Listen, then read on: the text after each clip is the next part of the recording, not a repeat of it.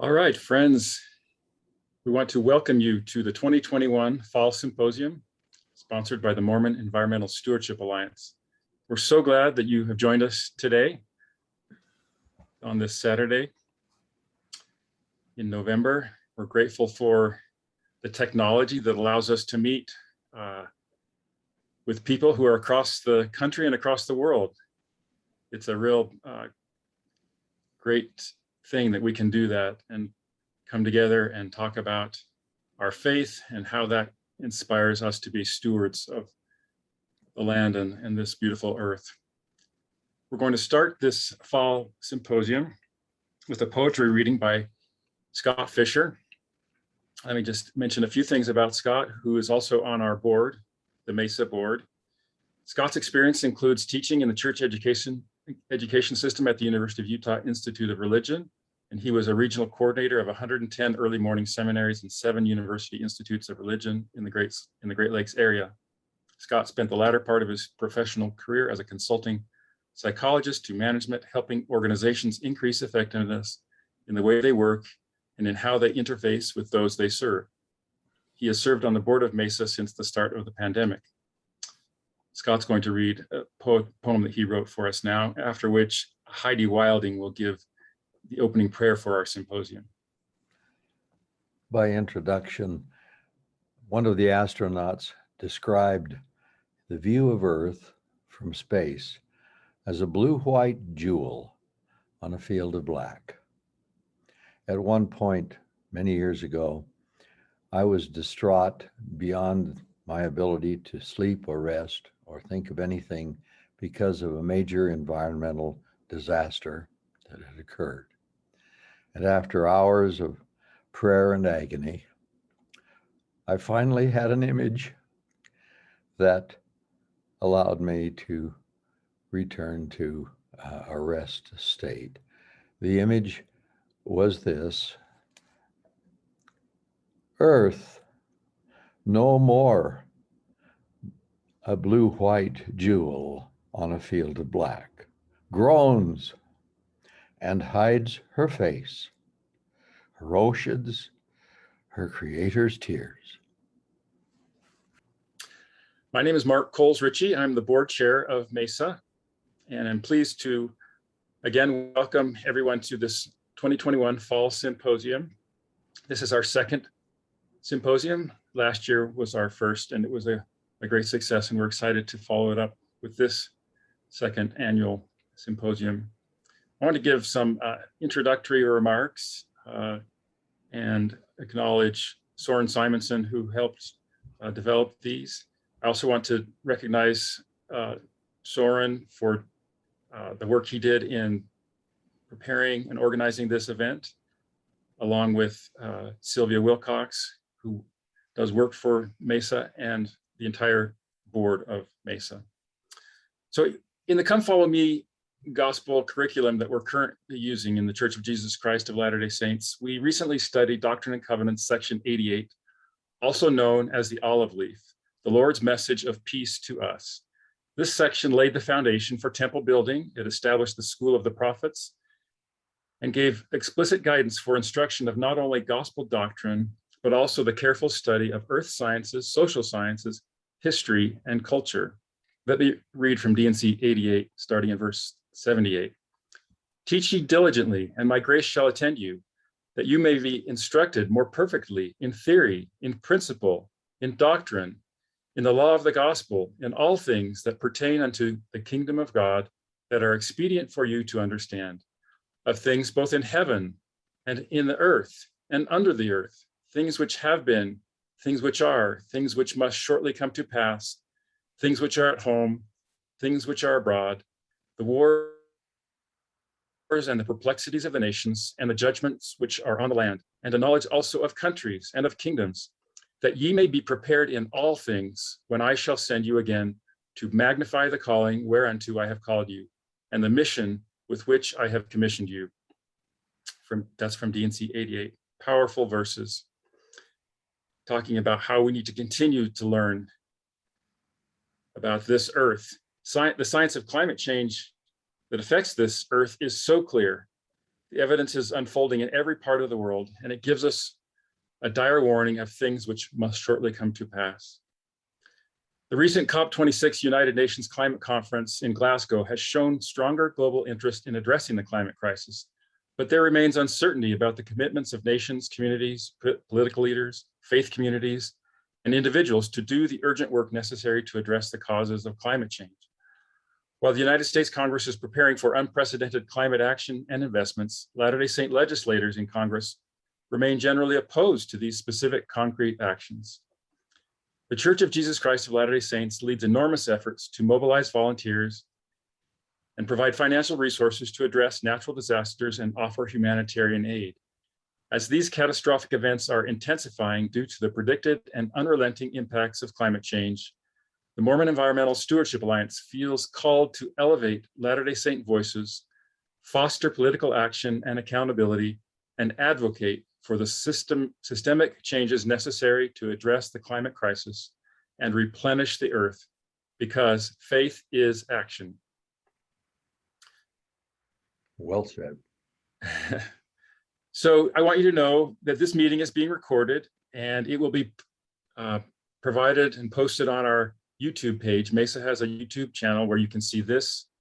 You'll be able to see this event and past events that we have had, including last year's symposium and our firesides that we have about every other month.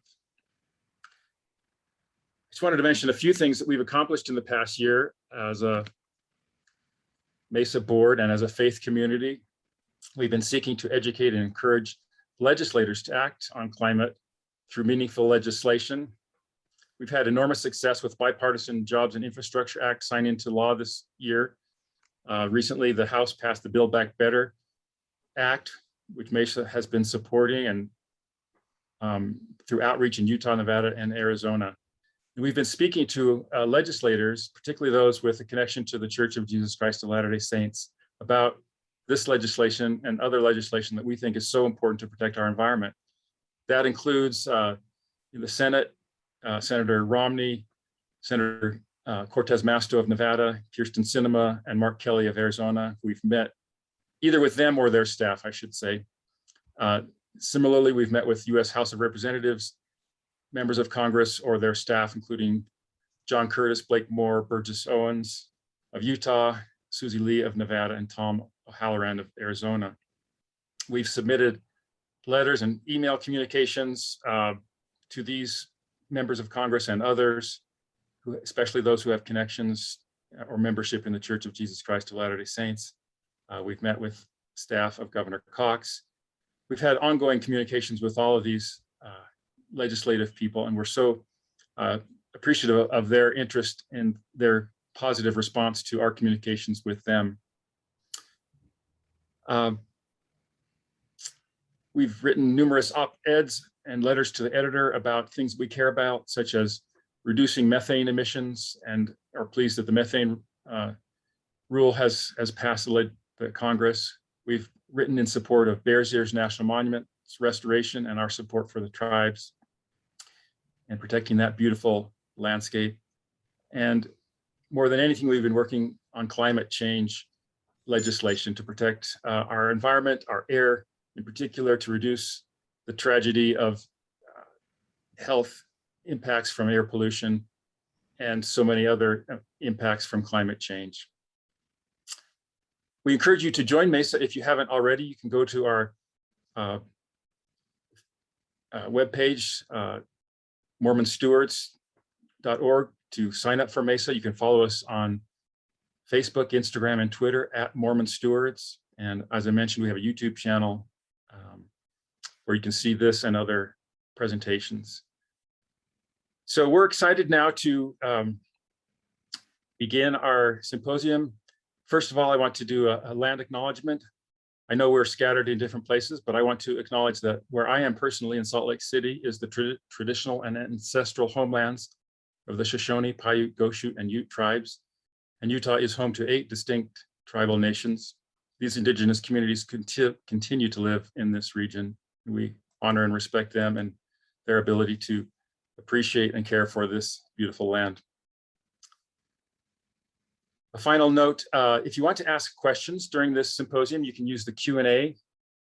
Don't use the chat. The Q&A is where we will be looking for questions to answer after people have made their presentations. So now I'd like to introduce our opening plenary session. The topic of this session is, what does climate action look like to you? We have a moderator for this session, Councilmember Ana Valdemoros, and we have two speakers, Senator Luz Escamilla and Nick Huey. Let me introduce them before I turn the time over to Councilmember Valdemoros. Ana Valdemoros is an immigrant from Argentina, came to the United States in 2000 to study urban planning at the University of Utah. After college, she opened Argentina's best empanadas, selling empanadas filled with locally and sustainably grown ingredients. Ana served as an ex officio member of the Salt Lake City's Business Advisory Board and the Food Policy Task Force with the Sustainability Department. She co-founded Square Kitchen in Salt Lake, which opened its doors in the spring of 2018 to fill the need for a commercially sized incubator kitchen for the Salt Lake Valley. Ana worked in city planning with Salt Lake City on various master plans and projects on the city's west side. She worked for the nonprofit NeighborWorks on workforce housing and built relationships with the River District Chamber, Salt Lake City Redevelopment Agency, and business owners in the area. Ana was selected by the City Council of Salt Lake in 2019 to fill a vacancy on the City Council. In November 2019, she was elected by residents to serve a full 4-year term to the Salt Lake City Council. In 2021, she was selected by her City Council peers to serve as the Redevelopment Agency Chair. Ana will be our moderator for this session, and the first speaker will be Luz Escamilla.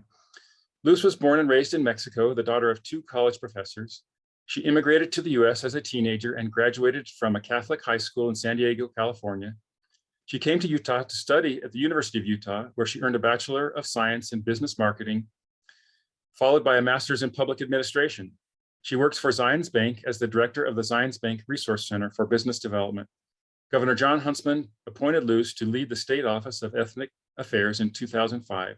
She was elected to the Utah State Senate in 2008 and has served on the Executive Appropriations Committee and the Social Services Appropriations Subcommittee since 2016 and is currently the Democratic Minority Whip. Luz has served as a board member for the University of Utah College of Social and Behavioral Sciences, the Regents Caring Foundation, the Utah Health Policy Project, and the Primary Children's Medical Center. So we'll turn the time to Councilmember Valdemoros and then Senator Luz Escamilla, and I'll introduce Nick Huey when it is his time to talk. Well, thank you so much for that introduction. Let me get settled here. I'm Ana, and I'm honored that I was invited to moderate this panel, especially because of the panelists. So I am originally from Argentina, and I've been in the US for almost 22 years. I haven't been able to get rid of my accent, but I've learned a lot of other things and work with the people of Salt Lake City and the people of Utah, and trying to use all my skill sets that I learned at the University of Utah, and then at the city government and nonprofits, and as in my businesses and the needs that are out there within that community, but also the Hispanic community, which I belong to. I'm also an active member of the Church of Jesus Christ of Latter-day Saints, which is somewhat rare in Salt Lake City, as we are a minority, I guess, in terms of faith. And it's an educational opportunity not only for the non-members, as I live my life and do or not do certain things, but also for our members in my ward, right? In teaching them, or at least educating them on civic engagement, which is really, I'm going to say, very low percentage that people are involved, except certain groups, and those groups are really vocal. And So there's an opportunity there. So to educate those that are not involved, and then to continue the conversations ones that are involved. A lot of my work that is downtown. A good part they are in civics, and they're aware of Salt Lake City's policies Hey, and Anna, yeah. quick comment. Could you turn off your video? I think you don't have a Sure. strong signal, and that might help us be able to hear you a little better if you turn off the video. Okay. What's the last thing you heard? Well, we heard most of it, so you can just continue. Okay. All right. Okay.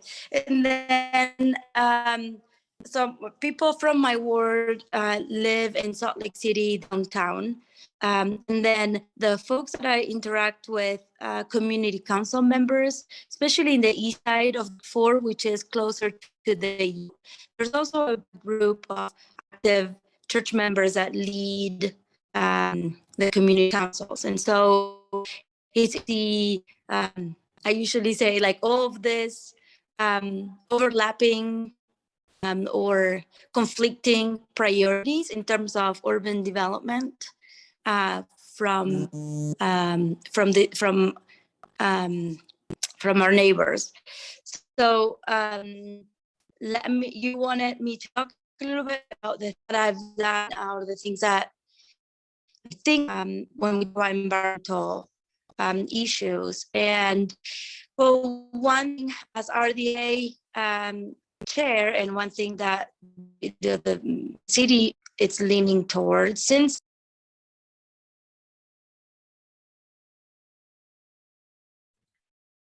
Looks like we lost Ana Valdemoros. Lo siento.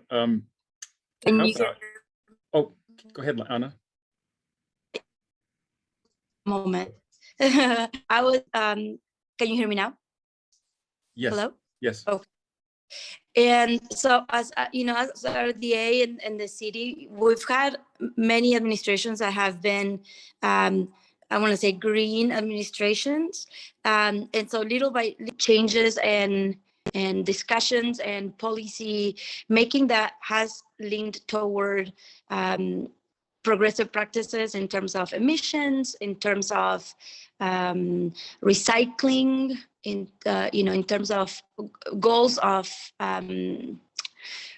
reducing our waste in the in the infill land. And the most recent one, which has been a little bit of a stronger stance, is the RDA's priorities on funding projects. So before we would say, if you have certain green features in your building and green appliances, we'll give you a few points and your score a little bit higher, but they're not very high on the priority list. There's something that you could do if you wanted.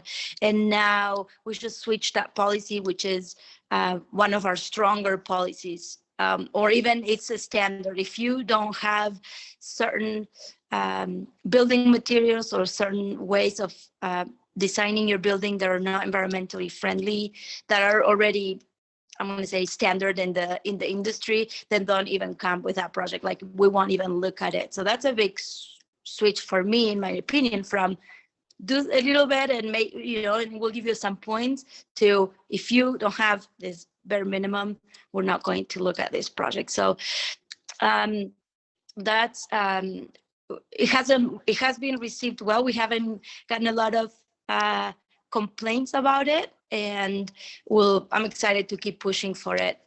In terms of business, for at least for my business, Square Kitchen is an incubator kitchen where we have we rent commercial kitchen space for new businesses to start. Or if they're in the middle, they can still be at Square Kitchen and pay affordable rates as they grow their business in a sustainable way. But things that we added to our business to to educate our clients is those needs of recycling and the need for composting.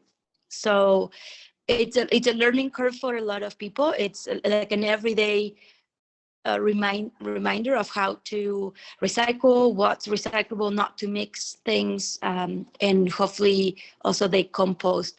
With composting, it's been a little bit of a challenge to deal with as a kitchen, because we haven't been able to find a good size where we won't invite flies and and larvae, and how often they can pick up. And even if we moved all of the trash bags outside until somebody's coming to pick them up, not to invite rodents in the dumpster or more flies. And so we're still a little bit behind on that, trying to figure out what's the best way so that we can continue with our sustainability practices. Salt Lake City, going back to Salt Lake City, just passed policy about water conservation for industrial uses and or commercial uses like square kitchen. So there is a maximum of how much water you can use per day for your practices. And if you exceed that, you either have to open another business or not, or try to keep it as where it is. So that's another thing that it's recent, and we'll see how it goes and how the industries respond. And then things that I've noticed in within our churches, and maybe some words to it. I don't see recycling bins in our buildings. I used to go to Institute at the U, and I remember a lot of, as a college student, you had papers, you were going to print somewhere. Sometimes you printed there at church, and something that I thought about, why don't we have recycling bins? And I can't remember if I asked or not, but that's something that hasn't changed in a long time. So it's interesting that it hasn't happened, which is kind of like standard practice everywhere else. And we'll see what we can do, if we can insist on that within our wards, I guess. Thank you. Thanks, Ana, so much. Let's move to Luz Escamilla. Luz, before you joined, I did introduce you, so we'll turn the time to you now, Luz. Go ahead and unmute.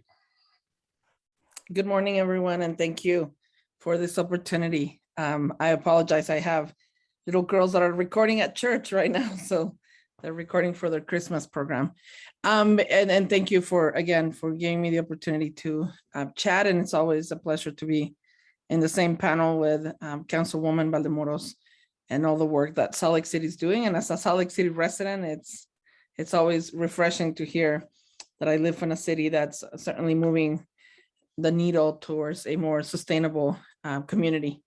As presented before, my name is Luz Escamilla, and I'm a Utah State Senator representing Senate District 1, which will change to Senate District 10 after this redistricting process. Numbering of districts has changed, so just be aware that the district you're in will not be the same as 2022 begins. So the Senate District 1, currently Senate District 1 is considered, if you want to just think of an area, is a northwest quadrant of Salt Lake City and about half of West Valley City. The new district will look a little bit different, not very different. We're still going to be the northwest quadrant of Salt Lake City and a lot of West Valley, and now Magna will be completely in my district. So I'm happy that I was able to keep as much of this community. The reason why I bring up that community is that for me, the lens of sustainability and the environment comes from a social justice lens of intersectionality. As a woman of color, certainly this process, cannot be seen in just from one area. It's all about intersectionality. And I really encourage people to think about sustainability and the environment from that perspective. We've been working the last couple of years to address, just the pieces of one, depoliticize the conversation. And that's really difficult, especially in such a divided country. I think, and even worldwide, the conversation tends to be politicized, unfortunately. So the way I start talking about this issue, especially in this issue, is that it affects everyone. I mean, there's no way someone can say it doesn't affect me, whether you have, bad air quality or not. It is something that impacts everyone. And the other piece is, just trying to remove a letter from a name of someone that's talking about this issue can be very helpful as an exercise. So remove the R or the D. I think it certainly helps bring this issue to the visibility of just a reality, where we certainly need to make sure that communities understand that this is not only impactful for you and your next generation, is just the issue of stewardship, which I think for members of the Church of Jesus Christ of Latter-day Saints needs to be really about accountability and self-reliance. You can think about self-reliance without thinking about stewardship of the place that you are occupying right now, which was a gift of the Lord. And that to me has been a good opportunity to bring that perspective and that angle to the conversation. The last, and really, there's a lot of technical pieces to issues related to the environment. And that's why I think people sometimes don't even want to talk about it. I mean, you think about, PM 2.5 or just levels of how do we even measure good or bad air quality. You can get very technical, but at the same time, when you have these multiple social determinants of health, and that's where this intersectionality comes, impacting your quality of life, you can't even put it on the side.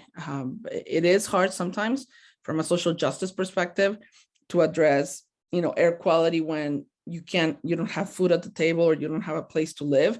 If you think about that pyramid of just sustainability, your air quality issue becomes maybe a little bit higher in that pyramid.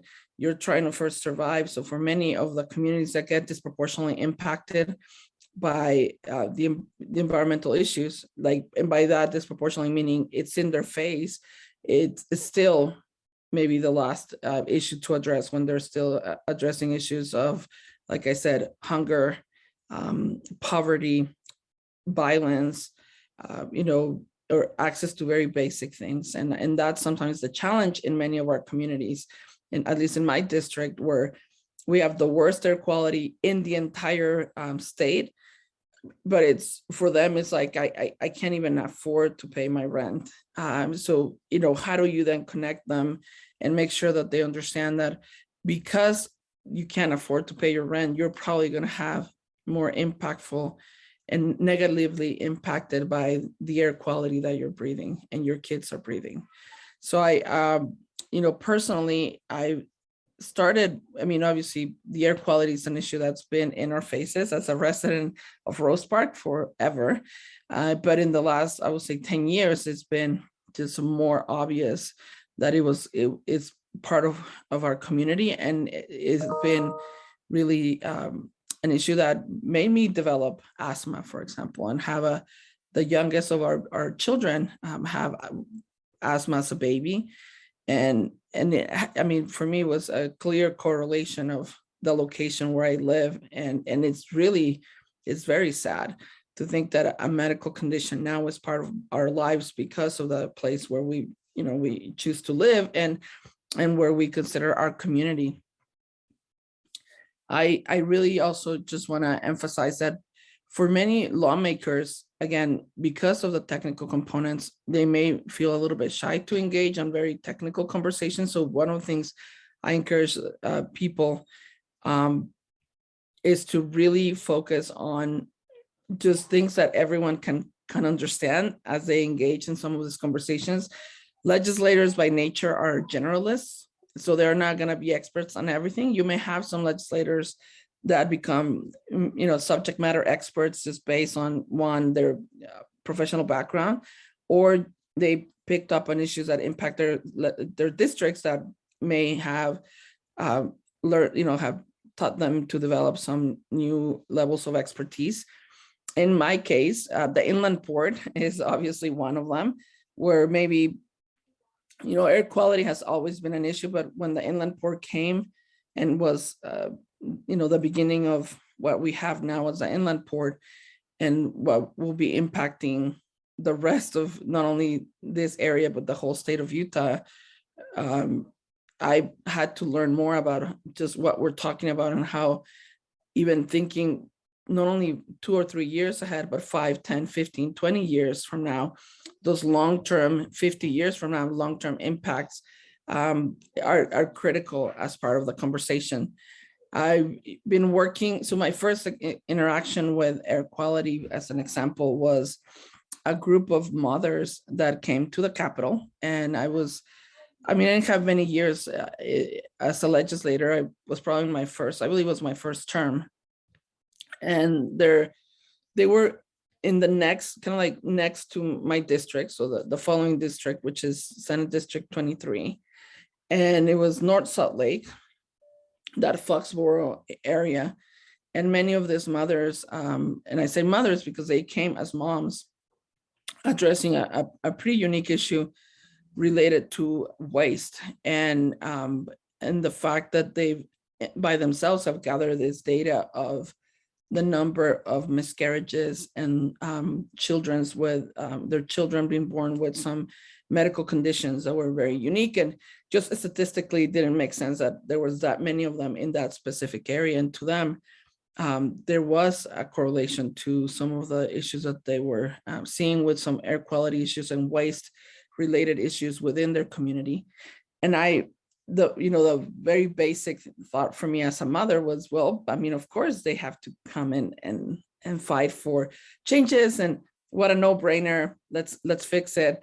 Little did I know that I was going to encounter an opposition of industries coming with everything they have, and the sink included, to stop a very basic statute of limitation, which was really odd because in our entire code, there's really only one part of our code that has at that point had a 1-year statute of limitation, and it was a violation of the environmental code. And I thought, oh, well, that's odd. Everything else you have in average between 5 to 6, 7 years. There were maybe a few that are 3 to 5, but averaging most of them are 5 years. So I found that a little bit unique. The Division of Air Quality was, they were, well, it's what the statute says, and that's what the legislature wants as a policy. And I said, well, that just doesn't sound fair. And it's not fair even for you guys as an enforcement agency to think that you have a 1-year statute of limitation. Well, what was happening is industry had taken care of that 1-year statute of limitation, but according to our resources, an investigator, for example, in that division that does the enforcement part, could only visit at in an average will take him 1.5 years to do a round of the companies or industries that they were responsible for. So with a 1 statute of limitation, it really was a defeat. Even if you find, if your findings have any violation of our Utah code, it was impossible for any really enforcement mechanism to be implemented or executed. So my goal was like, hey, let's move it to 5 years. It's really an average of what we have in our code. And man, that was not a happy moment. And I certainly felt the pressure. The following year we came and it took me literally 2 more sessions to get us to 1. We were able to codify it and make it stronger, some of the wording and ability for investigators to come in, but it still did only an increase of an extra year. So you guys know we still have in our code really just 2-year statute of limitation, but the fight just to get us there was pretty steep. So that was one piece. The other piece was within the inland port, of course, has been a lot of work done to address, talking about air quality and impact, not only air quality, water, impact to water and sound pollution and lighting pollution.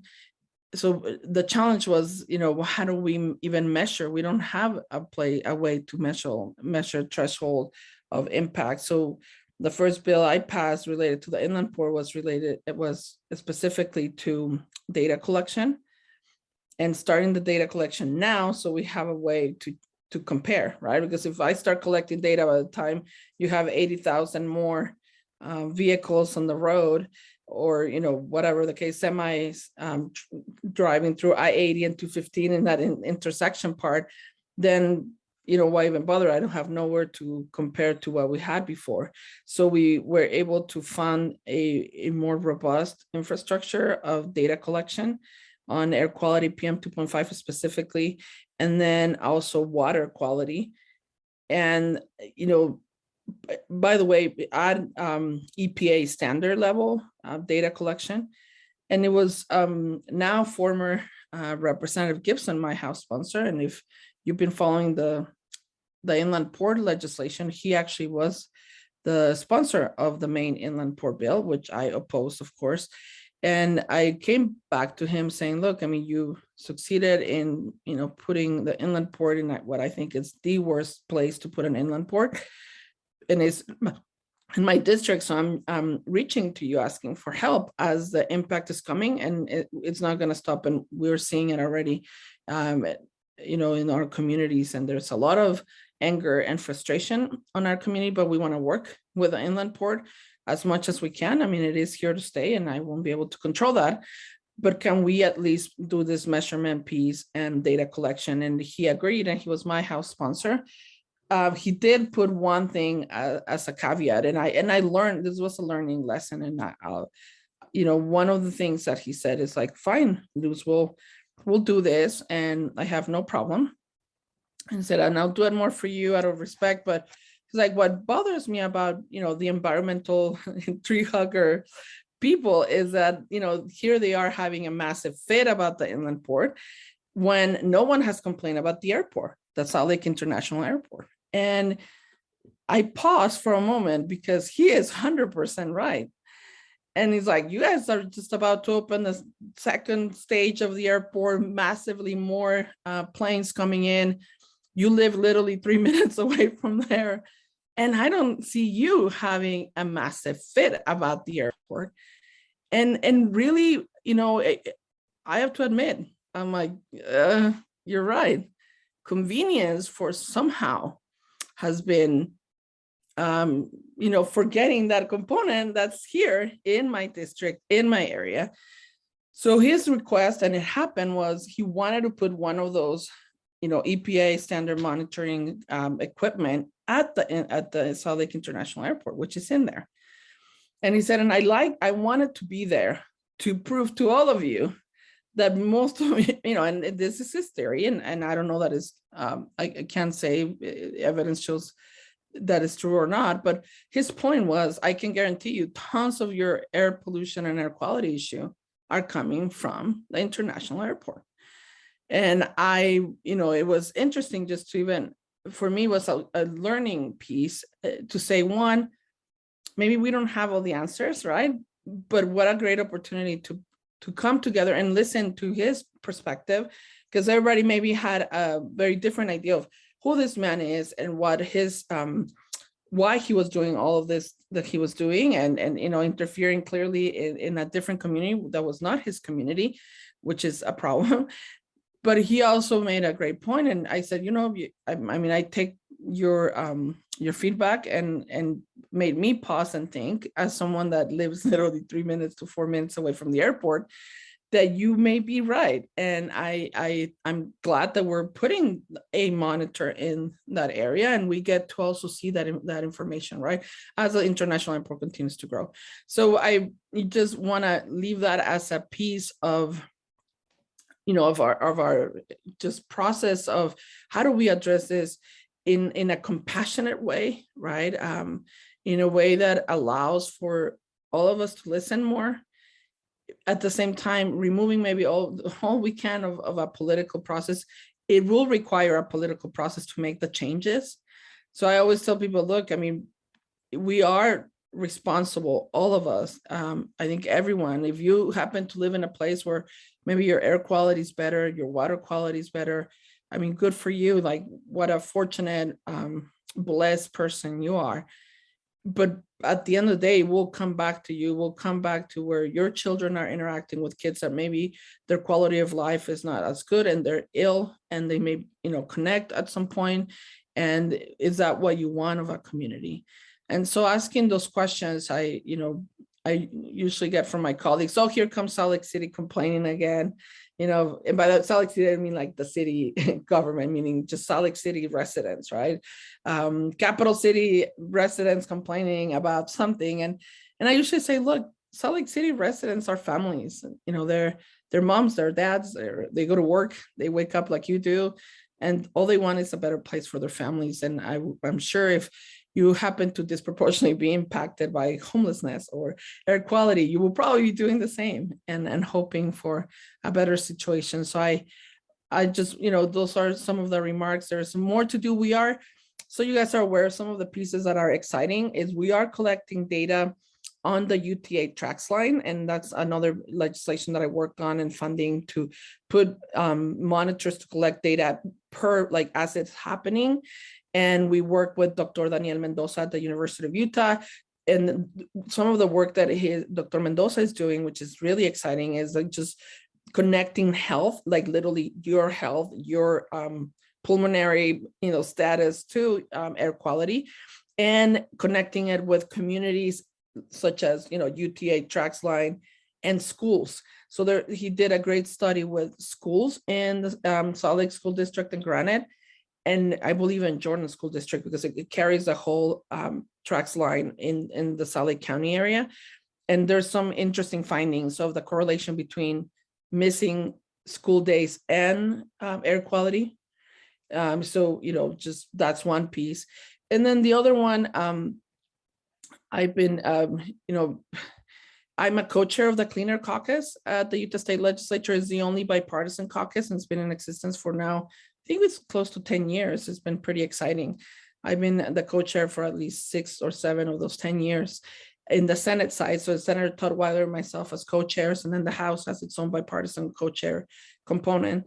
And so every year, we kind of we get to bring all the legislators. It's very open to the public. It's actually a pretty productive, I would say, process for bipartisan efforts in the legislature. And this year we just announced some of our legislation. I will be running a really comprehensive, aggressive reduction plan legislation that will require funding. So we will be providing incentives and grants to bring more emission reduction projects across the state.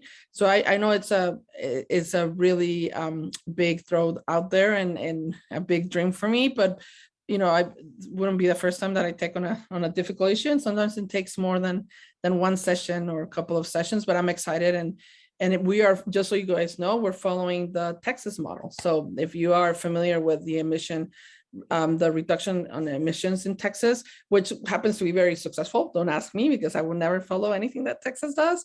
But it just happens that on this one, they are pretty successful, and they have an inland port themselves and other type of ports. So, it's obviously a gigantic state, but I'm following that model. So with that, I appreciate the opportunity to talk and looking forward to answering any questions. Thank you. Muchas gracias, Luz Escamilla, por sus palabras y trabajo. I'd like to now introduce Nick Huey. Nick comes from a Utah family whose ancestors crossed the plains with the Mormon pioneers. He was born in American Fork, Utah, and settled in Taylorsville to grow his family. Nick graduated from BYU in 2018, majoring in communications, and married his high school sweetheart, Adley. After a successful career working in advertising with national brands like the American Heart Association and Domino's Pizza, Nick founded a consulting agency, TerraTech, Inc., that helps nonprofits bring followers to their cause. Nick organized and led the BYU and University of Utah Rivalry Week Unite on Climate campaign in 2017. In 2019, he testified before the US Senate about reestablishing collaboration and civility as virtues in American politics. Earlier this year, he launched his centrist Republican campaign for Utah's 4th congressional district, focused on addressing civility and climate change as his core platform. He wants his children to grow up in a world with kind leaders, clean air, and unprecedented prosperity. Go ahead, Nick. Welcome. Thank you. Appreciate it. Luce, that was amazing as well. Really, really appreciate, or Representative Senator Escamilla. I really, really appreciated all your words. They were exactly what we needed to hear. Let's see if I have screen sharing capabilities. I do. Okay, let me share my desktop. So I just want to introduce you guys to me. I am a father of two. I've got a little girl, Paxton, right there, and Beckham. He's actually about 2 years older than this picture. We took these around the time I graduated BYU. And when I was 14 years old, we moved to Missouri to a little town called Lynn Creek, where we actually increased the population by 3%. So we come from a nice typical Mormon family with lots of kids. Served a mission in Argentina. And yeah, Bravo! Bravo, ahí estamos. Sí, me encantó ver. Tengo que probar sus empanadas, por supuesto. I've got to try some of those empanadas that I've heard so many good things about. Okay, so these are some fun facts I like to tell people. So this site, I've stopped paying for it, but I still have it. This was something that I used to introduce recruiters to who I am. So I was going to walk you guys through. I produced 2 children, Paxton and Beckham. They're my best buds. I'm so social, it's dysfunctional. I'm a very, very social person who loves to hang out with others. So much so that when I was a teenager, I used to make my parents come with me to switch the basement laundry because I hated to be alone. Like that just encapsulates who I am, is someone that just hates alone time. The pandemic was rough on me. There is a dwarf planet named after me. I have never been there. My wife shoots a gun better than I do. She's a true Missouri hick, and she's a sharpshooter. I've gone shooting with her a few times, and she puts me to shame every time. In kindergarten, I purposely dropped a crayon to kiss my desk partner under the desk. I can drink a bottle of water faster than gravity can pour it out. Let's see, we already talked about this. I wear surgically implanted contacts. So I don't ever have to take my contacts out of my eye. They inject the contacts with a needle behind your cornea, and they stay there for life, unless you want to get them removed, which you can. They just suck them out and put in your new prescription. I once cried in front of the United States Senate, which Mark mentioned, and this is actually me below playing the part of a Sith in a nerdy Star Wars film. Let's stop sharing now. So yeah, that's just a little bit about me. I graduated in 2018. You know, the question that was asked to me was, you know, for this symposium is, what does climate action look like to you? I always knew that I wanted to help solve the climate crisis. I always saw it as one of the biggest problems facing humanity. I didn't know what to do about it though. So after my mission, I went to BYU and I said, okay, what major is going to help me the most in the fight for climate action? And I realized climate action is something that cannot be solved with me alone, right? I can't solve it just by recycling, although that's a good thing to do. It's not going to drive down emissions in any meaningful way if just I'm doing it. So I looked at all the majors and I thought, okay, marketing is probably the thing, because then I can convince a lot of people to save the planet. And I went into marketing, and it turns out that marketing is just designing products. And so I said, oops, wrong major. And I switched to advertising, which is what I really wanted to do, which is the people that create commercials and these big campaigns that you see, when you watch sports or every time you're on Facebook. So I said, okay, I want to be an advertiser. Let's figure out what that means. I went to the BYU ad program, which just happens to be the #1 undergrad program in the country. And actually the last 3 years, I think it's beaten all of the overgrad programs or the postgrad programs. And so I was really lucky. BYU just happened to be the most amazing place for me to get this advertising education. Unlike my peers, I didn't focus so much on advertising for big brands. That's normally what you do. You focus on advertising for Nike or Adidas or Facebook, creating ads for them to impress ad agencies. I decided I wanted to get some real world experience right there in college. So I founded the BYU Climate Change Club with the goal of showing Democrats and Republicans that it's okay to work together on climate change. And in fact, we should. So I realized that BYU hates the U and the U hates BYU. And Democrats typically seem, or it appears that they hate Republicans and Republicans hate Democrats right now, or at least there's a big divide.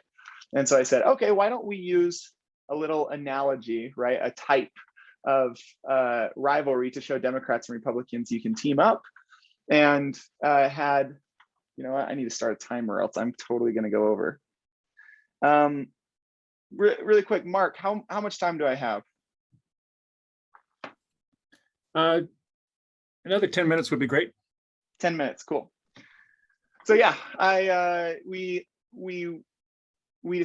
decided that we were going to team up with the U to show Democrats and Republicans that they could team up too. And to do that, I created a little video that I will show you now. And I might need to disconnect my headphones so you guys can hear it. 1 second.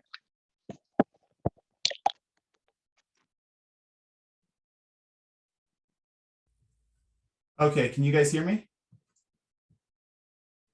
Yes. Okay, perfect. Let's go ahead and share screen again. Hey, Utes, it's the neighbors.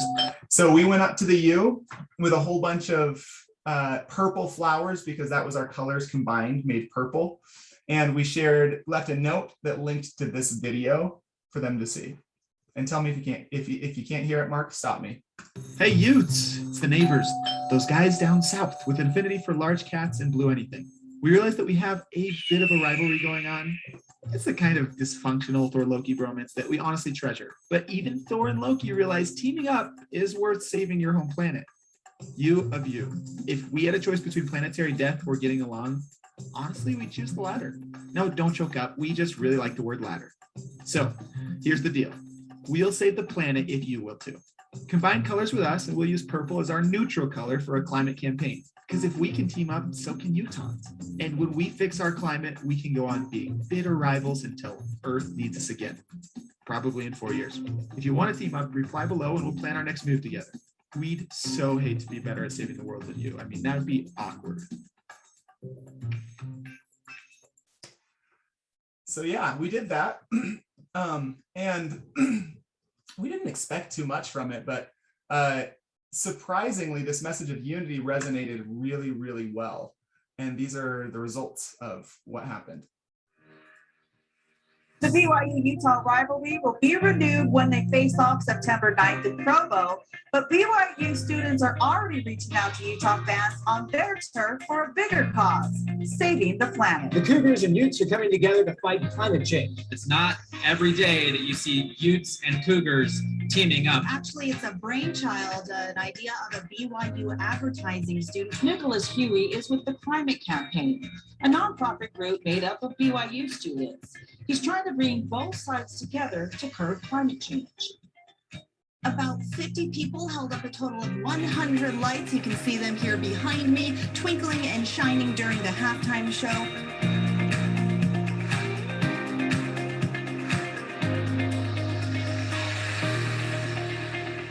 No matter if you believe blue or red, these students are uniting both sides for a very good cause.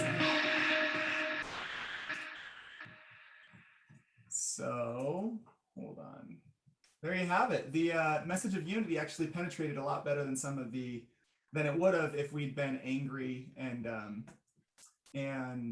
condemning, other people. Or at least I think it did in that situation. Although partisan politics definitely make the news. They definitely splash.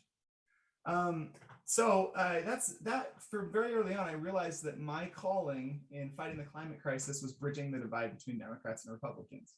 And so you guys I'm not going to show my Senate testimony, but I testified in front of the United States Senate after this campaign, specifically to the Democratic Committee on Climate Action or something like that on the climate crisis. And I talked to them. They wanted to know, okay, how is it that we can get Republicans on board for climate action? And when they asked me that question, the first thing that I thought of was, okay, vocabulary, right? How do we talk about this in a way that won't offend Republicans? Do we make sure that we don't call it global warming, we only call it climate change? Do we make sure that we talk about free market solutions and not the Green New Deal? And I quickly realized that even if they said we want to go all in on nuclear and give everyone a gun to somehow fight climate change, Republicans would pivot to anti-nuclear and abolishing the Second Amendment, because that's how much Republicans just don't like Democrats right now. And so I realized the real problem wasn't how they were speaking about it, but it was rather how we are interacting together as a nation, right? We are polarized partisan politics have really created an irrational dysfunction that makes it so that we cannot have a good conversation. So rather than talk to them about how they needed to talk about climate change, I gave them a solution that I believe would solve not only climate change, but it would solve, you know, our healthcare affordability issues. It could solve the border crisis. It could solve gun violence. It would solve everything. And climate change would actually be a byproduct of solving the partisan divide, right? I realized that the problem, the real sickness causing climate change was not climate change itself. It was the same disease that caused the Nephite kingdom to fall, right? And the Jews to be scattered. The real disease was pride, partisan, polarized, holier than thou pride. And I couldn't mention Nephites in my talk, but really the Book of Mormon was a really big inspiration behind that testimony. I would encourage you to watch it if you care to. You'll recognize a lot of our LDS teachings throughout that. So if we could solve pride, partisan pride, and work together again, the world's biggest problems would fall like dominoes. One interesting thing is that our biggest accomplishments in the history of our nation, and solving climate change would be one of the biggest accomplishments in the history of the world, they have all come as a result of swallowing pride and compromising for the greater good, from the Constitution itself to the Civil Rights Act, and all of our biggest legislative victories in the United States have come as a result of compromise and working together. And when it comes to the climate crisis, it's no different. On the flip side, our biggest embarrassments have also come as a result of hyperpartisan dysfunction. The same was true of the Nephites. When they were humble, they expanded their borders, innovated with new technologies, and turned enemies into their greatest allies, with the example of the anti-Nephite Lehi's.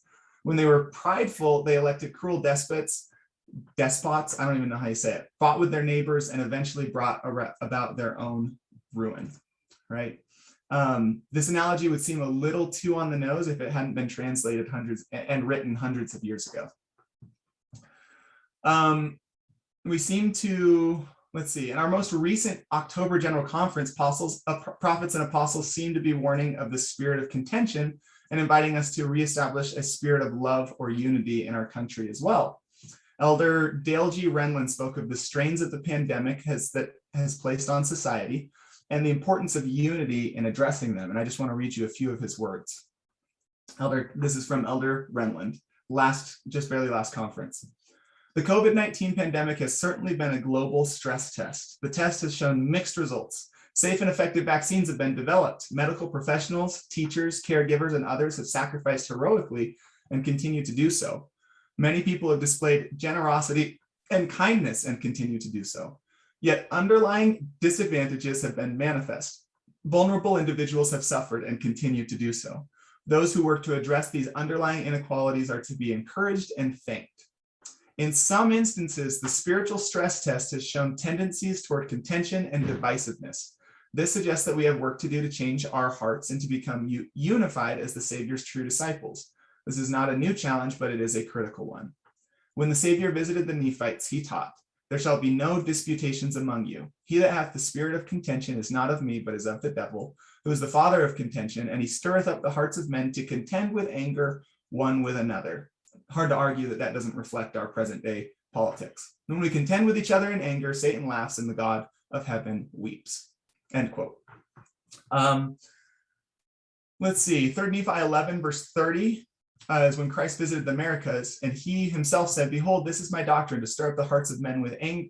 This is not my doctrine, excuse me. Very important distinction. To stir up the hearts of men with anger one against another, but this is my doctrine, that such things should be done away. Here's some more words from Renlund on this topic. After the Savior's visit to the Americas, the people were unified. There was no contention in all the land. Quote. That's scripture. There was no contention in all the land. Do you think that people were unified because they were the same or because they had no differences of opinion, says Renlund? I doubt it. Instead, contention and enmity disappeared because they placed their discipleship of the Savior above all else. Their differences paled in comparison to their shared love of the Savior, and they were united as heirs to the kingdom of God. I think that this is really cool. I'm not going to read the rest of what he said, but it seemed that he was really recognizing that we have a great need for unity today. Not everyone is going to be knit together in the love of Christ, because we don't all believe in Christ. But the second great commandment has a long way to go here, right? The love of neighbor can really, really help.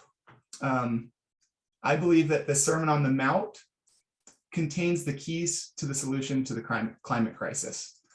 Because the climate crisis is such a big issue. It cannot be addressed. If I say I want to address it and you say you don't, it will not get addressed. If 50% of America says they want to address it and 50% says that they don't, it will not be fixed. 50% of the world, same story.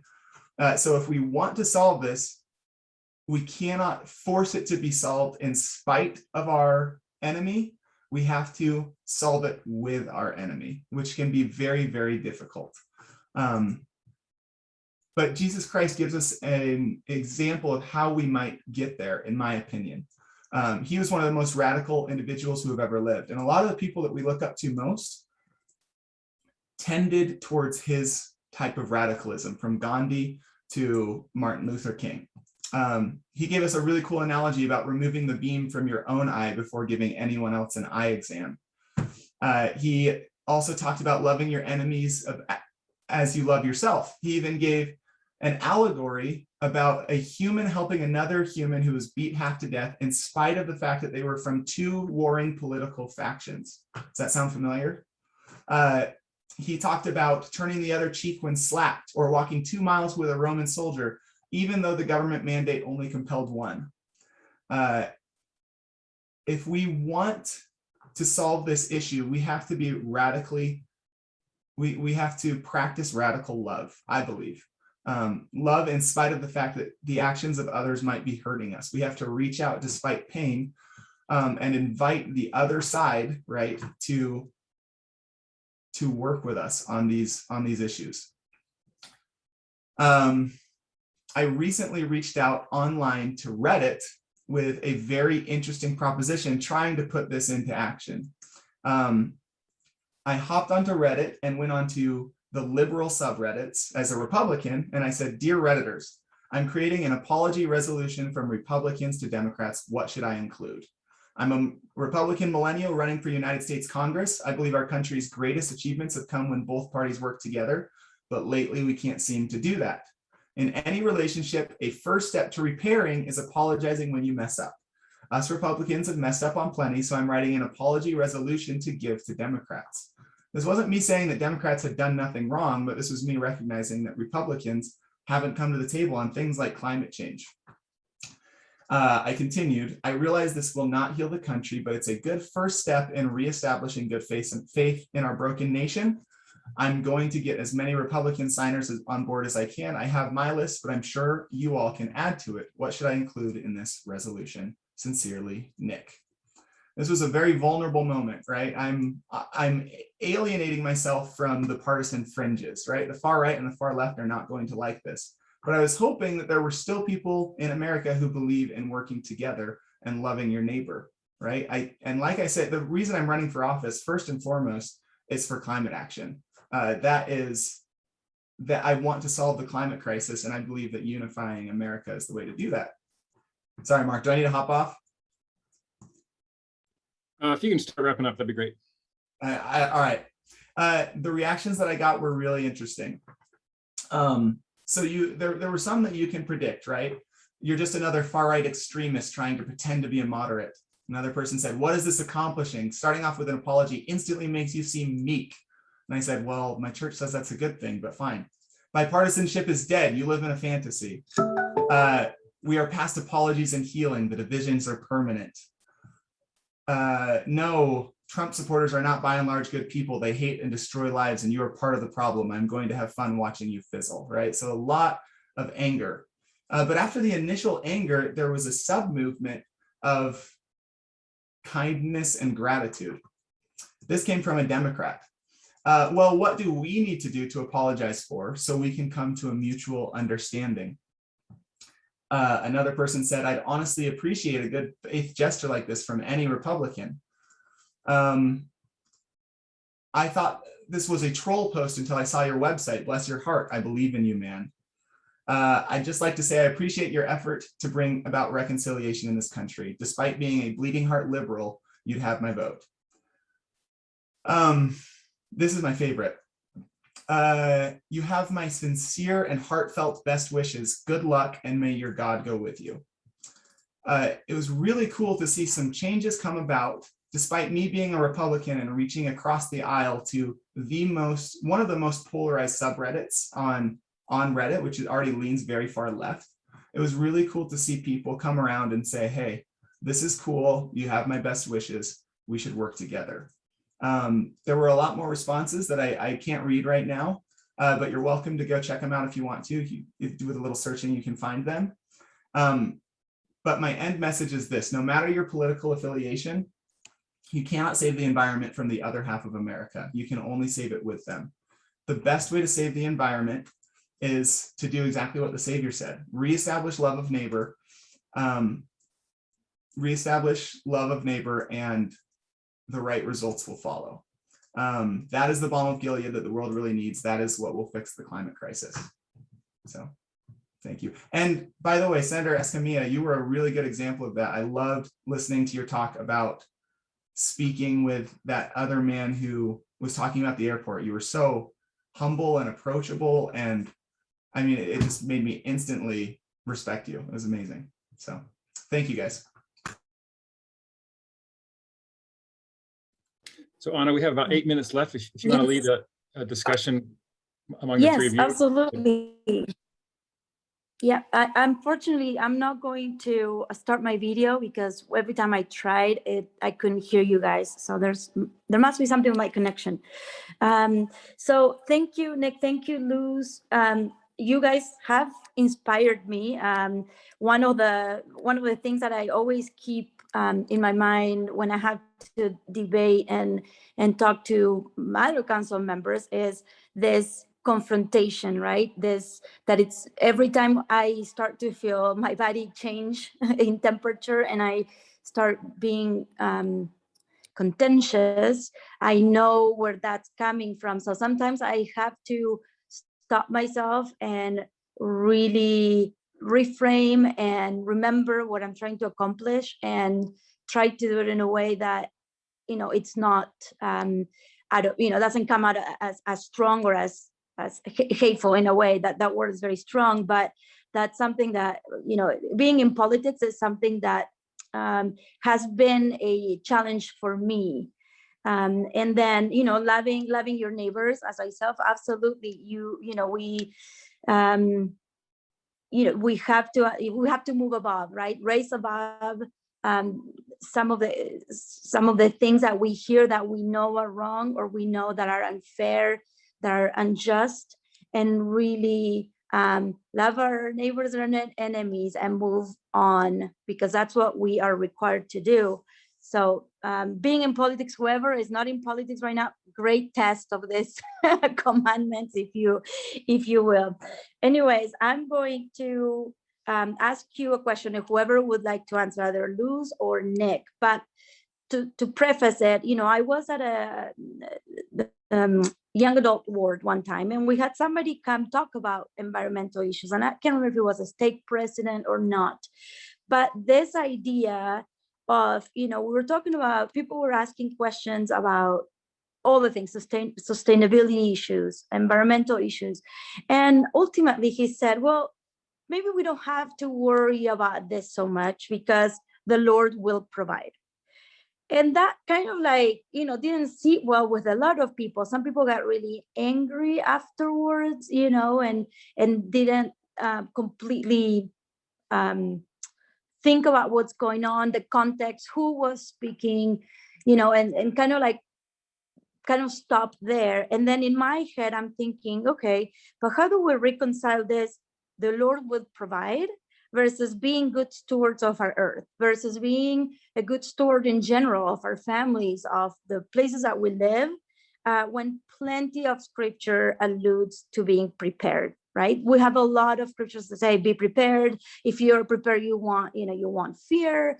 So to me, it does go back to being good stewards of our earth, doing the best we can. We might not be perfect. We might not accomplish everything we need for environmental issues, but we need to try as hard as we can. So that inspired me to keep thinking about it, to keep talking about it, to be even here today with a group. So the question for you guys is, what people have inspired you to become a leader on climate change and other environmental issues?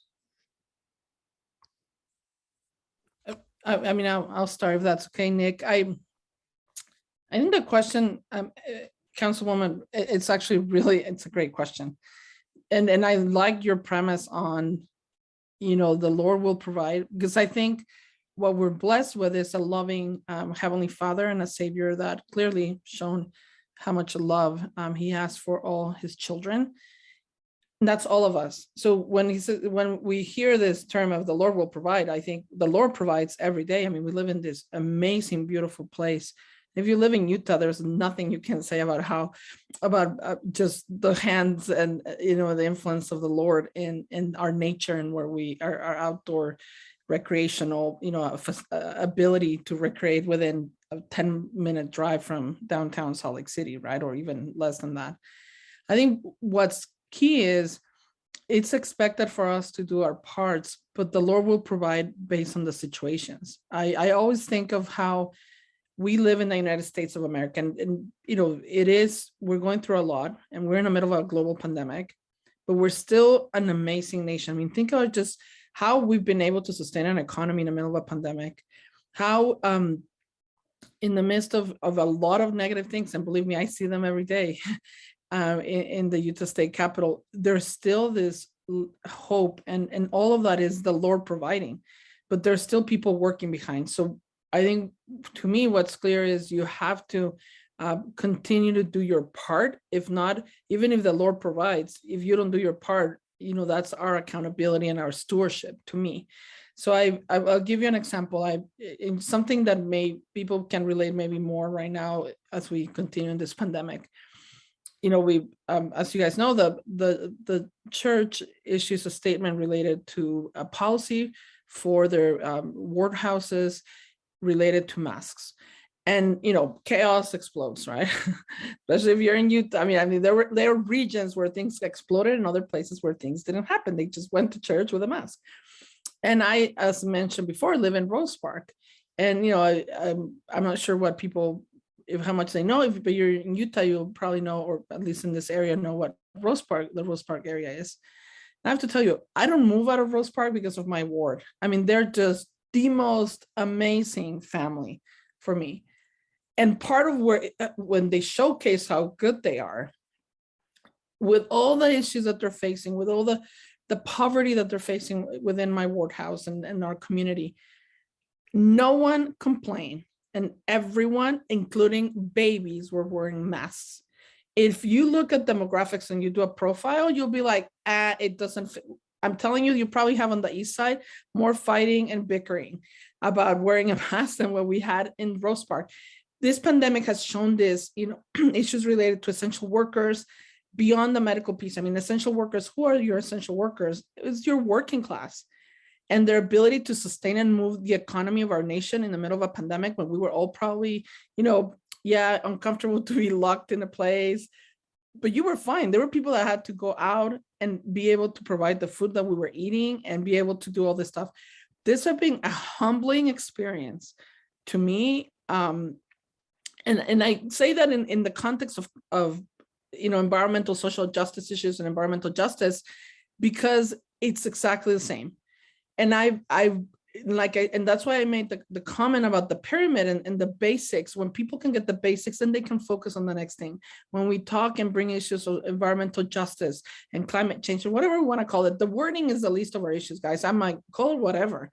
At the end of the day, is the outcome that you want. So I like this context, because to me, it really just showcases that it's about being humble. It's humility.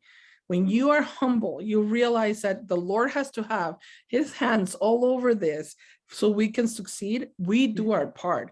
Your part may look different. right, as a councilwoman, the part of Nick now as a candidate, congressional candidate, and I've been there, Nick, and it's brutal, looks very different, and mine and everybody else. But if you do your part, the Lord will provide. But we have to do our part. You can't just be like, well, the Lord will provide. Let's just keep on doing. Let's keep on being responsible. At one point, it's gonna have to check. So this pandemic issue for me and the masks in my ward, where I literally couldn't stop crying, and everybody's like staring at me, and I'm like, I'm just so happy. Like, I thank you for being the amazing community you are for me. And it may not look on the profiles of highly educated, high income earners.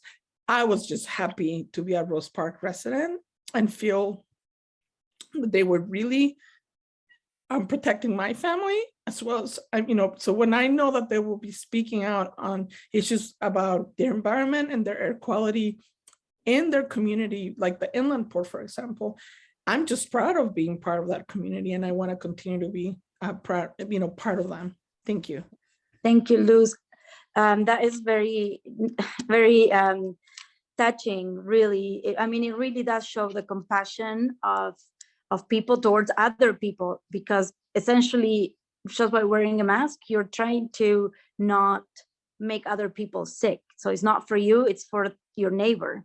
So I'm going to move on to the next question that it's similar to what you just talked about. So, I find it sometimes hard to convince people to join the air quality cause, right? Especially in our church in Utah, we're very accustomed to the cars, and so I find it hard for people to really get behind this cause of air quality, even though we have some realities that Luz mentioned before, especially even though we have a pandemic, especially because people have been fighting about these masks, it's still like not this COVID-19. Some people are not taking it as serious as it should. And so the question is, what would you like to see from people who share your faith when it comes to climate change and other urgent environmental risks or threats? So what would you like to see from people in your ward, for example, to change? And maybe Nick, oh, sorry, I got a comment. Sorry, I cannot see the comments here. We might have to wrap up. I'm sorry, I cannot see the comments, whoever wrote to me. That's okay, Anna. Let's just let Nick answer that question, and then we'll end the session. Thanks. So the question is, what would I like to see members of my local ward or stake doing to address climate change? Yes. Just kind of what I said. The biggest thing is, I do believe that if we can work to be more accepting of diverse viewpoints, and to make everyone feel like they've got a seat at the table, Republicans, Democrats, black or white, bond or free, everyone should have a seat at the table. And a little bit of that humility that Senator Escamilla was talking about. If they're able to do that and to recognize that we are all children of our Heavenly Father who chose to come down to earth because in the end we wanted to do good, I think that they will be surprised at how much the other side has to offer. Whatever side you're on, they'll be surprised at what the other side has to offer to the conversation and solutions. But we have to create a space where people don't feel villainized, where people feel like they are part of the solution and not part of the problem, and where it's safe for them to approach it with their own unique viewpoints. I don't think that we have that right now. Even in church sometimes, the church, it's no secret, leans pretty conservative in a lot of ways. And so I think the best thing to do would be, even though it's hard, to reach out in humility to people across the aisle, and allow that humility to foster solutions, if that makes sense. Yes, it does. Thank you, Nick. Thank you. Thanks, Well, thanks, Anna, for helping lead us in that discussion. absolutely. Thanks, Senator Yes. Escamilla and Nick Huey, congressional candidate. That was inspiring, and I think we can all learn from your messages. In order to stay on our schedule, or to try to stay on our schedule, let's move to our poetry reading. The poetry is a new component that we didn't do last year, so it's a fun thing that we've added to the symposium this year. Our next poetry reading will be by Bob Rees. Bob is a visiting professor and director of Latter-day Saint Mormon Studies at Graduate Theological Union in Berkeley, California. Previously, he taught at UCLA and UC Santa Cruz. Bob is also co-founder and vice president of the Bountiful Children's Foundation that addresses malnutrition among LDS and other children in the developing world. His most recent publications are Waiting for Morning, a collection of poetry, A New Witness to the World, and Why I Stay, the Challenges of Discipleship for Contemporary Mormons. Bob, go ahead.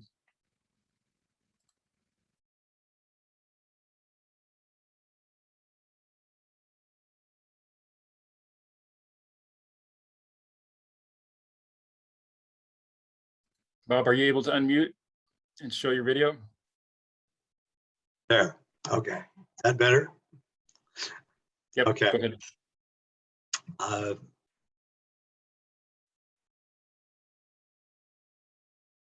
There we go. Okay, start again. I'm very pleased to be part of this very important community working for the kinds of earth that we were given and that we can hopefully get back to. The American poet William Carlos Williams says it's difficult to get the news from poetry, and yet men and women die every day for lack of what is found there. So poetry helps us see and helps us think and helps us imagine a better world. I was very privileged in the 1980s to take two groups of distinguished American writers to China to meet with Chinese writers. Maxine Hong Kingston, Toni Morrison, Allen Ginsberg, Gary Snyder, Barry Lopez had wonderful experiences talking with the Chinese even then about what we might do together. In his powerful essay, The Passing Wisdom of Birds, Barry Snyder, this wonderful American naturalist who passed away this year, writes about the time when Hernando Cortez came into Tenochtitlan, the Aztec Byzantium, as Mexico City was once called, having been driven out of the city a year earlier by Montezuma. Cortez laid siege to the city, canal by canal, garden by garden, home by home. He destroyed what had been described by Charles V as the most beautiful city in the world. And in an ultimate act of cruelty, Cortez set fire to the great aviaries and to the nests of wild birds that were found throughout the city. The deliberate destruction of all that beauty and civilization reminds me of what we are doing to the earth today. Lopez writes, the image I carry of Cortez setting fire to the aviaries in Mexico City that day in June 1521 is an image I cannot rid myself of. It stands in my mind for a fundamental lapse of wisdom, an underlying trouble in which political conquest, personal greed, revenge, and national pride outweigh what is innocent, beautiful, serene, and defenseless, the birds. Indeed, Lopez says, one could argue that the same oblivious irreverence is still with us among those who would ravage and poison the earth to sustain the economic growth of Western societies. So this is the poem I wrote, which is dedicated to Barry. It's called New World. The aviaries of Tenochtitlan held the sky's amazing abundance in their ribbed worlds. White egrets, fierce accipiters, rainbow-colored parrots, vermilion flycatchers, copper-tailed trogons, blue-throated hummingbirds, summer tanagers, and great blue herons. the Spaniards heard the cantatas of birdsong, eerie, high-pitched arias, deep-throated harmonies floating over the canals and gardens, and wondered. And then, at Cortes' command, they torched the caged wings, pavilions of melody, burning them to the ground. Hearing the hysterical cries, the terror of stenched flight, the scented flight of singed feathers, what newer world could they have imagined? Thank you.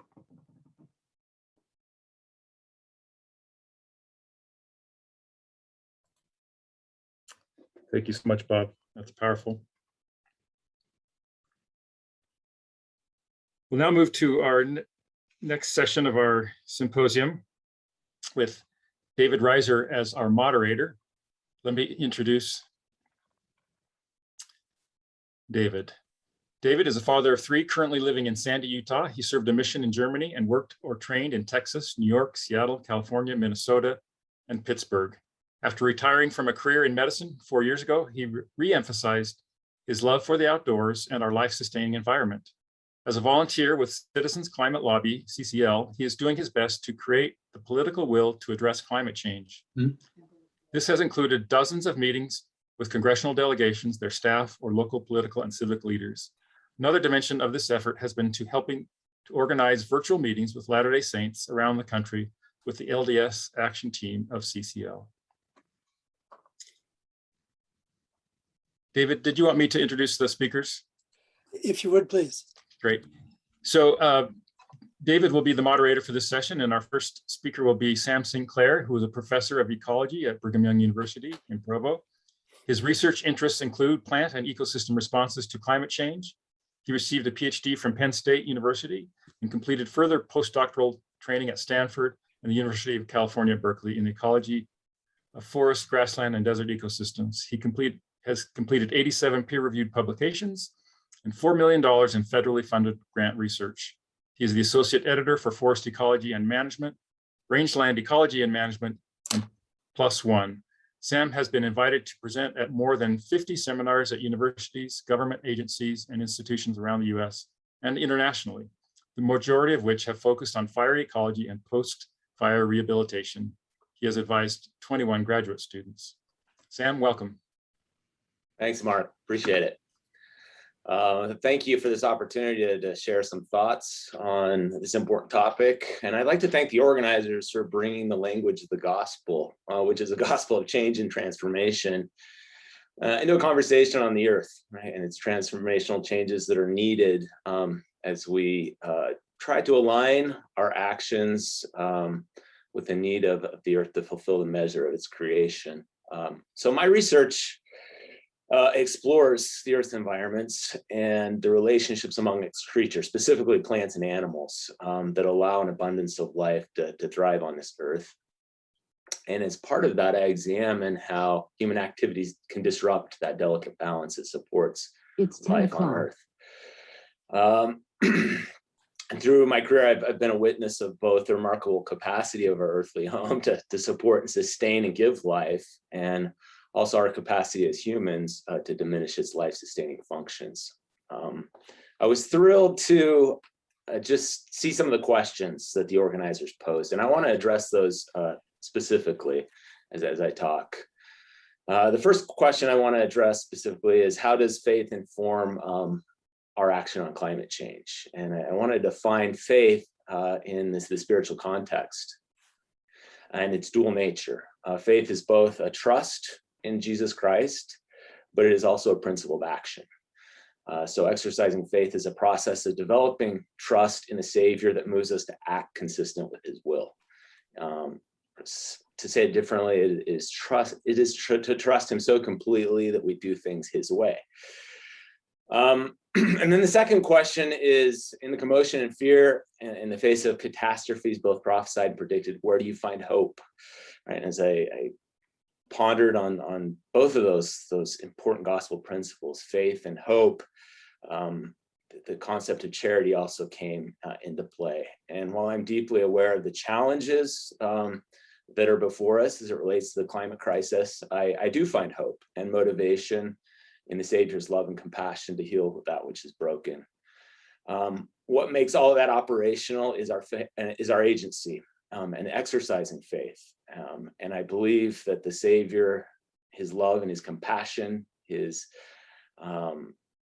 allows for growth to happen as we make mistakes, recognize them, and then enlist his help by exercising our faith unto repentance. And I use the word repentance in the most positive and inspiring way. And I just share my witness with those that are participating, that as we exercise our agency in that way, as we exercise faith under repentance, then his enabling power can help change our attitudes and our actions to align with his will. And with that will come an endowment of hope, right, that allows and motivates change and allows us to be agents of change that hopefully will motivate and inspire others. One thing I have learned is that it's hope and inspiration that moves people to change, not fear or guilt. So I think hope is critically important to all of this. I'd also like to talk about the gift of revelation. If faith is to act on the Lord's will, then revelation is fundamental to the process of change and repentance. And I find great hope that the Creator is not silent on the critical role of the earth in his eternal plan. And he's provided us with commandments and revelations in the scriptures and the writing of inspired people and the tools of science so that we can align our choices with his purposes for the creation, right? We can align our choices with what's necessary to fulfill the measure of its creation. This, of course, requires us to educate ourselves, to gain knowledge, which is a prerequisite to spiritual growth and progress, which is something that's taught frequently in the gospel. And then I'd just like to read a scripture that I think is really relevant here, D&C 88:118, and it says, "And as all have not faith, seek ye diligently and teach one another words of wisdom. Seek ye out of the best book words of wisdom, seek learning even by study and also by faith." And I'd just like to share that I'm on a personal journey over the last year of trying to learn more, to educate myself through the scientific literature, through the best science writing, through the scriptures, to make changes in my life that will allow me to align my actions with the will of the Savior and to be an agent of change, to try to inspire other people to live in harmony with the purposes of the earth. And maybe what I'd like to do is just share a couple of scriptures that have informed my thinking. How much time do I have, Mark? If you could do another 5 minutes, that'd be great. And then, David, you can do the introduction that I forgot to let you do after Sam. So I just kind of like to share how my journey of seeking understanding and knowledge and inspiration and revelation from the Savior has inspired a desire in me to make changes and to be an agent of change. And here are some scriptures that have provided insights to me that have been inspiring. D&C 104, and I'll just point out a few things. I think it's significant that the Savior specifically indicates, "I have made and prepared the creation, the earth for my creatures." And I don't think he does that in a way of possessing or ownership, but more in the spirit of, "These creatures, my friends," right? "Ye are my friends," out of love and respect for all things that he's created. I always look for patterns in the scriptures, and things that are repeated stick out to me. Multiple times in these verses, he repeats that the creation is his. "These things are mine. All things therein are mine, and it must be done according to my way." And then King Benjamin's writings kind of emphasize the same point that I want to make here. He says that, "I lend you your breath." And one thing I've really come to understand, I think, is a core issue that causes us to struggle in terms of aligning our choices with sustainability issues, is this concept of ownership, that we possess things. one of the ugliest things that we can speak of is owning another person, slavery. But I think that can extend to the rest of his creatures, and having the perspective that we are above other parts of his creation, and that we have ownership, we possess things, and then we tend to objectify them. And that can lead to us exploiting other creatures, or those that are in a station of life that we view as being below us, or even things that are inanimate, right? The abiotic environment that is part of his creation, that it is a living part of his creation, that we can come to disrespect. So I've been thinking a lot about ownership, and how I think that causes us to stumble. And he's clearly taught us that we don't own anything. We don't even own our own breath. He lends us our breath. And I think that can change our perspective in a really positive way, that we were co-created with all of his creatures, including the earth, and that we walk with them in our journey to through eternal progression. The other thing that I think I've really learned is just the importance of gratitude and thanksgiving, and recognizing that the blessings that I am given, the resources that I do have to become more like the Savior, I need to recognize that consistently. And my prayers have changed because of that. I am grateful for the things that I have. I recognize them. And that again gives me just a sense of gratitude and motivation to respect the fellow parts of the creation in a way that makes me not want to exploit or take more than is needful, and to recognize, as President Hinckley challenged us to do, not live beyond our means, and to live within our needs. And I guess what I would finish with is, I think this takes a lot of personal revelation, a lot of thinking, a lot of prayer to identify what our needs are. And I share my witness with all of you that are participating as we approach the Lord in prayer and in pondering and seeking to know what his will is, so that through faith we can align our actions with his will, that he is generous in giving us guidance. And this is important. This is an important part of his plan to redeem all of his creation.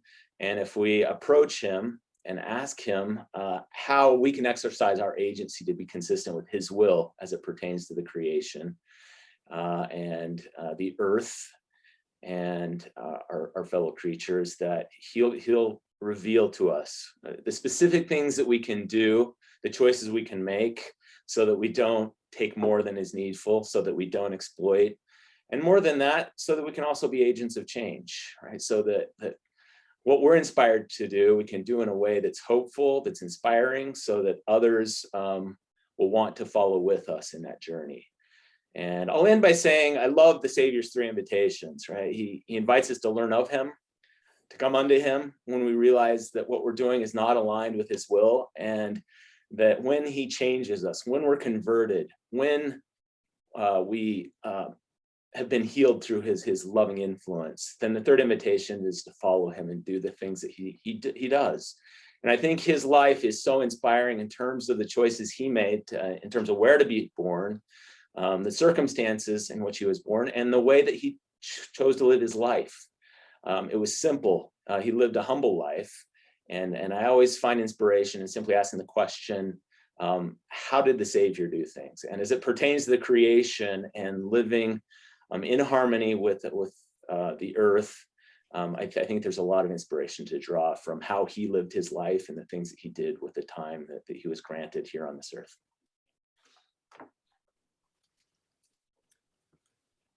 Thank you, Sam. I'm grateful to be a moderator for this distinguished panel, and I appreciate Sam's remarks, which I think were right on topic. I've heard it said that climate change is simply a matter of physics and chemistry. I think this panel and the symposium confirmed that it involves so much more. Our panel has expertise in the life sciences, environmental law, and sustainability practices. which covers a lot of it, but the true scope of this problem draws on our understanding of all of God's creations, the oceans, the land, living beings, and how they interact. We can only scratch the surface here.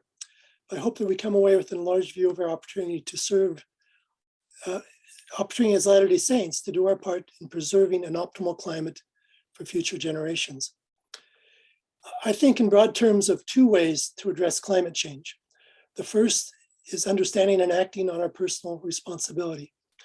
And the second is organizing and accomplishing collective actions, which need to be local, national, and even global in scope. Personal responsibility is essential, but unfortunately is simply insufficient for the task ahead of us. I believe Latter-day Saints have excelled in addressing both these categories of action, personal and collective, from the early days in Kirtland, Ohio, through the settling of the West and beyond.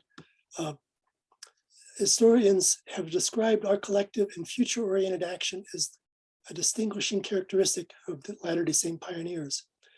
It is, after all, how we got here.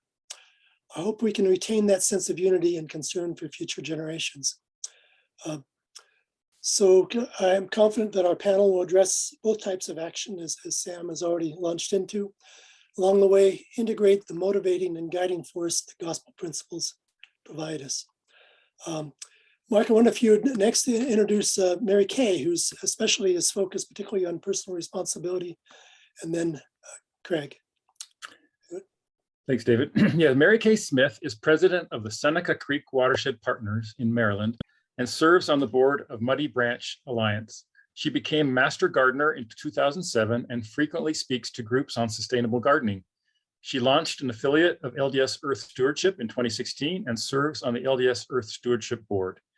She obtained a $25,000 grant from the Chesapeake Bay Trust to install a native plant garden on a historic African-American site, organizing more than 400 volunteers at dozens of events, planting and caring for this garden, about half of whom were Latter-day Saints. Merikay was the project leader for a grant to create a rain garden and meadow at the National Isaac Walton League headquarters. She has distributed more than 2,400 native trees to her community. Merikay serves on the multi-stake coordinating council doing interfaith outreach. The National Cathedral asked Merikay to provide a video for their 2020 Earth Day service representative of Latter-day Saint teachings on the environment. Merikay gratefully acknowledges an extremely supportive husband, as well as an adult son and daughter who enjoy time in nature. Merikay lives on 2 acres in Maryland, where she has been replacing turf with habitat. Go ahead, Merikay. All right, I'm going to screen share. Just give me a second here.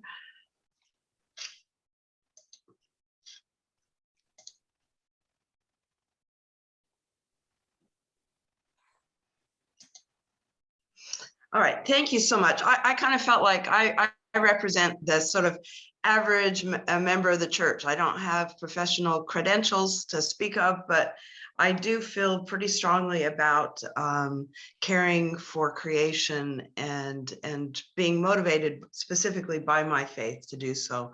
And I loved the question that I was sent to address, which is, how does faith and perspective inform your action on climate change? And thank you, Sam. I was really moved by the scriptures and what you have shared already. I wanted to share 2 quotes from Pope Francis, because he's been influential in my life in terms of climate change and other environmental action. Living as protectors of God's handiwork is essential to a life of virtue. And inner peace is closely related to care for ecology. It's reflected in a balanced lifestyle together with a capacity for wonder. And I love that, because I think for those of us who really intensely care about the environment, it can sometimes be challenging to have a balanced lifestyle, because we see around us so much that needs to be done, and it can be so challenging that keeping this balance and having inner peace, but at the same time working to care for creation and having a capacity to wonder at the intricacies and beauty of what God has created for us. And then another influence in my life has been Sharon Eubank. And I would highly recommend, if you haven't already heard these two talks. She gave 2 fall forums for LDS Earth Stewardship in 2019 and 2020. In fact, it was at her request that she came back and spoke a second time. And she spoke in 2019 at length on the crisis that's facing the humanitarian crisis across the globe of so many refugees having been, in many cases, forced to flee their homes because of extreme weather patterns that are already impacting such huge populations of the globe.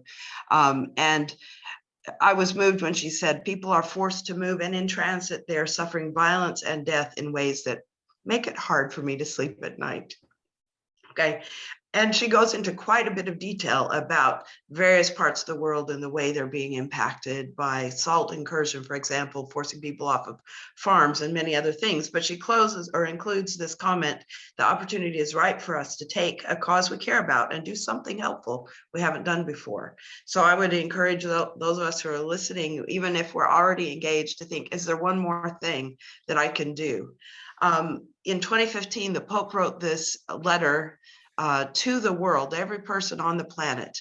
And if you haven't read it, I'd encourage you to read it. It's actually, though it's referred to as a letter, it's really more like a book, a small book. So out of concern that people were not reading this document because of its length, I, with a complete lack of humility, went in and edited it down to a much shorter document and added illustrations and put it on our website, eartheast.org. And it's interesting, we get several thousand people a year looking specifically at that part of our website. And I hope that you will be motivated by it the way I was. It changed my life. And I was so happy because I actually got to see him in person when he was here in Washington.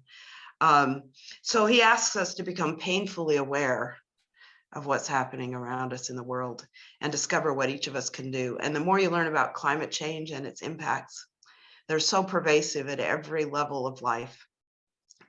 And then think about what we can do. So the photos in the background here are just one example.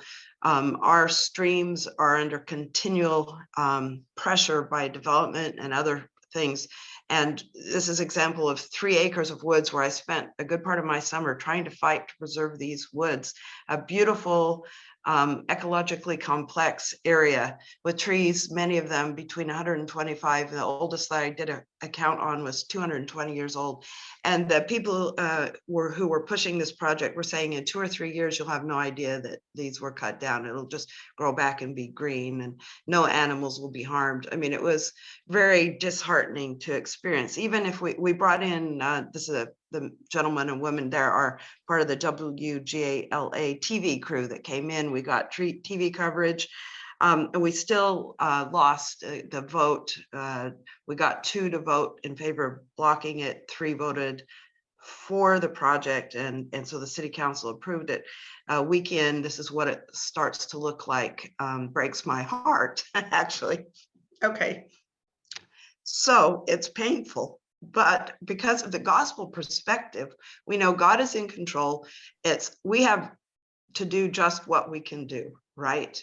And then as was mentioned at the very beginning of this day-long seminar, it's that it's not that we turn it over to God and don't expect to do anything ourselves. We do what we can, but God is there and will be in control and is the creator of this earth.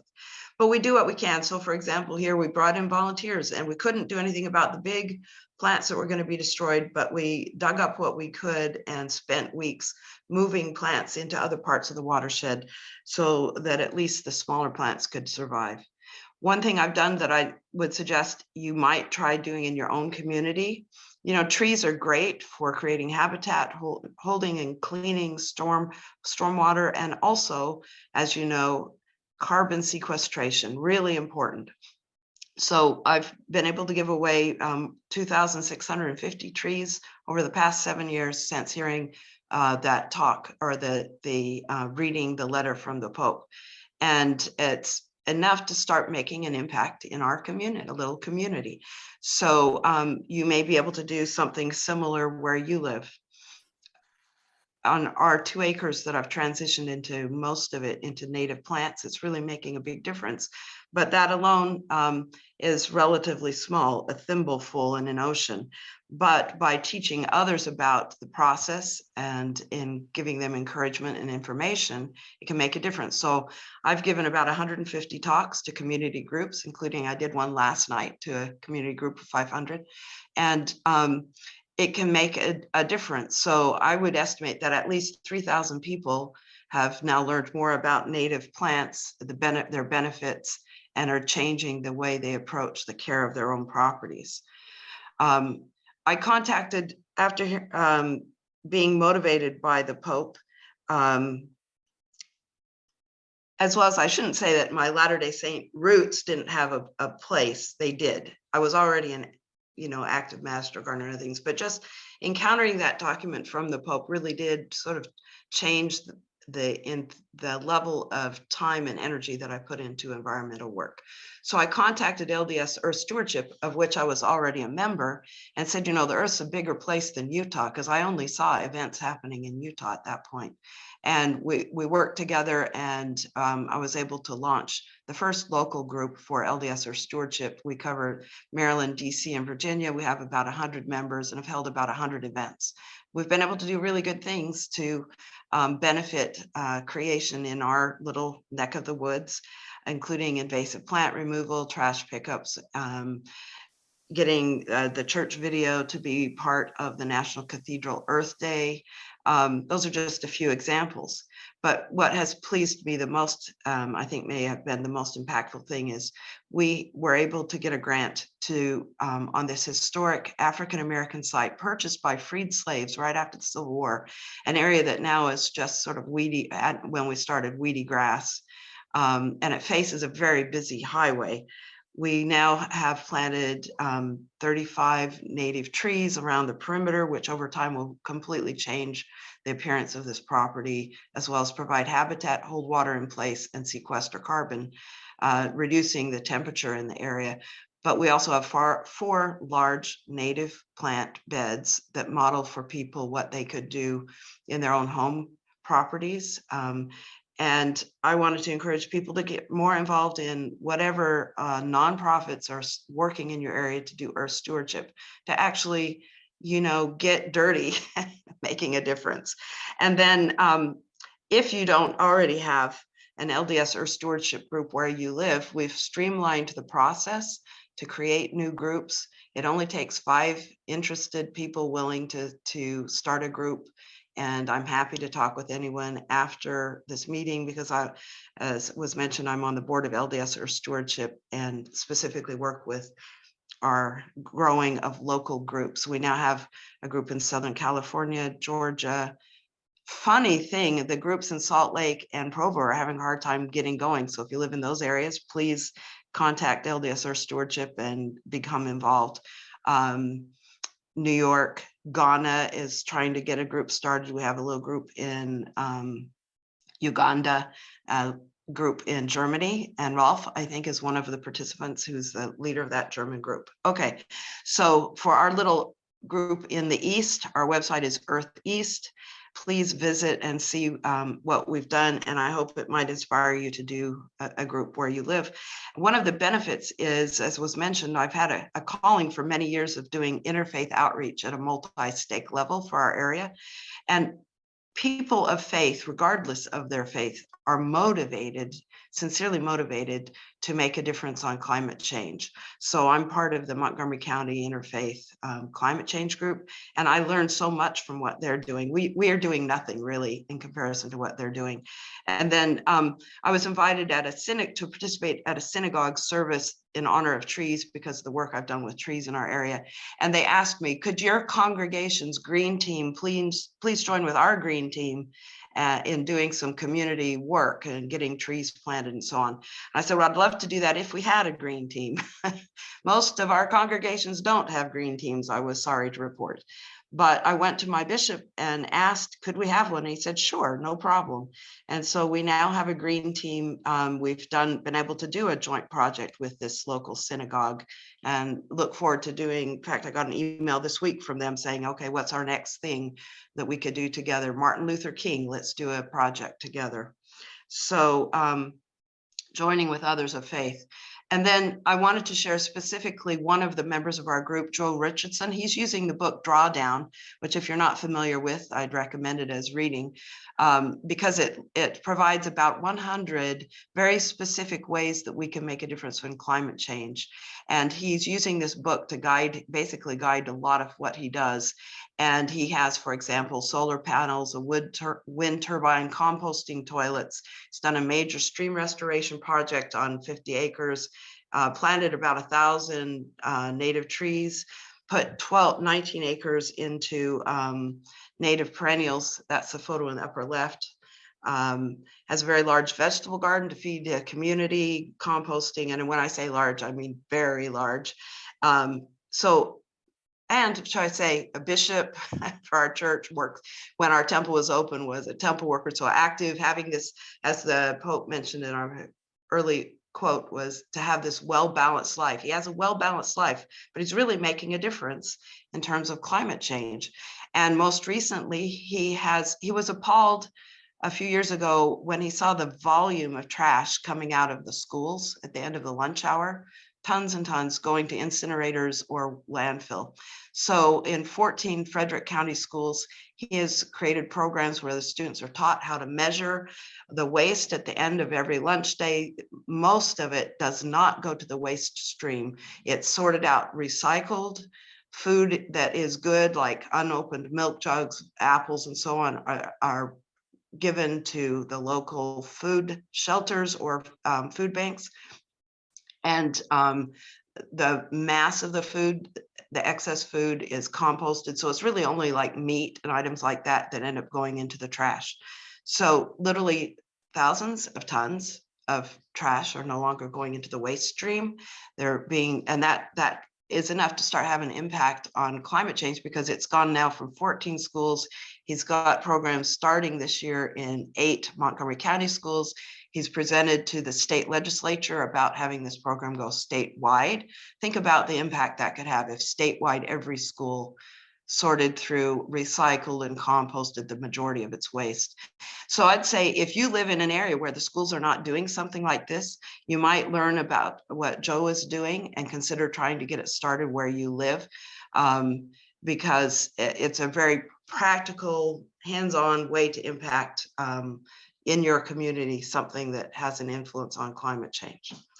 And then finally, I was hoping that people would think about whatever it is that you're currently doing, ways that you might even more be able to change your lifestyle and consumption to combat global warming. So in our family, here's a couple of things we're doing.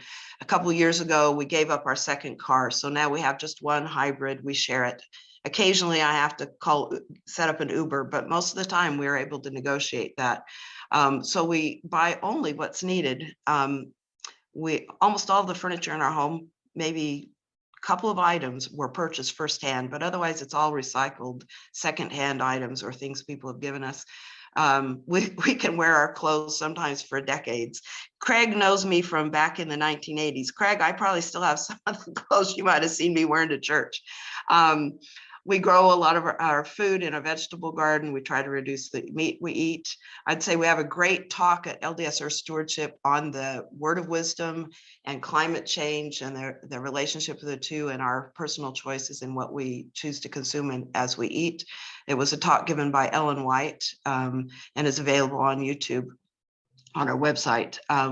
We get our electricity from wind, solar. We did it the easy way, just by signing up with an alternate provider rather than the regular provider.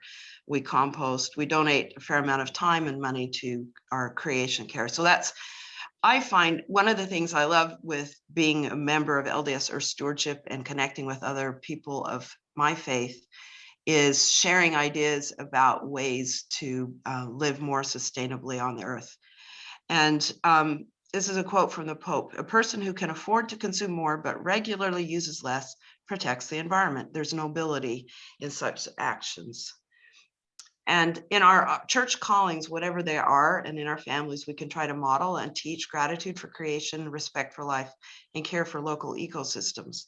I was, for a number of years, our nursery leader, and I loved that calling. And one of the fun things was, you know, in the manual, there's one lesson on God creating the beautiful earth for us. Well, for us, it took several months of Sundays to get through creation, but we had such a great time. And the kids actually learned quite a bit that they've carried with them. I hear from parents years now along where they're 8 or 9-year-olds, and they know things about caring for the earth that I think the seeds were planted in that early period. And I'll close with this quote from President Nelson. As beneficiaries of the divine creation, what shall we do? We should care for the earth, be wise stewards over it, and preserve it for future generations. And I'm so grateful to be here. Thank you very much.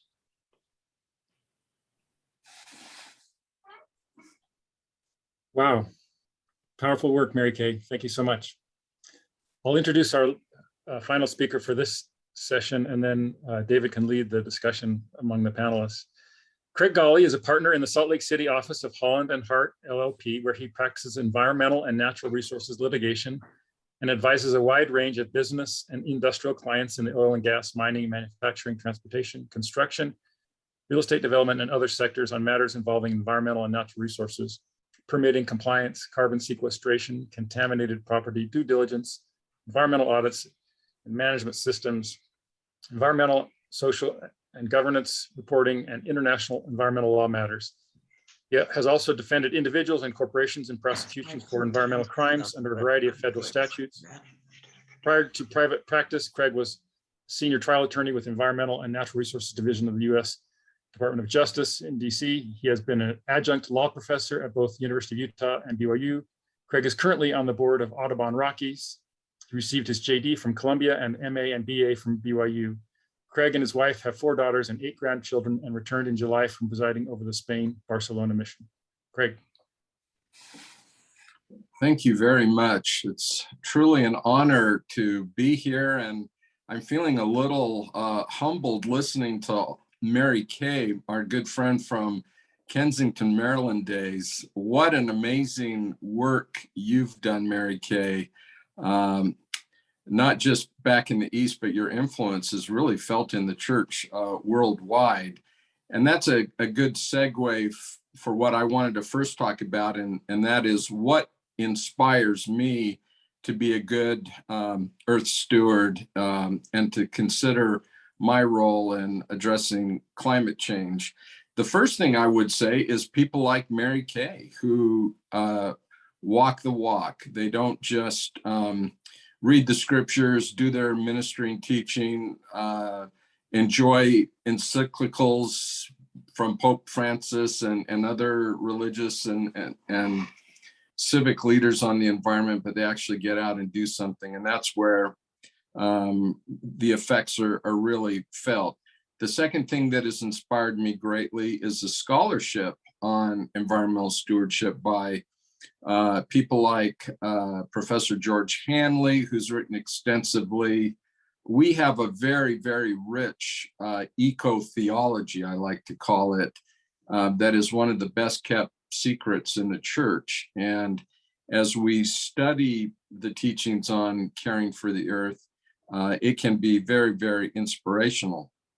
The third thing, of course, is the scriptures. And I'll just share one of my favorite scriptures on caring for the earth found in D&C 104, verses 17 and 18.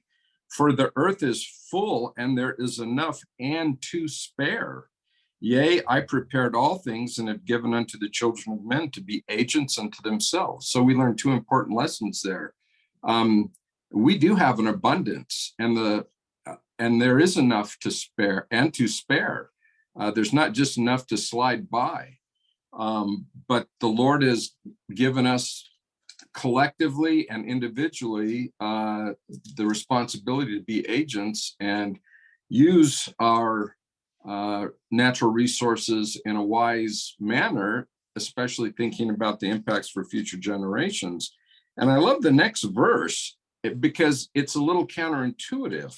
It shifts from environmental stewardship to stewardship over each other. And it says, if any man shall take of the abundance which I have made and impart not his portion according to the law of my gospel unto the poor and the needy, he shall with the wicked lift up his eyes in hell, being in torment. So we know that there's enough, but if we take more than our share and don't try to care individually and collectively for the needy around us, and I would say that's the needy in our own neighborhoods to the needy in Africa who haven't had the benefit of being fully vaccinated against COVID, then I think the Lord is going to hold us accountable for that. And then the fourth thing that inspires me is being in the outdoors. And we've raised our 4 children to enjoy nature, to garden. I'm not sure we have any master gardeners like Merikay yet, but there are some in the embryo. But it's heartening to see the next generation of our 8 grandchildren who I would say all love being outside. And I think outside is where we can feel the Spirit of the Lord as much as any place similar to that spirit that we feel in the temple. So based on my background, you've heard that I've been on a lot of different sides of environmental issues. As a young attorney at the Department of Justice, I tried the Love Canal case, which was one of the early cases under our Superfund program. I defended EPA in many cases while I was at the Department of Justice. And since leaving the government, I've defended fossil fuel extraction and energy companies in litigation against environmental citizen groups. I've defended individuals and companies in environmental criminal cases, but I've also represented environmental groups in challenging highways that I felt did not reflect good environmental protection principles. And some of you may have heard of the Legacy Parkway litigation that I handled. And then after that, years later, I defended Chevron in the Red Butte oil spill and negotiated settlements to try to do the remediation. So I've been on a lot of different sides, including in climate change litigation. I represented the state of Alaska in its challenge to the listing of the polar bear on the Endangered Species Act, which was listed because of the loss of habitat due to climate change. And we lost that case, but I like to think that the polar bears won that case. So from this kind of professional perspective, how's that informed my views on climate change, which is one of the central topics of this conference? I am very fond of Bruce Haven's quoting of Justice Oliver Wendell Holmes. I would not give a fig for simplicity on this side of complexity, but I would give my life for the simplicity on the other side of complexity. And I fear a little bit that climate change deniers, as well as climate change activists, both take the simple side without diving into some of the complexity of these issues. Specifically, for example, on the right, we have well-meaning, sincere people, including church members, who take a short view that technology and science will take care of all these climate change issues, and we really don't need to worry about our personal consumption decisions, or that the Savior himself will return before we really need to worry about climate change. I think that's already been mentioned. On the left, we have climate activists who take sometimes a very alarmist approach and even advocate that the real issue is the number of people on the planet, and we need to curb population growth as the only real solution to our environmental problems. And that, of course, runs contrary to the scripture in D&C 104 that we just read. In reality, climate change and really all environmental experience implicate complex issues of science, law, where there's lots of room for deliberation and compromise. For example, while climate change is absolutely real,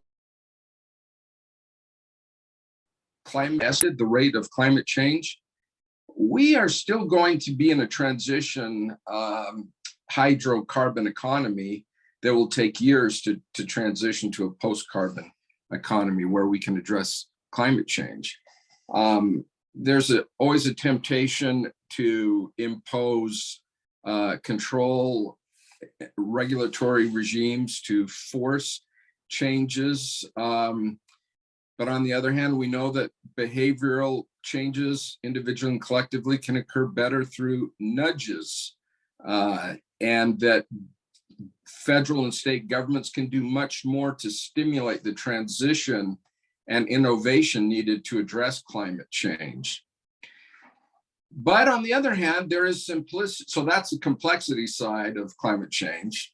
But on the simplicity side, on the other side of complexity, we know that climate change is real, and it's going to take changes both individually and collectively in our lifestyle and consumption. And as our first panel all explained very, very well, and I appreciate and learned a lot from them, it's going to require a lot of dialogue, listening, compromise, and we all have to get on the same page.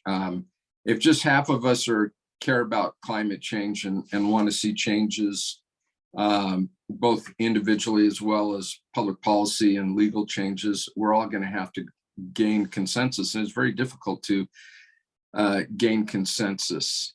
But there's still room for hope. So I want to explain why I'm hopeful that we can address these environmentally difficult challenges, including climate change.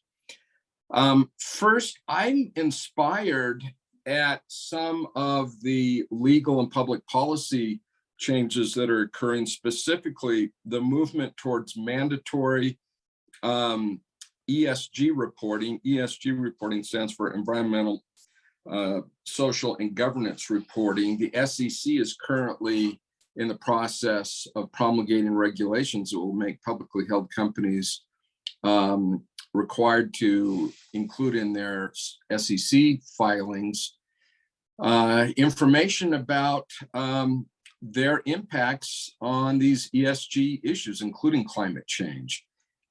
ESG reporting requirements already exist in the European Union. And I'm very hopeful to see governments and corporations maybe reluctantly sometimes embracing that, but I think that's a step in the right direction. I'm inspired by our youth in the church. As a mission president, we worked with over 400 young missionaries, and I know from my conversations with them that they want to be better stewards of the earth. They are sincere. They want to make these choices that maybe in my generation it was more difficult for us to make because of pride and selfishness. I'm inspired by what the church is doing. I'm inspired by the Just Serve app that I notice increasingly includes environmentally focused service projects. I'm inspired by technological changes that are making a difference. Electric cars are becoming more prevalent and achievable.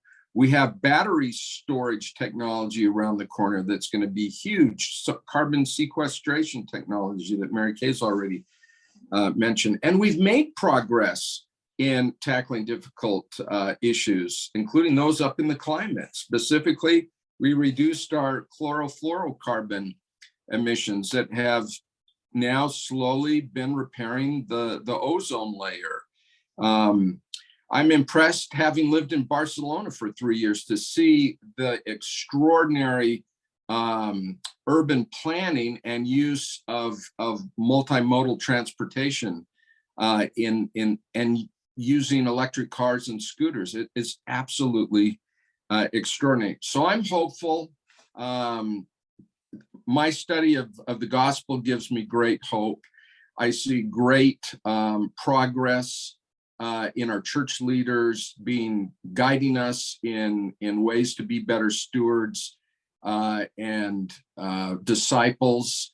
And I think the better disciples we are, the better earth stewards we will become. So thank you very much. Thank you. Thank you to Merikay for your terrific example of personal and civic engagement, and to Craig for the collective and individual responsibility principles you shared, both legal and otherwise. We don't have a lot of time. I've monitored the Q&A and I don't see questions to respond to right now. So I have a couple of questions, depending on how much time we have. These have been partially addressed already, but I think they're worth addressing from other aspects. So let me key up one that came up in our last general conference.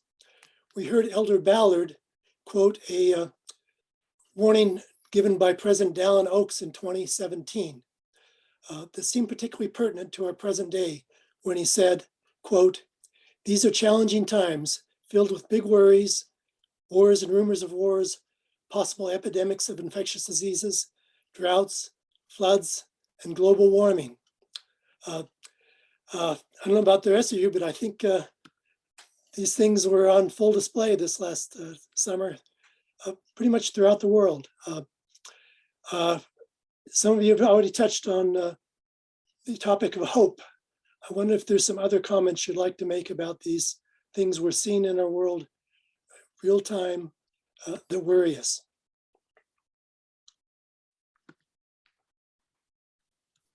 Sam? Yeah, David, I just love the promises in the scriptures, and we're told that if we're prepared, we shall not fear, right? And I think that can be applied pretty broadly. We have to think about what that means to prepare. But again, I think it goes back to exercising faith in the Savior, personal revelation, understanding, what we individually need to do to prepare for the challenges that are ahead. Other comments? I was like to share briefly one of the things that, and I was reading it again last night. I've read it many times, but I find it very inspiring. And it's the talk by President Uchtdorf on hope. It was originally given in 2008, I believe. Anyway, it's worth it, Googling and reading multiple times, because it starts off with his speaking of his mother's experience with 4 young children. If you remember this talk, the children get separated. It's during the end year of 1944 of World War II. It's very desperate. People are starving. Conditions are very grim, and she's separated from these children, and there's a real risk she'll never see her children again. And he reflects on what was it that gave her the personal strength and the hope to move forward in the face of this terrible condition that she was in, and then goes on and connects and elucidates so clearly and beautifully what hope can mean to us and how it can lead us through our lives, even in the face of extreme situations. So I guess I would just mention that as being motivating and a blessing to be able to read that talk and have it be in our hearts. And also I mentioned just briefly the work the church is doing with the humanitarian, it's humanitarian work and led by Sister Eubank. And I find a lot of comfort in knowing that our church is making a difference in terms of addressing some of the terrible consequences that are already occurring across the globe for people. And I think that if each of us, in whatever way we can, if we reduce what we choose to consume and then set aside money that we can then donate to the humanitarian efforts of the church, that's a meaningful act of environmentalism. And just one little example of what they've done, I noted that from the Pope's talk, he addressed the water crisis, the crisis of access to clean water across the globe. And I calculated from the numbers on what then was posted on the church website about humanitarian efforts, that the church has been able to bring clean water to 10.5 million people worldwide.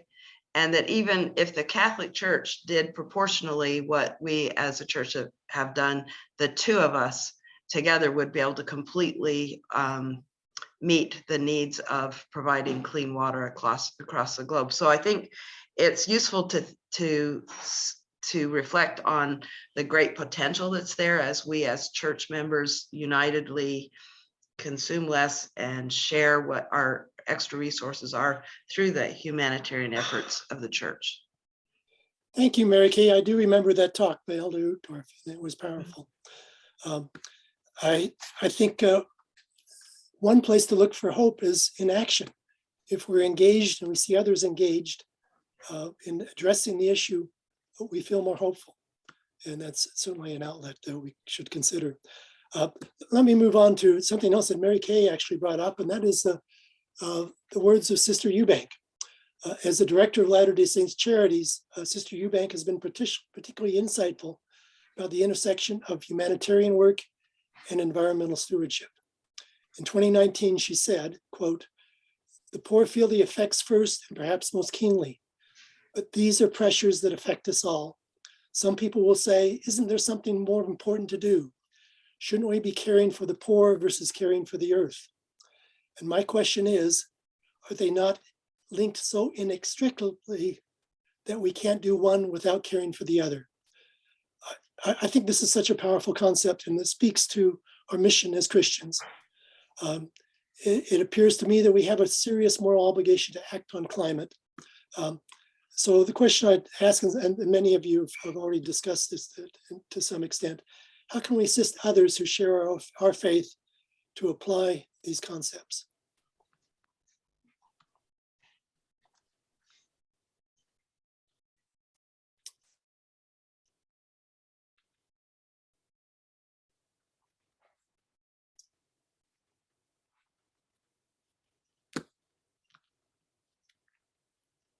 Any takers on that?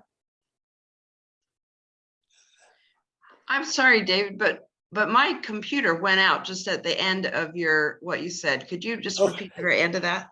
Well, it's simply to follow up on what we are admonished, and that is to care for the poor and the vulnerable among us.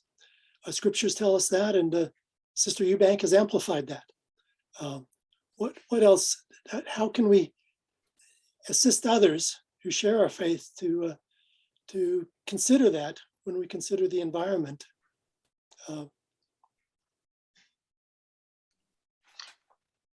One thing I think that people miss is that the resources that we use to sustain our lives are linked into ecosystems functioning, right? There's no disconnect there. And when the scriptures talk about to exalt the poor, I think one thing that I shared, we had a conversation with my students in class. It was really powerful. And when God talks about his creatures, we talk about those that live on the earth today and those that will live on the earth someday. And because and then there's disparity in terms of people's access to resources. And so I think just understanding that when we choose to exploit their resources or take more than what we should, that there's suffering in that, right? That people on the earth today that disproportionately have less access to resources or are unable to mitigate the effects of climate change will suffer because of that. Or future generations will suffer, right, if we overexploit the resources. And I think my students, that connection really hit them. The choices we make today, especially because of the disproportionate use of resources, if we take more because we can, that there are people, the poor, with less access or less capacity to mitigate, that will suffer. All of us will suffer, but that suffering is disproportionate. And I think that really change some thinking among my students about why it's so important in terms of the day-to-day decisions that we make. So I think knowledge is really important and powerful. And then here, just example, right? We can speak, we can talk, but it's going out and doing something and setting the example that I think is so powerful. Yeah, I would add a couple of things to that. I appreciated those comments by Sam.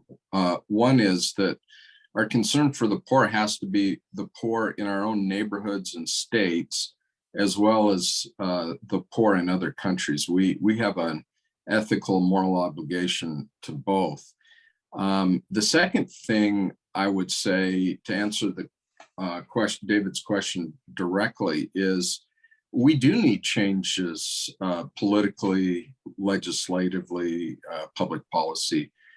But as our politics have become more polarized, we can't even talk about environmental issues in a sane way. So I think it's incumbent on all of us to try to find and support candidates that can talk across the aisle and help us overcome this polarization that is even becoming violent. There are parents that are scared to work on school boards because they get death threats because of public policy positions that they've taken.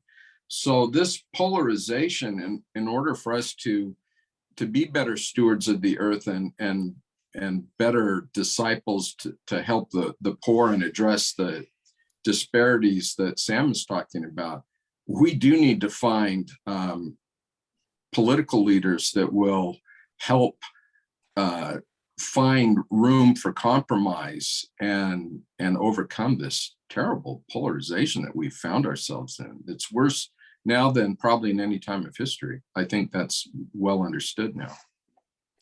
I appreciate that. And I certainly believe that is a big challenge we're facing.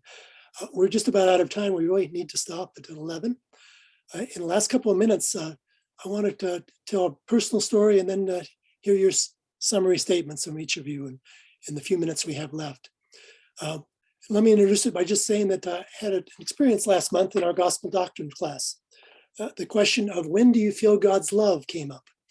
And many uplifting stories were presented about personal experiences, but conspicuously absent was any mention about God's love, about feeling God's love when we're in his creations, in our sacred groves or on a mountain peak or whatever. Yet I suspect many of you, as well as myself, can recall many such occasions. I felt guilty since because for a lot of lame excuses, I missed an opportunity to speak up. I believe talking about God's creations and proper stewardship of them may be the most important first thing we can do to address climate change or any other serious environmental problem. We need to talk about it freely and often in our ward classrooms, in the hallways, over the pulpit, and in our homes. That's my solution for addressing this problem. Would the rest of you like to take a moment to summarize and then we need to move on? Sam, you want to go first? Yeah, just following up on your comment, David, I think that some people have more influence than others. When some people speak, people listen. So one thing I challenge myself and my students to do is to be the kind of person that others look to and are inspired by, right? One person and another person can do and say the same things, but because of their influence, because of how they're viewed, because of how they treat other people, the impact can be so different. So I think if we want to be an agent for change, if we want to inspire other people, we have to act. But we also have to be respected. And again, that's going to require personal inspiration, guidance, revelation, and through prayer to understand how we can do those things. Right? There's not a simple answer on how to do it. It takes hard work and pondering and prayer to figure out how those things are going to happen. But I just say that there are some people, if they put up a solar panel, 7 or 8 other people are going to put up a solar panel. And there are some people, if they do something, it actually will have a negative impact because of how they're viewed, right? So I think just thinking about that's really important. Got about a minute left. Greg and Merikay? Let's go to 11:05. We got more time, David. Okay. Well, I'll just follow up on what Sam has just said. And, you know, I started my comments with a quote from the Pope about having a balanced lifestyle and feeling an inner peace as we serve and caring for ecology. And I think this balanced lifestyle is really important if we're going to influence others, as Sam was saying. And part of it is, too, in the context of our church associations, serving willingly, happily in whatever way we're called, that opens the door. So maybe most of what we'll do in our interactions with others of our faith won't have too much to do with our passionate care for creation, but because we're willing to and have a lifetime of serving in the church, then there is an opening for us to share our concerns and to be heard. And I think sometimes we are too overly cautious. For example, before I had communicated with another person who was at that time serving as a bishop, but not in it was in another stake. He was in another stake. And I mentioned to him that I was going to ask about starting a green team. And he said, "Oh, I don't know whether you ought to do that, Merikay." You know? But what's interesting is when I talked to our bishop, he was very open to it. And that very day sent an email out to our ward council about enthusiastically endorsing the idea that our ward should have a group of individuals working together to see that we do better as a congregation. And so I think part of it too is just being willing to step forward and engage with our local church leaders and others in sharing, you know, our perspective in a respectful way. And I think that we'll find that they often also share a deep concern for creation and wanting to be good stewards of the earth, because that's part of our faith. Craig. I loved Merikay and Sam's comments and would just add two other brief thoughts. One is it requires some moral courage to step up and be heard and express our sentiments about the need for greater environmental stewardship, individually and collectively, as church members, as a nation, and as general humanity. But when we step up and are bold in expressing our thoughts, we need to do so in a very respectful manner and in a kind manner. And we need to listen actually more than we speak. If we don't have trust on the other side, as I think Sam was indicating, and we're too virulent in our opinions and not respectful, it can have a negative effect. But we really do need to exercise courage and speak up, especially as the Spirit dictates. And that same Spirit will tell us how to do it in a kind and loving way where we'll be an influence. And then the second thing I would say is, let's not get discouraged. We live in a difficult time. We're in the middle of a pandemic, but as we remain faithful and prayerful and hopeful and trust in the Lord, and not get discouraged when those around us, our local leaders, our church leaders, our political leaders, or whatever, do and say things that do tend to discourage us or disappoint us. If we don't let that disappointment turn into discouragement, which can then turn into cynicism and withdrawal, which is the worst of all. As we stay positive, and there's so much to be positive about, we can have and make a difference and not get personally discouraged. We need to stay in the good ship Zion. And those of us who feel strongly about these environmental issues, I recognize that it's easy to get discouraged, and we need to fight that. Thank you. Back to you, Mark. David, you can give a closing remark if you'd like. Oh, I think I did. We need to talk about these things. Great. In our wards, our families. Wow, what an inspiring panel. Thank you, Sam St. Clair, Craig Craig Golly and Merikay Smith, David Reiser, for your examples, for the spiritual power that you have and that you shared, for the scriptures, and the hope that you shared. Thank you so much. That's beautiful. Now we have the privilege of hearing another poem from Bob Reese. I introduced him earlier. I'll just mention that he's a visiting professor and director of Latter-day Saint Mormon Studies at the Graduate Theological Union in Berkeley, California. Bob, go ahead. Thank you. Thank you once again. Such a powerful experience we're having here together. I've just finished reading The Uninhabitable Earth, and I'm about halfway through this new book called The Ministry of the Future, which is a kind of cli-fi look at where we're going to be coming, where we're going to be in the future. And one of the things looking forward in this certain point in this century, the writer of that book says that 99% of all of the meat on Earth is represented by humans and their domestic animals, and only 1% by the wild animals.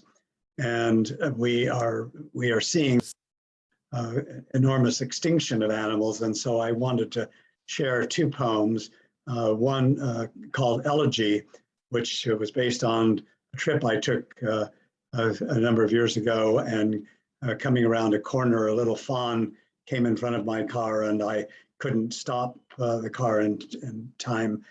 And it reminded me of all of the deaths that we cause by our machinery and sometimes by our indifference. And this is called Elegy. I ran back, hoping it wasn't alive. In the road, nothing but a delicate pile of intestines giving off steam. In the ditch, a mottled body angled among dandelions. All the way to Wyoming, the car smelled of excrement and blood. South of the Tetons, a prickly bulge alongside the road, and further on, two black-tailed jackrabbits clumped in bunch grass like welts of sod. At Owens Valley, a malodorous smudge in the parking lot of Old Faithful, and the small wound of a meadow mouse. 10 miles north of Yellowstone, a dead buffalo hunched in the ditch like a furred boulder. These bruised deaths, jagged wounds of flesh, antelope and elk mangled on the roadway, snakes broken on the tarmac, ponderous tortoises cracked along black rivers, sparrows and meadowlarks ruptured in sunlight, swallows and owls torn from night, and the million insects, carcasses frozen in sun, dried gourds of bones, parched scrolls of skin, casings of cicadas, husks of wasps, the iridescent wrecked wings of butterflies.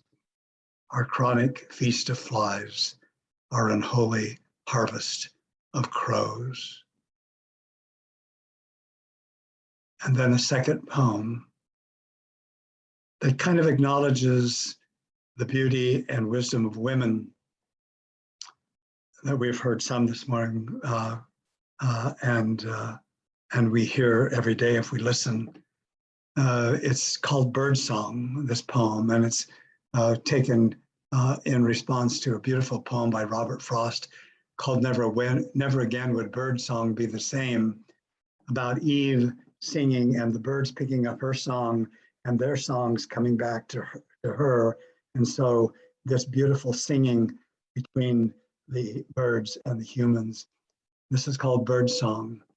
The first singer sang as he fashioned feathers and hummed as he shaped tiny throats and tongues of the red-winged blackbird, the indigo bunting, the scarlet tanager, the meadowlark, all of them singing, ringing through the reeds, so that when they flew from his hands and swam in wind, they blazed into all the garden round, their singing of his songs.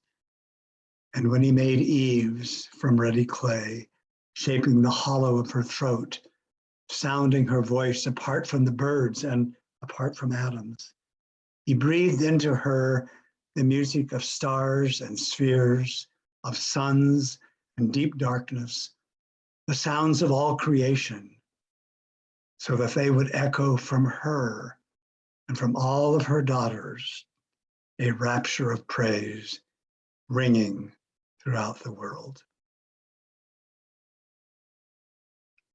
Thank you. Thank you, Bob. Beautiful.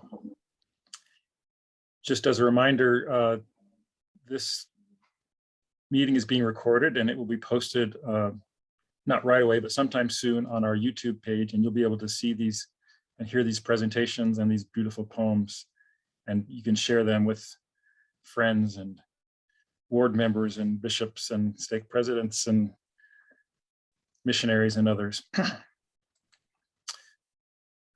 We're now moving on to the second session of our program. It will be moderated by Brayman Leak. Let me introduce Brayman.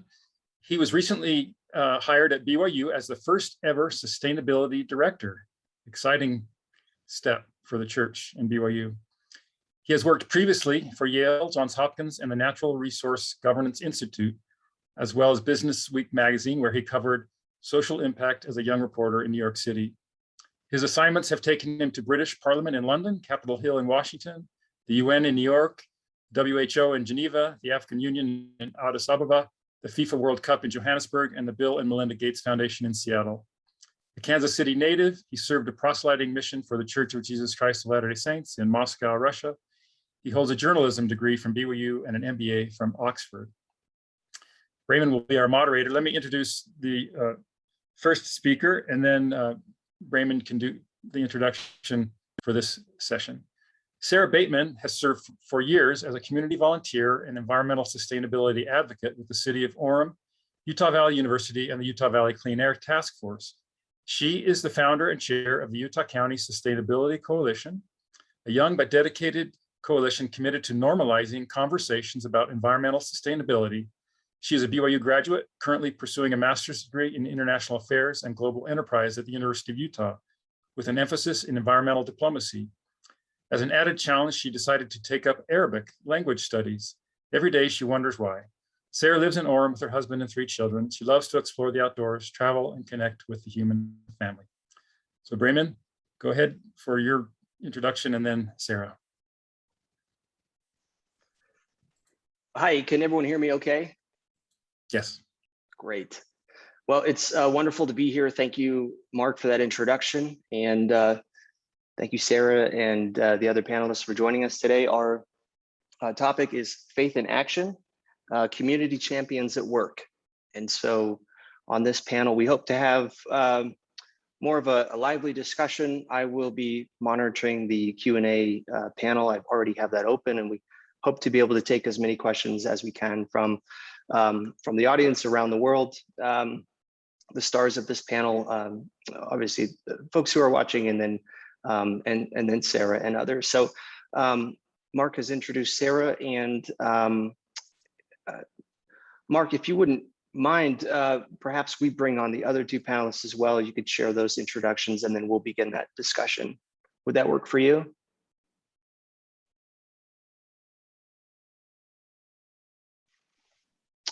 Sure. Sorry about that. So I introduced Brayman and Sarah, and then the other members of our panel discussion. Let me turn on my video. The other members of this panel are Darren Nelson. He's an assistant professor of hydrology at Utah Valley University. He received his BS in geology from Utah State University, his MS in hydrology from the University of Idaho, and a PhD in geology from the University of Utah. His research interests include hydrology, hydrogeology, process geomorphology, the application of GIS technologies in hydrologic and geologic investigations, and geoscience education. His current projects include studying the groundwater impacts of hurricanes in North Carolina, understanding the paleohydrology, geomorphology of Lake Bonneville, and making digital field trips and 3D models for geoscience education. Here in Utah, he is also studying surface and groundwater interactions in Utah Valley and the sustainable management of water resources.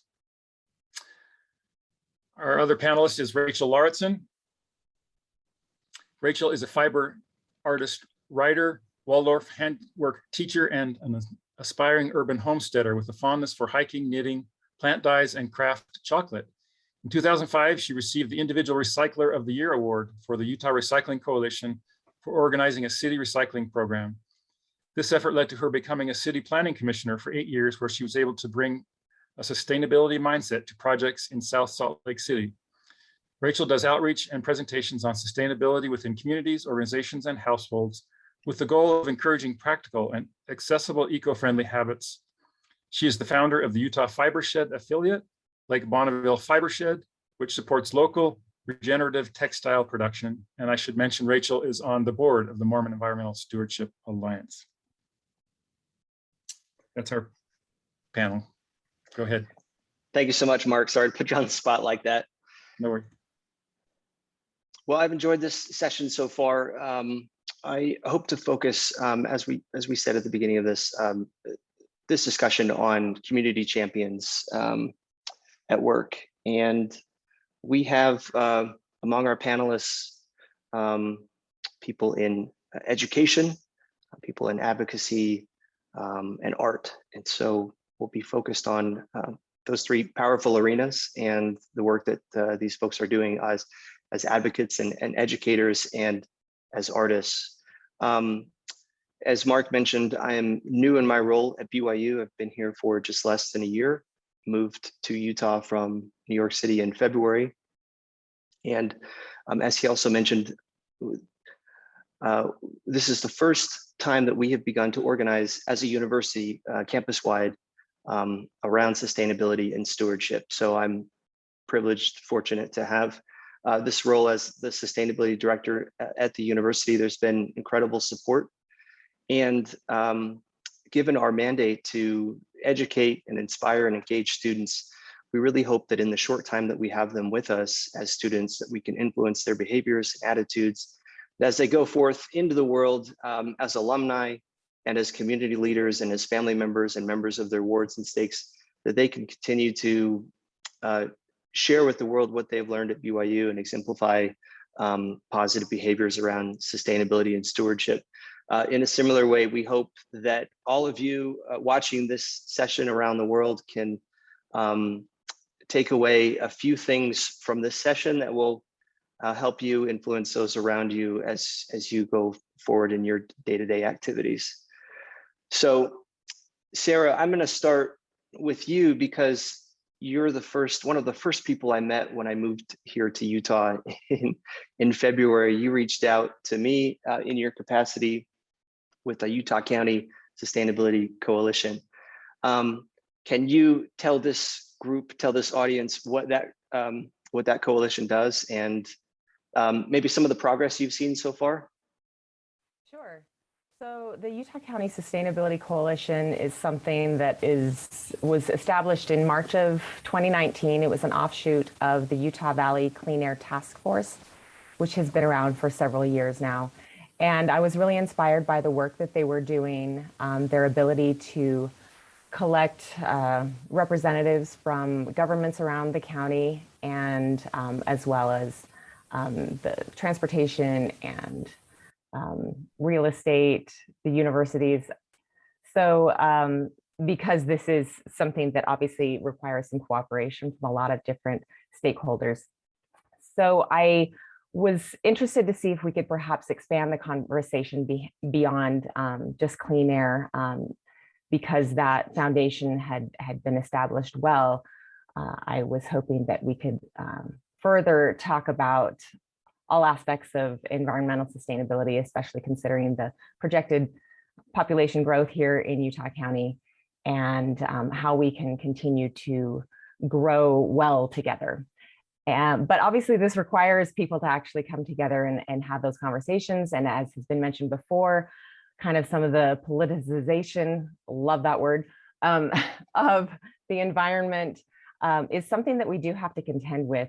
And so kind of the goal of this sustainability coalition for me is to essentially just serve as a forum where we can normalize those conversations, that we don't have to see it as taboo when we use the word environment, but that it can be something where we can find a lot of common ground. And I think we're making some progress in getting some more representatives from various counties. Again, it's still young, but I'm looking forward to getting expanded representation throughout the county and have those urban and suburban and rural voices represented, and how we can approach environmental sustainability together.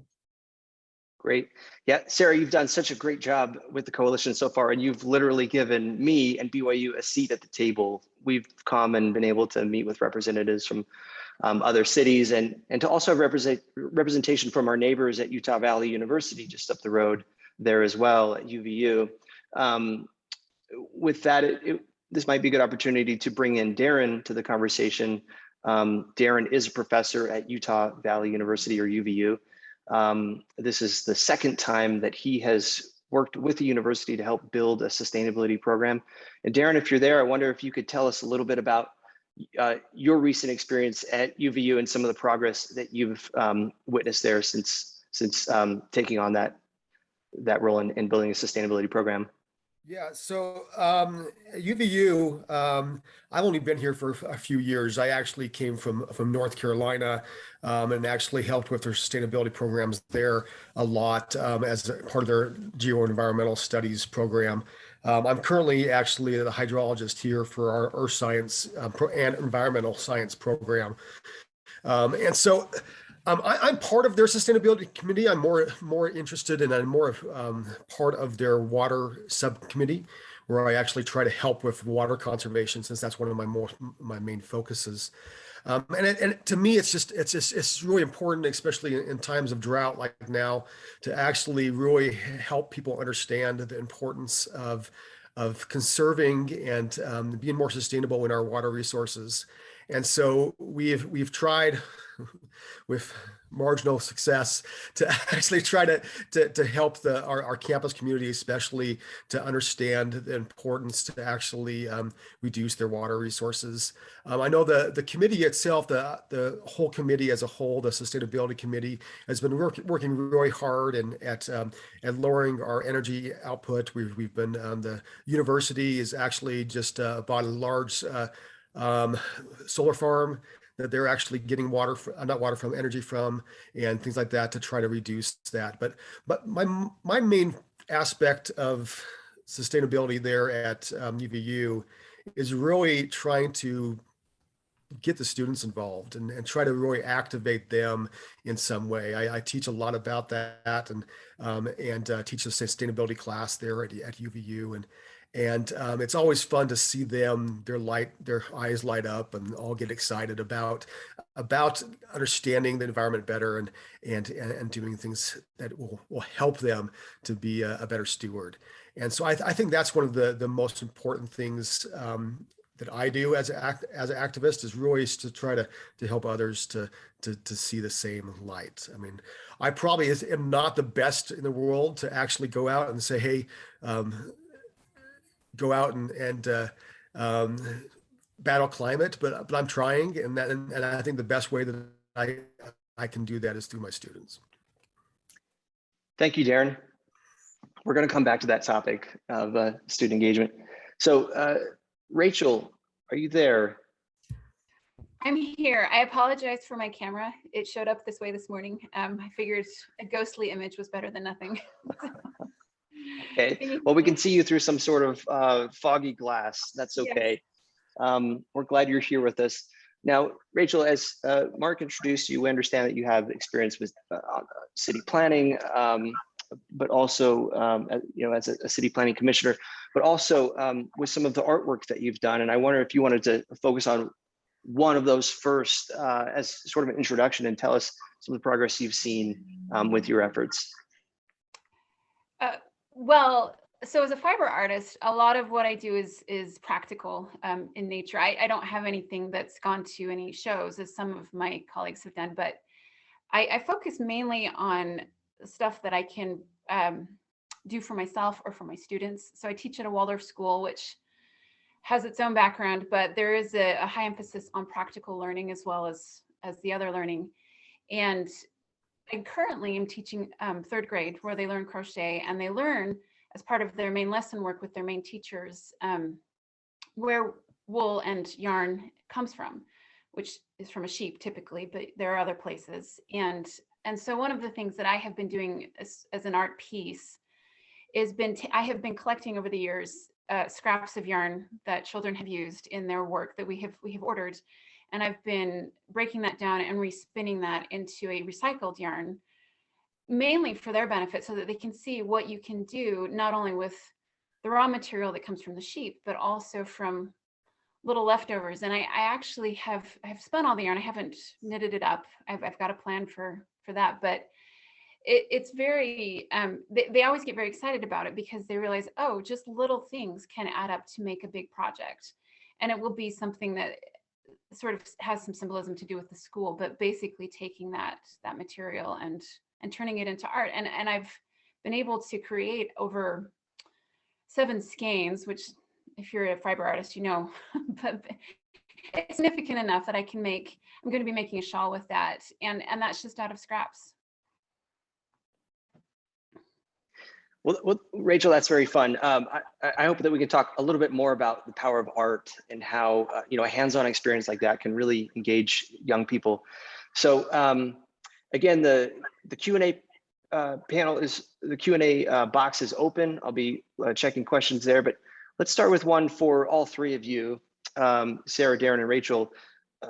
Obviously, as organizers in your communities, you are activists, you are advocates, you are educators, you are artists, but you're also leaders. And one of the important principles of leadership is just simply listening. And I'm wondering if each of you could speak to for a moment to what you're hearing from the people that you work with, and if there's anything surprising.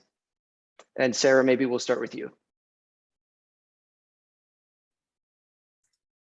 So that's a lot of the work that I found when I started entering into this field. I realized that there was perhaps a disconnect again with the language that we're using and the political background. And so in my conversations with people in government specifically, I've heard either their perspective or perhaps what is getting filtered through them concerns again with environment and sustainability, and it's easy for people to stop listening on both ends because there is this disconnect. And so for me, I realized that the work that I'm choosing to spend most of my time on right now is environmental diplomacy, because I feel like that will be key to moving forward. If I move forward on my own, we're not going to make much progress, but we have to have these conversations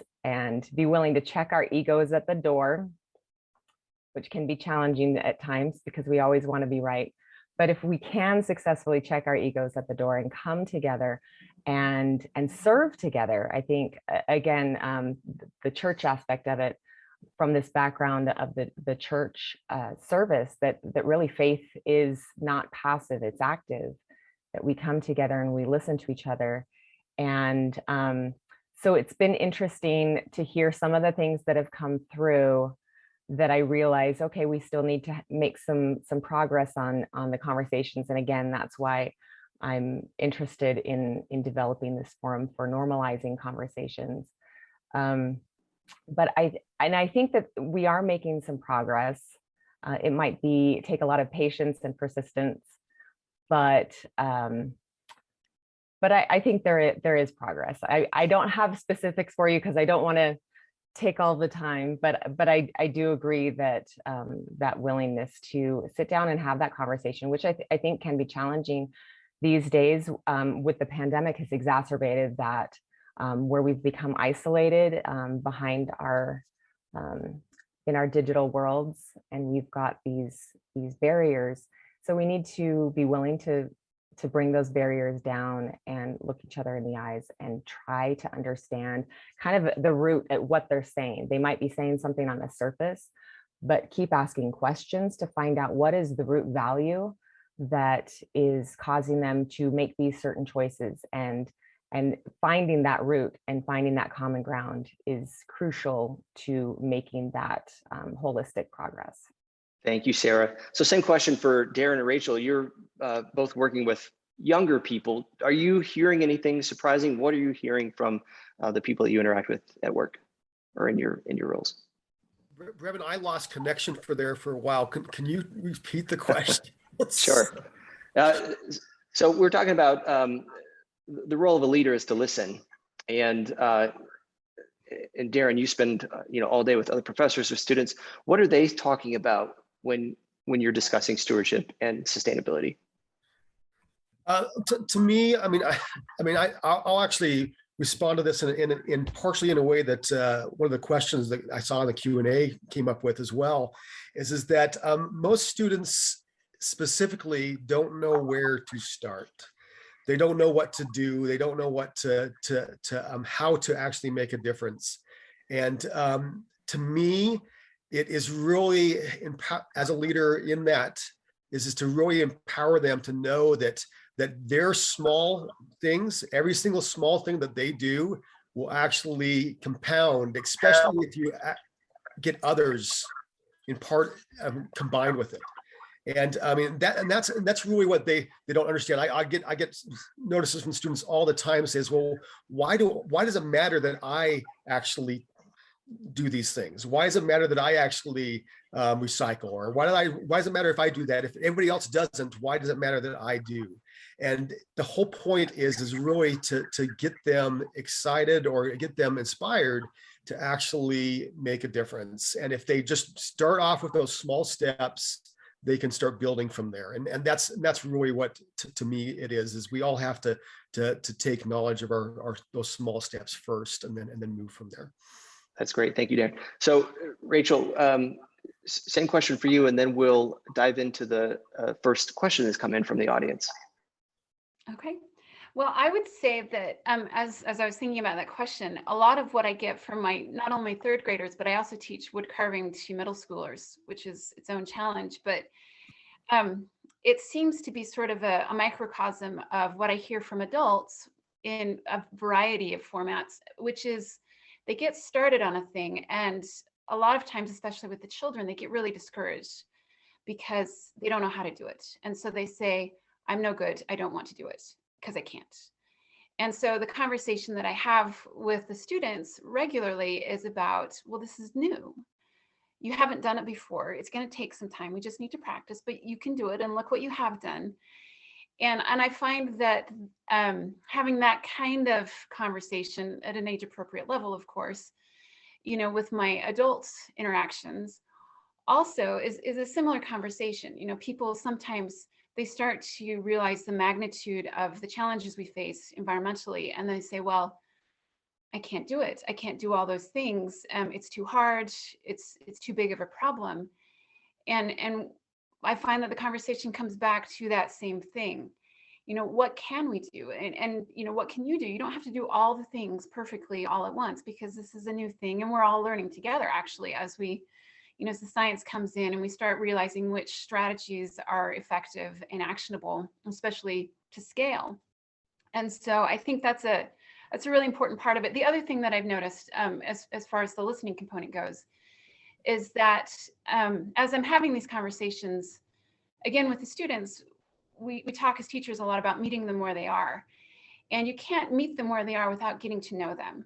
And it's the same with the people that I interact with in my adult interactions, which is you have to get to know them where they are and see what experiences they have, both in general, but also in the project that we're working on. I just did a knitting class actually for our young women's group.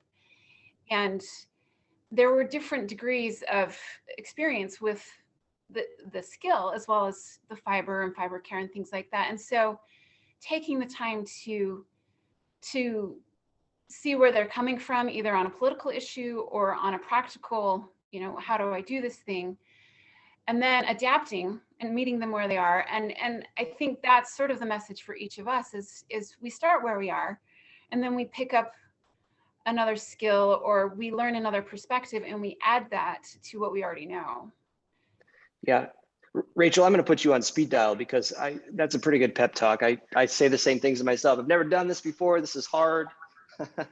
But that's a good confidence boost. So I'm excited. We have our first question come in here for the panelists. This one comes from Dr. Ben Abbott, psychology professor at BYU, one of my favorite people.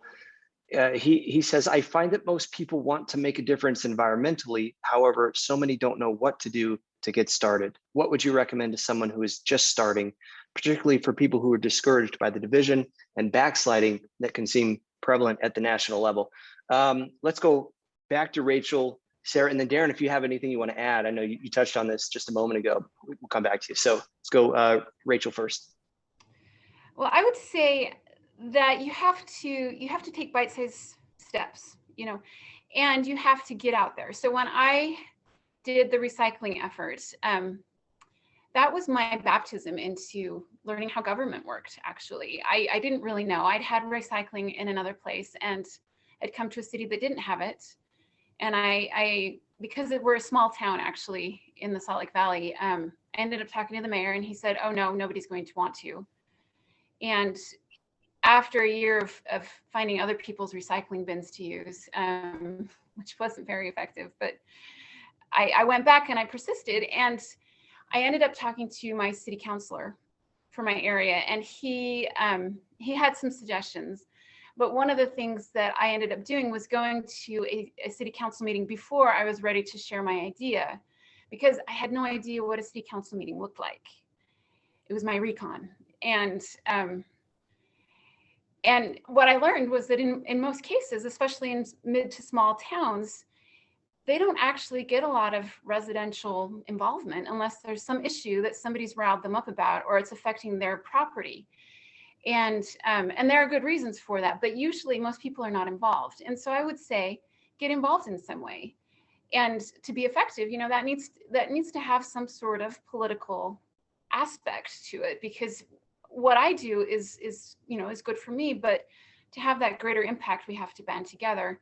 And similarly, I think you start with like the small habits at home.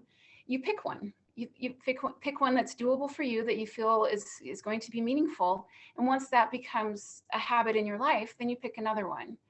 And don't get discouraged by, it's hard. I've been there frequently, but it's easy to get discouraged by the enormity of the problem. But you just take it one step at a time, and you add one thing at a time. And the small things do add up over time. Thank you, Rachel. And the outcome, again, for anyone who missed your bio, is that you were recognized as the Individual Recycler of the Year award from the Utah Recycling Coalition. Is that right? That's right. Yeah. So it worked out. And Dr. Abbott, thank you again for this great question. Sarah, let's go to you next. You've had a similar situation with your family and kind of measuring the amount of waste that you're producing in a year. Can you speak for a moment about what happened? Sure. So again, this concept of, how vast a problem we've got facing us. But we obviously can't do all of it. So with that large stewardship landscape, really it's whatever you're interested in, whatever you initially have an interest in. And like Rachel was saying, you start with something and then you build on that. So several years ago, I decided to challenge our family. Well, really, it was just kind of collecting data initially to see how often we took our garbage bin out to the curb to get emptied. And I was already interested. My initial interest was in recycling and waste reduction. And so I was going to document how many times we took the bin to the curb. So the first year we did it, I think it was in 2010. This was for a family of 5. We took our bin to the curb 5 times that year. The next year we took it 4 times, so an average of once a quarter. Now, full disclosure, we have not been able to get back to that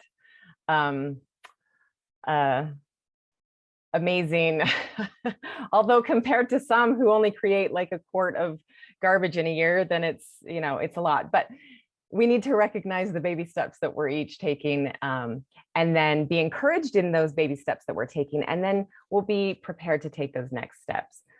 So really, I mean, in one of my classes this quarter or this semester up at the U, we were talking about the different projects that perhaps the students were, different campaigns that they were designing, and really just fascinated by the different areas of interest. So one student I spoke to, she was interested in fashion, and there's plenty to do in that, addressing fast fashion, water, chemicals, working conditions. So, you can go from fashion to medical waste to food in schoolyards, edible schoolyards, and that kind of thing. So really there's something for you to do. There's something for me to do. We can't do it all, but there's plenty to do, and just find something that you're interested in and get started. Thanks, Sarah. Darren, did you want to say anything else about just getting started?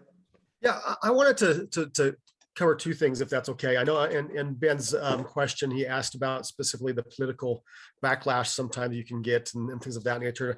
I wanted to tell a story, if that's okay. And so when I was in North Carolina, the university that I was working at, we were asked by the state to do sustainability plans and to do carbon plans. And our chancellor and his administration basically came out saying that they did not believe in global warming, and therefore they won't do the plan.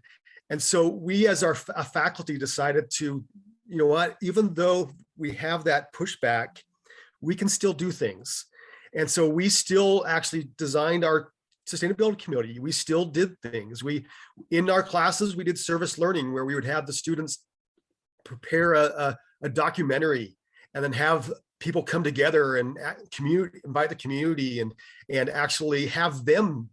They're the ones doing it. I'm just sitting back and helping them, but they go out and actually invite people to it, get the leaders there, and even with the pushback, we still had progress, and I think that's important. I mean, we even got the university to save almost $1 million in energy over the 3 years that we were working there, even though the chancellor still didn't believe that was a thing. But as long as we can tell them, hey, if we can lower your bottom dollar, will you still at least work towards this? And they were okay with that. And so I think that we need to understand that they still have power. They still can do things. And even with that opposition, sometimes we can still move forward. You just have to be brave enough and to actually take a stand. And some people aren't going to like what you do, and that's okay. But you can still move forward and still do it. I think that's important for students to understand and see that they can do it. You just have to give them that avenue to be able to do it. And I think that's important. Darren, did you say you wanted to make a second point? Well, mostly, no, that's probably good enough. But mostly, I Okay. I was just stating that you have to empower them in some way, right? You have to give them give people sometimes an avenue to actually move forward, and because they're daunted by the pushback sometimes. They're daunted by the problem at hand. And so you need to give individuals or provide individuals with individual things that they can do. I remember one service learning project we did when I was there in North Carolina. We had students digging in the trash to actually pick out all the recyclables, right? And just take and put them into the actual recycle bin. The students didn't like it, but they understood what could be recycled, what can't be recycled. And they started and people would ask them questions, why are you going through the trash? And they could talk to them. And so it's this idea, and a lot of them afterwards, they thought it was gross at first, but afterwards they're like, you know what? That was cool. I was doing something, right? and it was also an experience for them. So it's just giving them those opportunities. Thanks, Darren. Yeah, you had the floor. I just want to make sure we weren't missing out on a brilliant point. That's okay. We've had another question come in, and this one I think is for Rachel because it's about art. It kind of reminds me of a conversation that LDS or Stewardship hosted just this month with Dr. Paul Allen Cox, who was mentioning that when we are stewards of God's creations, we reverence the Creator. So this act of creation, he said specifically, if you love the artist, don't slash the painting, right? Such a great metaphor. So Rachel, this one's for you. How does art create a manner to reframe and re-envision the hope in activation? She says, so the question comes from Andy Pitcher Davis. Sorry, just read that name here. I too believe it's key to teaching others to re-see our world. Do you want to take that one? Yes, it's actually, there's so many levels to this question. And part of it is the artist as a creator and engaging in that creative act, right? And so putting that, trying to create a vision of something and express that in a way that other people see. And the other side of that particular part of that is that when we see or experience art of whatever form, we can understand things on multiple levels, and in sometimes in ways that words don't always reach, because it speaks to our emotions, as well as connecting concepts that sometimes to our logical mind may initially feel like they don't connect. They may seem paradoxical, but we start to see that there actually is a connection, and we start to find words that connect those. But it was that experience of the art that portrayed that. And sometimes it's also a way of showing a thing that we didn't see before, because like there's a phrase, you can't be what you don't see, but sometimes we don't see what we don't see. And so art gives us a medium to show a thing, whether it's something we don't want to have happen, or something that we do, whether it's, you know, it's the hope or the caution or the feeling, whether it's in representing those disproportionately impacted communities, and those, you know, the issues that they have to deal with, as well as the hope that we see.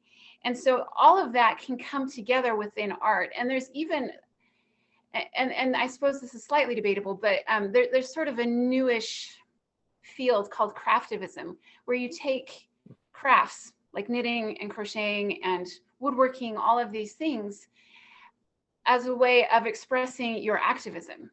And that may show up in an American flag sort of shawl that you wear, or it's a color, or it's a symbol that you've worked into something that you wear, or it's just a sculpture that you have created. And there are so many forms that that can take. But by bringing that vision together, you can express that in ways that people might not have seen before. And so they can envision that new concept or that new path forward through art. It's very powerful. And just the act of doing it helps you to meditate on that. Like with spinning is not a quick process. I will tell you that. Spinning yarn, not cycling, that's a different thing. But when you take yarn, and especially if you have to break it down, old yarn, and then recard it and reform it into a new product, and then that's just the yarn. You haven't even gotten to putting that into its final creation, which is in a finished piece that you could then display. There was an exhibit called A New Beehive that's in Ephraim now, but it was at the Salt Lake Community College, where they basically sent a challenge to a lot of different artists. And there was there was stained glass, there was actually yarn made out of paper, actually, speaking to recycling, but and a lot of different knitted and carved and all these different very tactile representations of how to re-envision Utah as a new kind of beehive.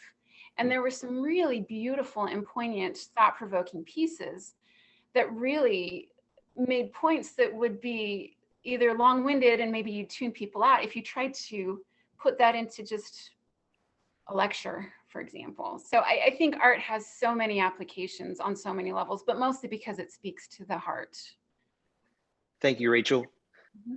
We've had another question come in. Darren, I think you and I are going to sit out on this one. We'll let Sarah and Rachel answer it. What's the role of women in sustainability efforts? I'll just leave it at that. It comes from Christy Lehman. Christy, I'm sorry if I mispronounced your last name. Nice to see you. Sarah, do you want to take that one first? Sure. I know the question had a lot of emphasis on kind of that personal accountability and sustainability at home. I'll speak to kind of the community aspect of it, because I'm not a homesteader myself. That kind of has to be a whole family thing, and that's not quite our family dynamic, and that's okay. So I think as far as the role of women that I see in this conversation, it speaks to representation. And if those who are making the decisions are primarily one type of voice, we're missing appropriate representation for the community as a whole. And we've got some blind spots, and not that they're intentionally blinded, but yeah, again, like she said, a lot of times we don't know what we don't know. And so by expanding representation, you'll be able to kind of fill some of those gaps in understanding and policy making. And so that's I think one main role that women can play, and also in this concept of environmental justice, which is huge. Really, that requires a lot of different kinds of voices to knitted together, moving forward with the goal to serve the human family even better. Thank you, Sarah. And Rachel, if you saw the question in the Q&A box, there was much more to it, but do you want to add some commentary? It's quite similar to what Sarah said. I think there's the representation as well as the lived experience. The environmental movement that has gotten the most attention has been largely dominated by white men. And I like white men, I'm married to one, but the fact is we have a different lived experience, whether we're women or people of color, different socioeconomic perspectives. And so if it's being run primarily by an affluent white male perspective, you're going to miss some important things.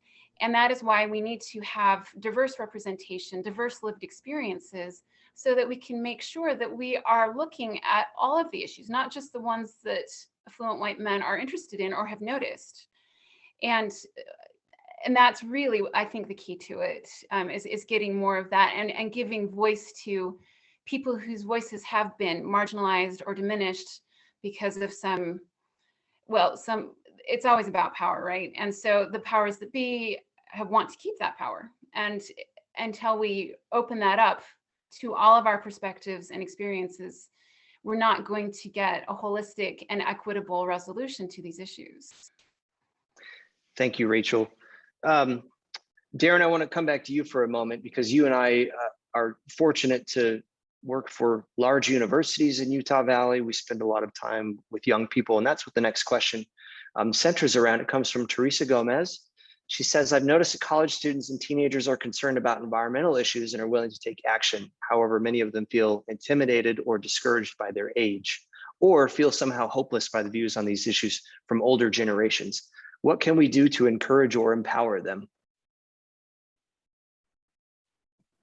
So, I mean, to me, I mean, you look at some of the individuals around the world today. I mean, there are a lot of youth who are actually making a difference. There are a ton of youth who are making a difference, especially in the climate realm.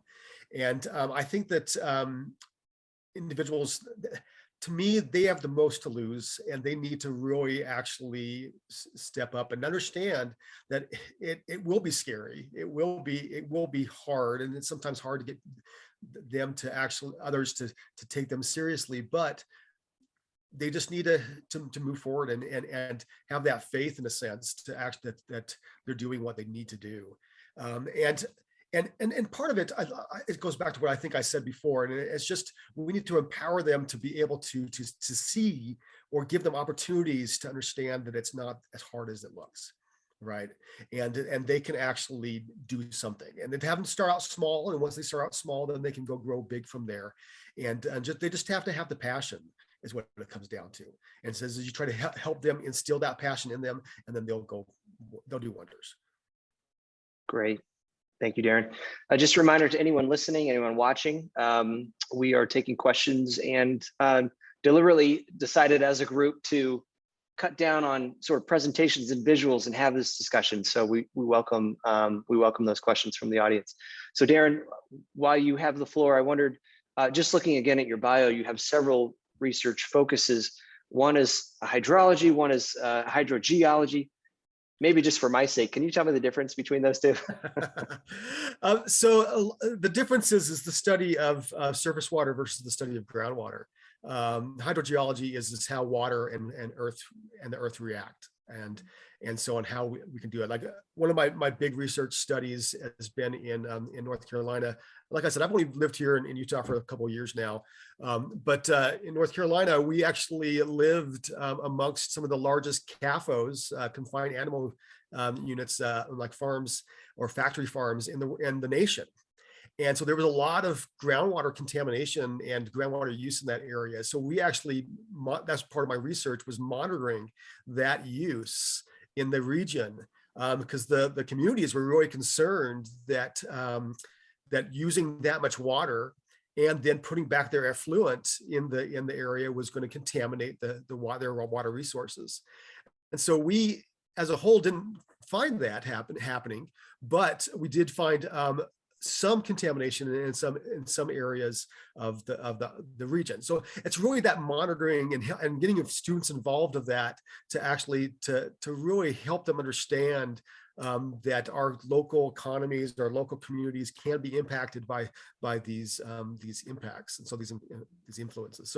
So that's kind of the difference between that. I mean, here with my work here at for hydrology, I do more surface water, but I also do groundwater impacts here as well, looking at groundwater contamination and algal blooms on Utah Lake a little bit as well. But that's the difference there. Gotcha, thanks. On that topic of water, I heard Ban Ki-moon, the former Secretary General of the UN, say once that rather than being, fiery, dominant as a leader, we can often act or look as water. Water is clear, it's colorless, often tasteless, and may be considered very weak in that sense. And yet it's powerful enough to move earth, to douse fire, to carve vast canyons. And we see that nearby in the Grand Canyon here in the United States. Are there parallels to the gospel here and the efforts that any of you are doing around sustainability and stewardship? I'll open that to all three of you, Darren, Sarah, Rachel.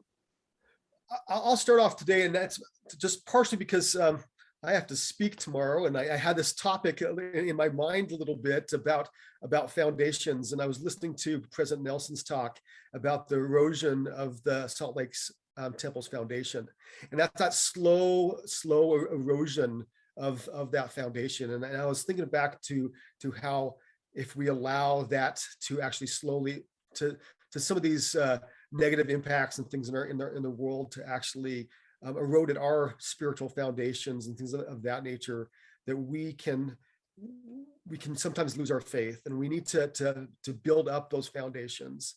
And in the sense of back to climate is the same thing. And we have, even though we might be discouraged by these by naysayers or whatnot, we still need to just kind of do those small, simple things that will then build our foundations to what they should be. Yeah, thank you, Sarah and Rachel. As community leaders, are there gospel concepts that really resonate with you and have some parallels to your efforts around stewardship? Mine's similar to Darren's, and that's the small and simple things, and kind of bringing that into that internal work that we do. Sometimes it can feel discouraging when there's so many setbacks to accomplishing things that we know are important and we know are urgent. And we do need to make great efforts when we can, but we do also need to not run faster than we have strength. We need that self-care. And by the slow incorporation of that, we also are being that light unto the world.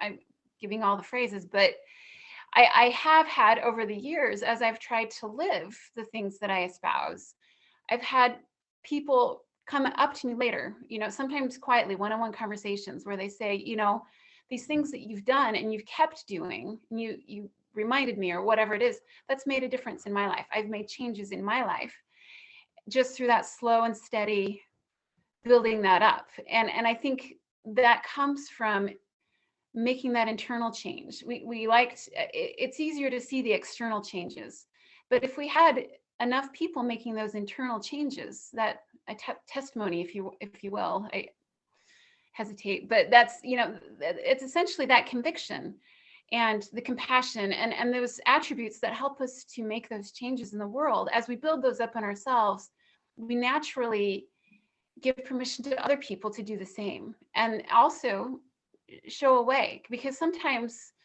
you think I have to have a PhD in hydroecology or whatever it is.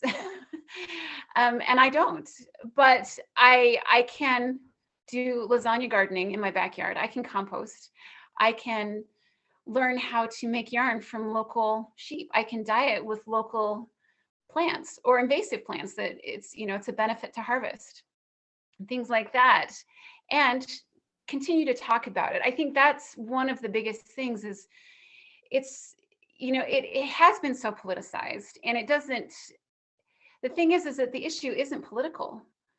Climate change affects all of us. And if we can make it normal to talk about it, and we can talk about it from the different perspectives, like some of the conservative politicians who are concerned about climate, those are ones that I've been trying to give voice to show that it isn't just a democratic issue or a radical leftist, whatever it is.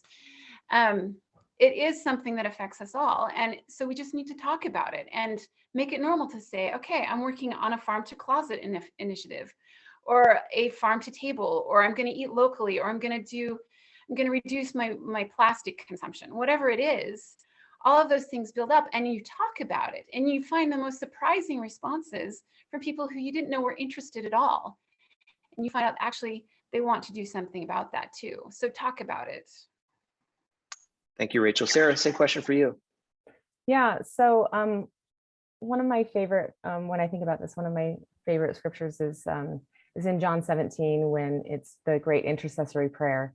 And the phrase that really stands out, and it's repeated in a couple of iterations, that they may be one as we are one. And this concept of unity and communal family through this journey of life. And that's the ultimate goal, is really, that we may be one. And so for me, when it comes to faith, sometimes I have a hard time. I don't see God, I don't see Jesus, but I can see you. I can see my family members. I can see my community members, the people in my ward. And so that makes faith a more present and tangible thing for me. If I'm struggling to feel that closeness to divinity, then I bring that layer of divinity to my everyday life and to the people that I see in every day. And that becomes a way that I can express my faith, is in the small interactions with the people that I meet every day, the family that I serve. And I think that's again, those small steps and those interconnections. And as we become more and more connected and create, from a weak connection to a little bit stronger connection to an even stronger connection, and the more of those that we can make, the closer we can to being that they may be one as we are one. Thank you, Sarah. It looks like we have just about 10 minutes left. So if we have one or two more questions that anyone from the audience would like to ask, please put those into the Q&A box. And as we're having a conversation about conversations, let's talk about messaging for a moment. We've talked about speaking with those around us. Rachel, you and I were on the phone yesterday. I told you I was going to pick up my mom from the airport, and she's so sweet. So we sat in the car together and we talked about COP26 because she's interested in what I'm interested in, right? And so many other things we could have talked about with family and Thanksgiving coming up, but that's what we had our nice long car ride about. I'm just wondering, for anyone listening here, how do we begin to have more of those conversations with those around us? And maybe we could kind of think in terms of top line messaging. Are there one or two statements that have really worked for you in engaging people around this issue? I don't know if I would say maybe. a particular Rachel, go ahead. Oh, sorry. I thought that's what you said. I don't know about Go ahead, a particular statement, but I think just staying aware of the different endeavors that other people are working on across the spectrum. And then you always have something to talk about, and then you can meet people where they are again. And then just reading books, listening to podcasts, all of those things will give you some of the current things that are part of the conversation and knowing where it's going, because the environmental conversation that's happening now is not the same as it was 10 years ago or 20 years ago. It's changing. And if you can have that variety of lead-ins, then you can meet them where they are. So sometimes it's just a question of, you know, hobby. Like knitting is actually a really easy one for me because people are always saying, oh, I want to knit or I want to do wood carving, but I don't know how, it's too hard.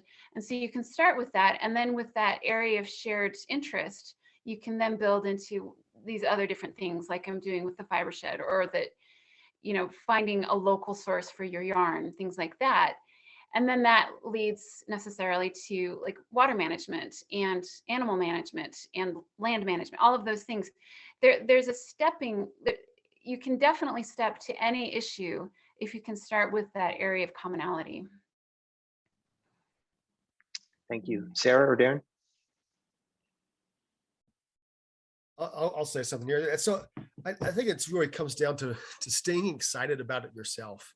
I mean, I have sometimes people say, hey, Darren, what are you up to? And then like, oh, I went to Geneva Steel the other day and I was so excited. Look at all these pictures and all that kind of stuff. And if they see your excitement and like, well, why were you there? I'm like, well, I'm studying the groundwater there. And so to actually just tell them and to explain it to them, and then they start asking questions and you can talk to them about what they could do. And it really, you just have to have that excitement, right? And if, as long as you keep that up and when you talk to people, just be a natural. I mean, if you naturally want to talk about those things, they're going to come up. And I think that's just keep them in your mind, keep them in. If somebody asks you how you're doing, I'm like, oh, I took this awesome hike the other day and the beauty of God around me was so evident, right? And so just, there's so many things that you could do. And thank you, Darren. Thank you, Sarah. Yeah, so this is something that I've been working on, again, looking at the political background and the challenges that perhaps we have in having these conversations. At least in this region, obviously around the world, you're going to have a different political landscape. But here we've had some challenge trying to identify common language that we can move forward. And so one thing that I like to point out is that the word conservative and the word conservation are only two letters different. So like at the root of the word itself, there's so much in common. And then to try to identify something that is perhaps well known and established among a certain political ideologies, take, for example, fiscal, looking at our fiscal resources and being conservative with our fiscal resources and not spend too much, not take too much, and be efficient and wise with what we do take, and then translating that to natural resources. The concept is the same. Don't take too much, don't spend too much, and be efficient and wise with those natural resources that we do have. And so trying to identify the various, again, the underlying values and how they're manifest, and then find how we can shape the conversation using that existing understanding and value set. Thank you so much. In just the few minutes we have left, perhaps we could turn it back to each of you for a final statement. There's so much that we didn't talk about. You all have such impressive bios. You've traveled internationally. You're deeply immersed in your fields, your leaders. Darren, you and I talked quite a bit about your work with the Navajo Nation. It's just so fascinating. So whatever you'd like to kind of end with, leave us with a challenge or maybe a message of hope. And we'll turn it to you guys and then back over to Mark. Sarah, we started with you at the beginning. Let's end with you. Do you want to take that question first? You bet. So when I was thinking about this, thinking back to kind of the experiences perhaps that I've had along the way that have contributed to the work that I do now, and my connection with my faith, I recall a time when I grew up, I loved girls' camp. I was a leader when I was younger, and then later when I was a mom, I was fortunate to serve as the girls' camp director in our ward for 3 years. And just the sacred nature of that environment. Anyway, so I recall one time when we were up there and we had a campfire, and the girls had gone to bed, and I was monitoring the campfire as it died down. And it was quiet and it was peaceful, and it smells good. We've got the forest around you. And then it was a clear sky, and the stars were there and the dying embers. And I thought to myself, this is the perfect moment for the heavens to open and for me to have this transcendent spiritual experience. I'm ready. And I thought that this camp setting right there would be just perfect for it. And so I waited and waited, and nothing happened. And so it's interesting that I have this memory of nothing happening, and how pivotal that was for me to, again, reshape my perspective and how I approach life, and trying to celebrate the sacred in the everyday. And again, bring that concept of divinity to a more tangible present in my life. One of these days, I'm going to have that transcendent spiritual experience. But in the meantime, there's plenty of work, and there's plenty of divinity to experience in my day-to-day life. And so again, in this conversation with environment, we talk about going off to these amazing, beautiful places that we have, and I definitely encourage us all to do that. But at the same time, not everybody is privileged to take a trip to a national park, for example, and to reconnect with our natural environments where we live, in our neighborhoods, and perhaps connect and take a walk in our own neighborhoods and connect with those environments, those built environments that we have, and look at how we can contribute to healing within our own communities, both in the natural environment and within the people and the communities and our neighbors that we live by and serve every day. Thank you, Sarah. That's great. That's a guiding principle for me too, is to see the divinity around me and any of the people around me, right? And the gospel does such a good job of instilling us with, with that appreciation of the divinity within us and the potential for each of us. That's really beautiful. I love this poem by Elizabeth Barrett Browning. She says, "Earth's crammed with heaven and every common bush afire with God, but only he who sees takes off his shoes. The rest sit round and pluck back berries." There is such beauty all around us in the people as well. And thank you for sharing that. Let's go to Darren, and then we'll end with Rachel. So as Sarah was talking there, I was reflected back to an experience that I had around a campfire once, and I wanted to discuss kind of the same kind of thing. I've had the blessed opportunity to take students out in the field a lot. I remember once where I took a group of like 10 students from North Carolina all the way out to the Grand Canyon, and we drove around all the 5 national parks here in Utah, and I remember one night we were there, and this one student specifically who was I knew they were atheists. They've talked to me about it many times, and they knew at the time I was a bishop, and he knew that and he knew what I did, and so he asked me, he says, how can you believe in a God, right? And we were sitting there around the campfire, and I was like, you've been to all these places that we've been in the last couple of days, and I say I can't believe that there's not one. I mean, there's the beauty that we see here, the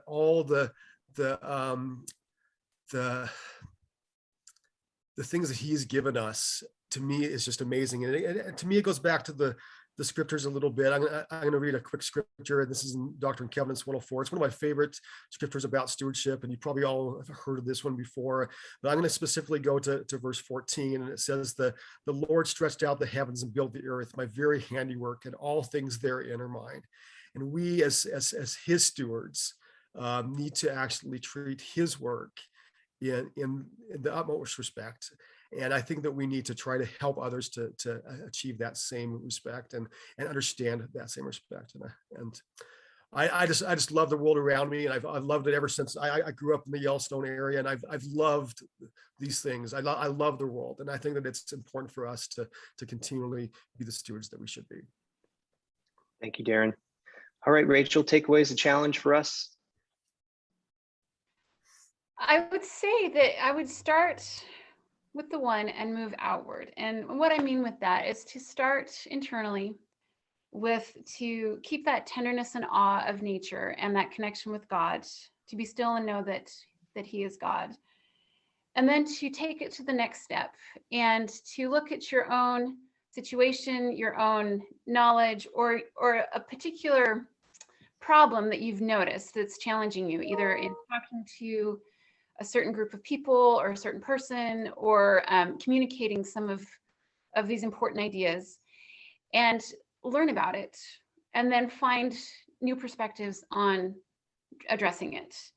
And then the third step would then be to take it another step further and to reach out to a community that you haven't worked with, either one that's working within the environmental cause, but is taking a different angle or has a different perspective on it, learn from them and help them, or to reach out to that community that has been resistant to the urgency or the knowledge that we know of what needs to be done here, and find a way to connect with them. And so that you're nurturing that from both that connection that you have with nature and God, and that overarching sense of purpose to what you do in your own life and how can you reach out to community. And I think that balance is what we need to be most effective. Thank you so much, Rachel. And thank you to all of you. Thank you to Sarah and Darren and Rachel. Our time is up. If we were all in person, we would have everyone give you a round of applause. But thank you again, and we'll turn the time back over to Mark. Wow, that was powerful. Thank you so much, Raymond, Darren, Rachel, and Sarah. You are doing amazing work, and I'm inspired. I think we're all inspired by what you're doing.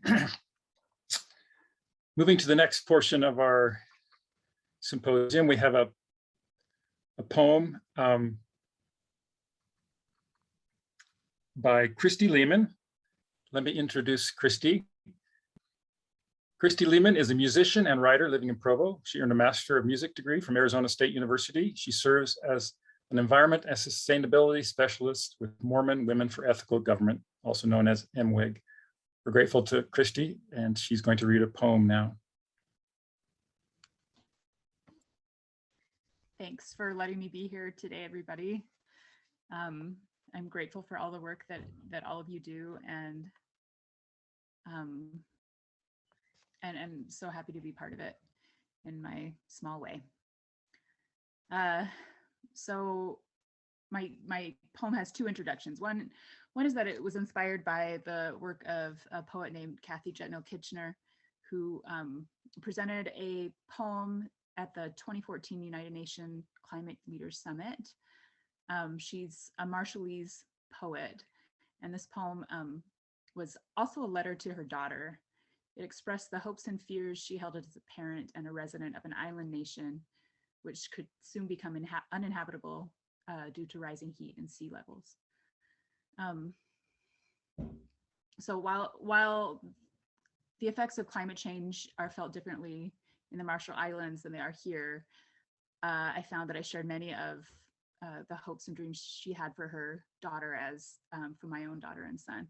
So I wrote this poem inspired by that, and I also wrote it on the occasion of the September Fridays for Future March in Salt Lake, and I read it at that march. So it's less of a poem, more of a kind of a prose essay poem thing, but I'm happy to share it with you today. Dear 13-year-old animal-loving daughter, dear 16-year-old justice-loving son, before I grew taller than my mother, I played in fields where Exxon and Texaco had replaced wild grass with puddles of tar and jumbles of tumbleweeds. Dirt roads, one for every oil pump, cross-hatched the land like elk trails, but the elk had gone years ago when the lake had gone. Rich land it was, though the people who worked it were not. They knew drought and they knew heat, but they did not know that the sulfurous smell of money drifting among the company-built houses, the football game spectators, the children on the playground was something that would bring more drought, more heat, not just to them, but to everyone. The rich companies on that rich land knew, but they didn't care. So the land got hotter. Dear son, dear daughter, when I was newly long-legged as you are, I read about a hole in the ozone layer and stopped using hairspray. Soon the leaders came together and agreed to stitch the ozone closed like a hole in a quilt. When I read that our planet was warming, I waited for the world to come together again. In the meantime, I wore beads and parted my hair in the middle and learned to recycle. But the world did not come together. Cooling it seemed too hard, cost too many dollars. Our leaders knew what had to be done, but they did not believe it, so the earth grew hotter. Daughter and son, when you were small, it was all I could do to keep you safe from tricycle crashes and swallowed nickels. Warming loomed at the edge of sleep. In January weather, hot enough for swimming. In California's red smoke fire skies. I hid my worry in recycling bins and organic tomato sandwiches. Meanwhile, the air choked, the sea drowned, farmlands dried, and our leaders built railroads and pipelines to hasten the movement of pollution. As they built, they sang the lying tune worms of the comfortable rich. The science isn't settled. Change is too hard, too many dollars. So the world grew hotter. My son, my daughter, last year when you were newly long-legged, newly grown, doctors dripped poison into my veins to rescue me from cancer.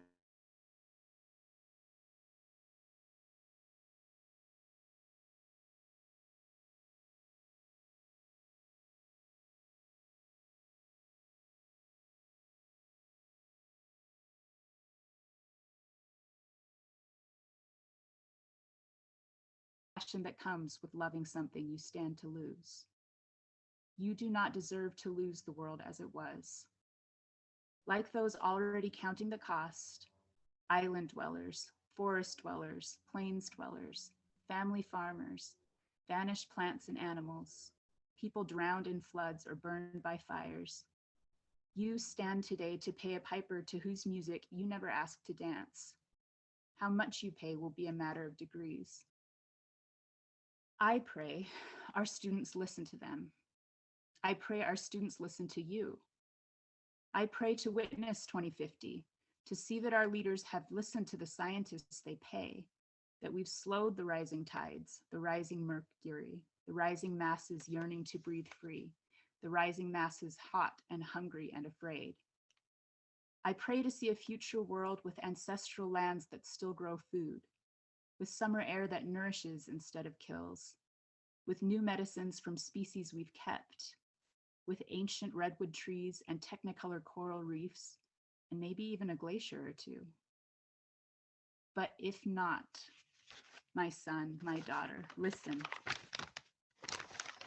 If our leaders have ignored us, or if I'm not there to witness, I want you to remember you and your mother were together here today.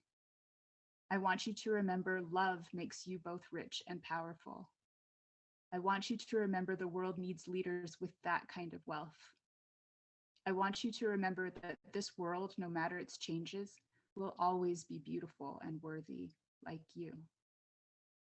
I want you to remember the sure hope for a better world, which we hold in all our clasped hands today, as we stand in the presence of mountains, in the warm sun at the end, or maybe the beginning of a long, long summer. Thank you.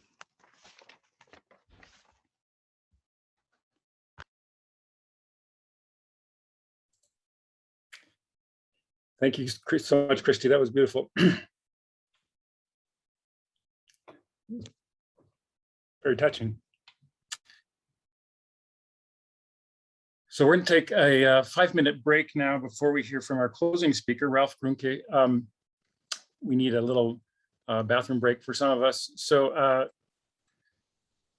stay with us and we will be back in 4 or 5 minutes. Thank you. And by the way, I think we lost the audio for part of Christie's poetry reading. So we will make sure that we get a full recording of that reading of her poem posted on our YouTube channel. We might have to re-record that, but it's a powerful poem and we want to do it full justice. So we will make sure that that is complete on the recording that we provide. So a quick 4-minute break.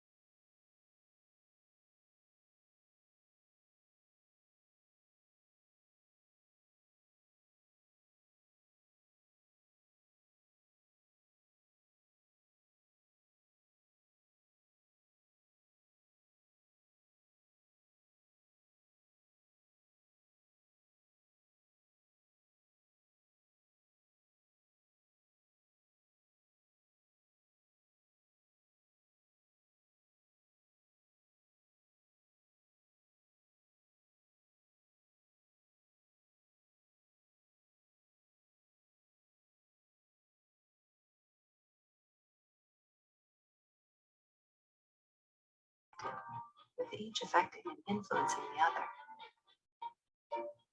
is intended to be pleasing, to enliven our minds and our spirits. We depend on its bounty. When the earth thrives, we thrive too. Our responsibility is to take care of and cherish our home. We are stewards, not owners. The beauty of God's creations is a gift to humankind. And if we preserve these special places in their unspoiled state, they will silently, eloquently witness of our God and inspire us onward and upward.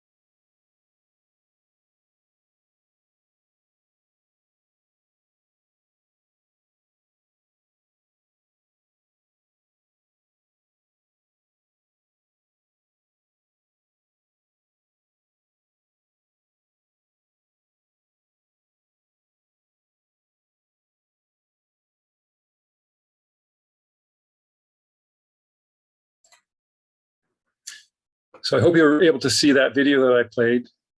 That's created by the Church of Jesus Christ of Latter-day Saints. It's called Our Home. You can find it online by typing in LDS Our Home video or something like that. And I encourage you to watch it again and share it as an example of what our doctrine teaches about valuing this earth caring for the earth, appreciating the earth, and by and the next step would be caring for the earth, which is what we're talking about today. I also want to encourage you to go to our social media platform, especially Twitter. We've had our intern Heidi Wilding posting quotes from this meeting today on Twitter. And you can follow us there at Mormon Stewards, at Mormon Stewards. That's our hashtag also on Instagram.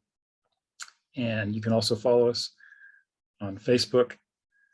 And consider joining MESA by going to our website. Let me make sure I got it right here.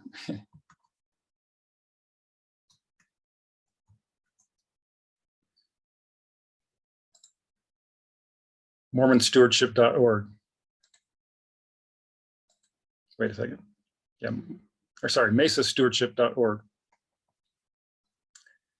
All right, so continuing on with our symposium, thank you so much for everyone for your presentations and your questions, the poems. This has been wonderful. Our concluding speaker, let me grab my notes here, is Rolf Grunke. Pardon my pronunciation. Willkommen, Rolf. Rolf is a veteran environmental activist with 35 years of experience in campaigning and grassroots mobilization. As a teenager, he started a neighborhood initiative to save a local playground from development as a parking lot. Today, he belongs to the leadership of his county chapter of Friends of the Earth and of the Ecological Democratic Party's National Caucus on Democracy, Foreign Policy, and Europe. A former city council member, he is co-founder and spokesperson for the Future Initiative Niederau, a local political watchdog, and serves as chair of LDS Earth Stewardship in Germany. He obtained a PhD in political science from Chemnitz University of Technology and published a monograph on environmental issue advocacy in the United States. Rolf is a third-generation Latter-day Saint and served as a full-time missionary in England and as a bishop. He and his wife Emily reside in a small townhouse in Niederau, Germany. They are the parents of 3 children. Thank you, Ralph, for joining us all the way from Europe, I believe. We'll turn the time to you. Well, thank you very much. I feel very honored by your invitation. I'm also very sorry that I have been unable to follow what I'm sure was or has been a great symposium. I've had a busy day, as some of you may or may not know. And all of Germany is commemorating 1,700 years of Jewish culture and presence on German soil. And I've been heavily involved in some local activities. I watched and opened an exhibit today on the darkest chapter of German history on the Holocaust. Thank you very much also for this very kind introduction, Mark. I think no one has ever done a better job, a finer job summarizing my qualification than my wife did when we were still newlyweds. My wife is a US citizen. We started off our marriage 26 years ago in the United States. And I think it was only 2-3 days into our marriage when she turned to me and told me, well, honey, I've always had a weakness for big, dumb guys with foreign accents. And I qualify for all of the above. Let me share a few thoughts for you today, and I apologize if there's any redundancy because, as I just mentioned, I have not been able to follow any of the other presentations. I hope the sharing my screen works, and I have somewhat of an odd title, which you can see on the screen right here. It's about a rundown playground and an argument with my seminary teacher. But let me give you a little bit of an idea of how my political and environmental activism started. I grew up in a small town nearby Nuremberg in southern Germany, in Erlangen, in a working class family, in a small apartment. I was christened Lutheran. This is the Lutheran church where I was christened as a newborn. At the age of 5, when I was 5, my parents joined the Church of Jesus Christ of Latter-day Saints. So I was baptized at the age of 8 and grew up in a somewhat sheltered environment and in an apolitical home. Politics weren't really discussed. At my home, I grew up mostly spending my time playing football, as we call it over here. You would say soccer. And when I was a child and a teenager, I was convinced that one day I was going to grow up to become a ringmaster at a circus. None of those two plans, becoming a professional footballer or a ringmaster, panned out. But then when I was 13, almost 14, there were 10 seconds that pretty much changed my life forever. And I don't know if you can hear the sound of this 10-second news clip from a German news program. But even if you can't, I added subtitles, so it should work.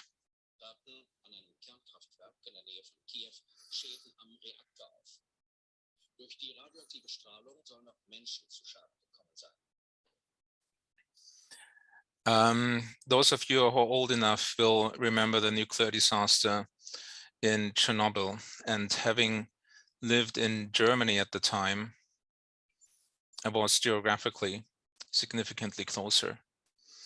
And it changed my day-to-day routine, which didn't seem to be all that sheltered after all. I spent much of my afternoons after school in this particular spot.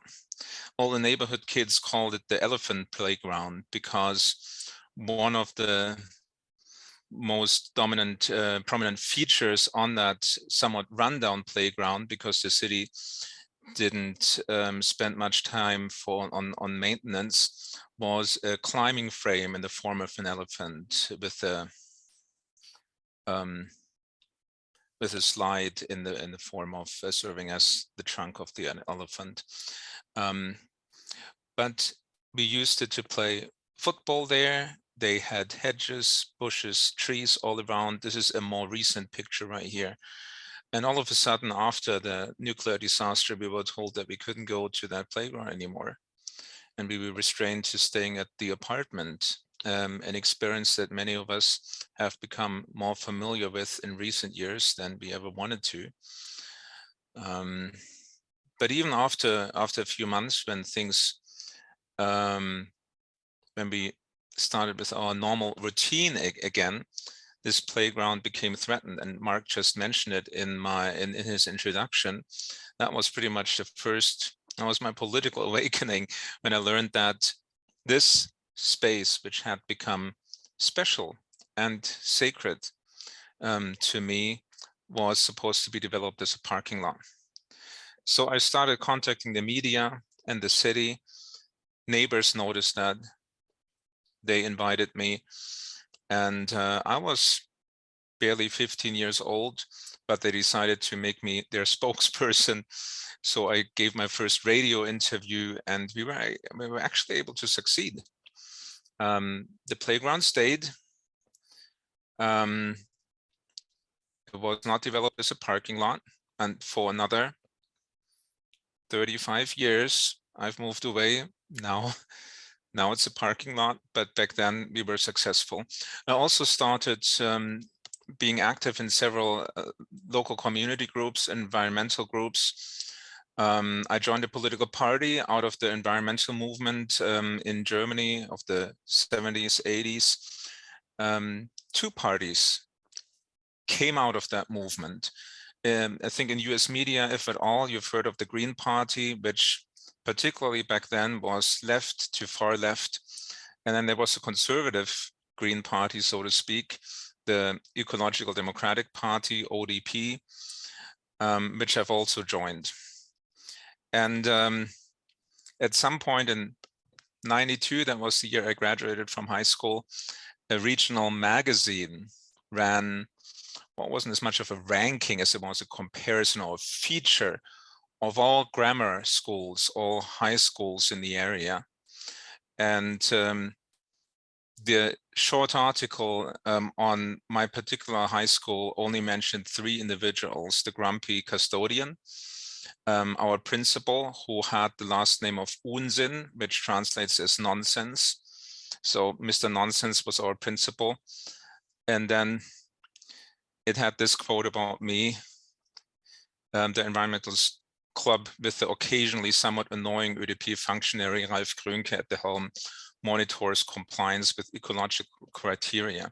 I was quite pleased with with that assessment, and I think my wife and my children would still confirm that it seems like I do find some pleasure in being occasionally somewhat annoying, and at least part of the time, not just for the fun of it, but because if you want to get things done and get things changed, you sometimes need to be in the place of others, in the way of others, and you sometimes have to propose new ideas that aren't easy to accept for people who are accustomed to other ways of thinking. Anyway, that being annoying was also something that members of my board could attest to. One of them being my seminary teacher. I remember one particular lesson on the Doctrine and Covenants. She shared this scripture with us one day from Doctrine and Covenants, section 104, verse 17. For the earth is full and there's enough to spare. Yea, I prepared all things and have given unto the children of men to be agents unto themselves.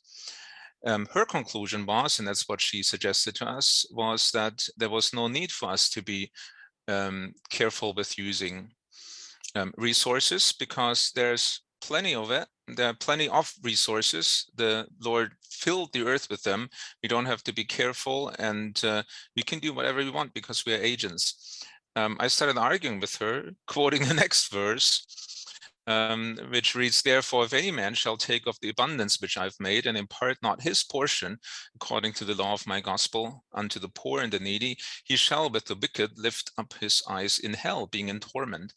Now, I may not be a theologian, but it seems to me like both well, the Old Testament, certainly the New Testament, but also the scriptures of the Restoration have coded language when it comes to commandments. Certain commandments, such as thou shalt honor thy father and thy mother, are coded and highlighted as key commandments by connecting them to specific blessings promised for obedience to those commandments. And in some other cases, certain condemnation is promised if those commandments aren't followed, and that's the case right here. I do remember thinking about how we simply couldn't continue to live, act, and run our economy the way we did, because it was placing a threat to many. That's what I learned through the Chernobyl disaster.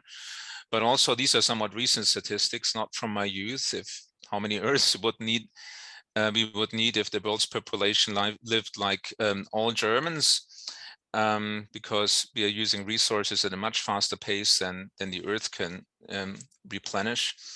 We would need 3.2 Earths if the entire world lived and consumed like Germans did, or 4.6 Earths if we all lived and consumed like US Americans did. And this is according to the Global Footprint Network. But this discussion with my seminary teacher drove me to the scriptures. And I've found a wealth of ecological wisdom, such as this scripture, but it is not given that one man should possess that which is above another, wherefore the world lieth in sin. I also remember a hymn. Some of the German hymns weren't really a translation of the English originals, but whoever wrote the German lyrics came up with a completely new text, such as the case with the German version of In Our Lovely Deseret, which is no longer found in the German hymn book. But it wasn't the greatest poetry I've ever come across. And admittedly, as a teenager, my buddies in my branch and I often made fun of this song. The chorus reads, "Blow the moderation trumpet." The entire lyrics emphasize and recommend a lifestyle of being plain, sober, controlling yourself, not using too many resources. While I made fun of it back then, it also contributed to my understanding of what a Latter-day Saint should do. And then, of course, my favorite scripture from Doctrine and Covenants 59, verses 18 and 20. Yea, all things which come of the earth in the season thereof are made for the benefit and the use of man, both to please the eye and to gladden the heart, yea, for food and for raiment, for taste and for smell, to strengthen the body and to enliven the soul. And it pleaseth God that he hath given all these things unto man, for unto this end were they made to be used with judgment, not to excess, neither by extortion. Now, when I received the invitation to talk to you, to speak to you today, I was also asked if I had contributed to any policy changes. Now, I'm active for a very small party, for a minor party, and I'm not a full-time politician. But my party has had some success. One of the greatest successes outside of Parliament was a referendum titled Rettet die Bienen, Save the Bees, in the state of Bavaria. You see some of the key features here. I don't have to read all the bullet points to you, but it significantly changed environmental law as it relates to forestry and to farming in the state. And it was a great success. Actually, the most successful referendum by means of participation and support of any post-World War II in Germany. Now, when it comes to my specific influence, and not just my party's influence, let me give you another example of what I've been involved with during the last few years. 16 years ago, I moved to a new community. I was recruited for a job in Frankfurt, moved to a small town outside of Frankfurt by the name of Nidderau, which is a merger of smaller, formerly independent municipalities, villages, and towns. And at the very center of that town or city, it does have city status. Well, we had a town center, which had a unique look, I thought, when I first moved there, because it was a field, it was farmland. And I thought that emphasized the rural nature and atmosphere of our community. It was right across from a high school and a movie theater and the public swimming pool. And I wanted to stay farmland, but there were plans to build a strip mall on it. Now, this, I thought, was a significant issue. We do have a scarcity of farmland in the state and in our country. This caused there to be a historic partnership of the Farmers Association and Friends of the Earth, which, by the way, is the most influential environmental organization in Germany. And they partnered to lobby against sealing and building and on farmland and losing more farmland.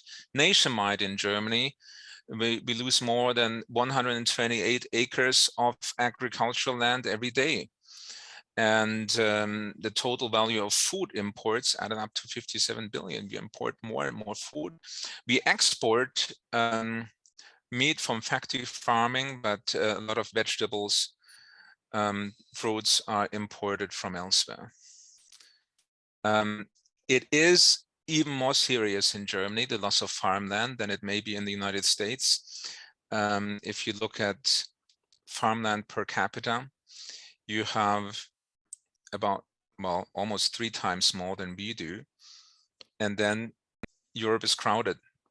If you look at density right here, just comparing Utah and Germany, we may be slightly larger than the state of Utah area-wise, but you can see that we have a much higher density. So farmland is very valuable. So I thought about what I could do to save that farmland and decided to run for the city council, and this time not for my much smaller little ecological democratic party, but I contacted the Green Party and offered them to run for them. Now, without going into details of German local election law, municipal election law, which is probably the most complex anywhere in the world, it is impossible to run as an independent. You always have to run on a party list. And they needed to fill a list. That's why they agreed to have a somewhat conservative environmentalist run for them, even though they're more of a leftist party. And I was on place 4.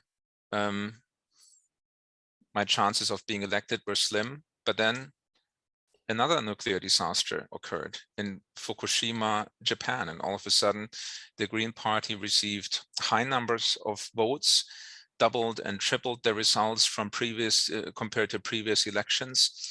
Something that also helped that you may or may not want to be aware of is that our city and town councils are parliament sized. Comparing Salt Lake City with a population of somewhat 200,000, sorry, I missed a 0 there, compared to 20,000 in where I live in Nidderau. Salt Lake City has 7 council members. By the way, one of the recently elected council members is Daryl Mano, my wife's cousin. Congratulations if in case he watches this. Nidderau has 37 council members. So what does that mean? I mean, what did that mean for me, for us being elected alongside with 6 other members of the Green Party to the council? In order to have any influence, parties usually form coalition governments, as they do in state or national parliaments. So we formed a coalition government with Social Democrats who were behind the idea of building a strip mall on farmland. And I learned that politics is always a matter of compromising. This is the result. Remember the field from a few minutes ago. This is the strip mall that's been there for a few years now. I took a picture of it yesterday. But there are a few things that I personally was able to push for and see happen. Otherwise, I would have refused to cooperate and go along. And this is probably, it's still painful for me to see the strip mall there. But at least there's a landscape green belt to the neighborhood, and all residential buildings meet passive house requirements. I've learned in preparing for this presentation that passive house is not a commonly known term in the United States. It originated, the idea, the concept in Germany, is used in various European countries. It's an ultra energy efficient building standard that requires the houses to use very little, if any, heating. Heating in the house is primarily provided for by human bodies. So if it's a little cold, you just invite some guests over and you have it warm again. Well, anyway, so there were some successes there. I do want to have a little time to discuss what I've learned and what I've experienced with you. But in summary, 3 lessons learned throughout my, it's been 35 years of environmental campaigning as a Latter-day Saint in Germany. First, dare to be occasionally somewhat annoying. Sometimes as Latter-day Saints, we just want to be kind, but you can be kind and annoying at the same time. Lesson number 2, the scriptures of the Restoration maybe much greener than you think. And I added a link there. I can maybe put the link in the chat too, to the church's official newsroom in the United Kingdom.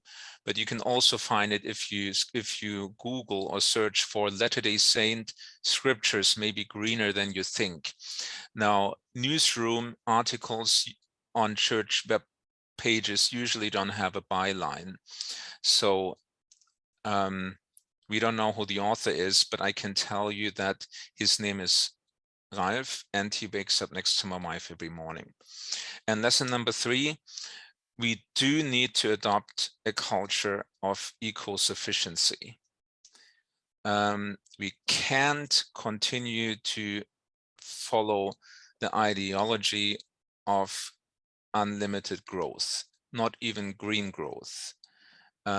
We have by far exceeded the limits of what we can do to this planet, particularly in the 2 countries that we live in. I don't know if this symposium is being watched by people from other countries. It's irresponsible, and as we learned from the Doctrine and Covenants, it's inherently evil. On this lovely note, let me just share a few ways for you to connect with me, to contact me. I'll leave this up for just a minute or so, and I'm very happy to entertain any ideas, thoughts, questions, harsh criticism, anything you feel like articulating. Thank you very much. Thank you, Ralph. Danke. That was a great message. We'll wait for a minute to see if there's any questions or comments in the chat. I'll just start with the question. Do you feel that you have like-minded Latter-day Saint members of the church in your community or in your country? I do feel like that. I do get that impression. I've noticed that there are significant cultural differences within church culture, comparing not only Utah to California, where my wife grew up, but also Utah to Germany. When here in speaking to fellow Latter-day Saints in Germany, I'm not hesitant at all to label myself an environmentalist, and it doesn't cause anyone to raise his or her eyebrows if I do. Most people agree that shouldn't we all be, and well, not all environmental activists may have to be Latter-day Saints, but all Latter-day Saints certainly, if they take the Book of Mormon and the Doctrine and Covenants seriously, must be environmental activists. If they don't like to label themselves as that, call it something else, call it stewards and earth stewardship, but we certainly have an obvious responsibility to be kind to God's creation. I'm glad to hear that. I'm glad that you feel that there are other people who share your desire to appreciate and protect the earth. That's in Europe, at least, or in Germany. We have some of that in the United States, but there's also some resistance as well. Somebody else asked the question, how do you keep from getting discouraged when so little of what you work for sees long-lasting results?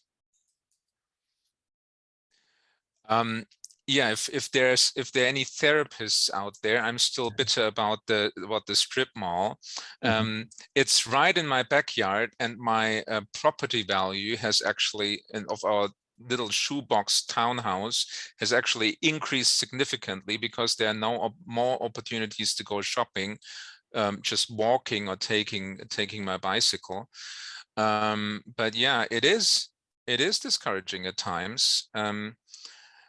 But it's not always about the results, but it's about moving forward, doing what you know is the right thing to do, And as a Latter-day Saint, and I think with this audience, I may use some of that terminology, following the Spirit, trying to find my way, trying to find out what my mission is supposed to be and how I can make a difference.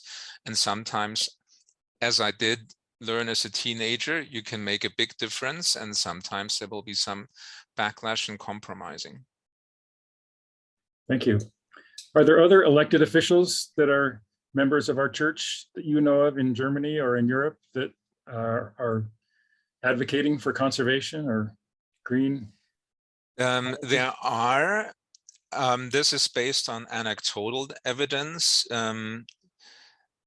I am unaware of any studies conducted on environmental or political attitudes and affiliation of Latter-day Saints over here in Europe, but I am aware of several elected officials, and some of them affiliated with either my party or our big sister, the Green Party, even in responsible positions. It's interesting to see that particularly those who are active in larger parties sometimes prefer not to disclose their religious affiliation.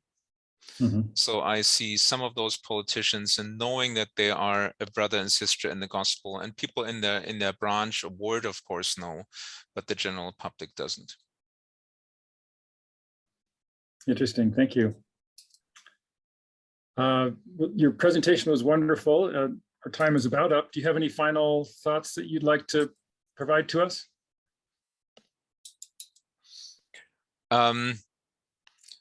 Well, eco-sufficiency begins with ourselves.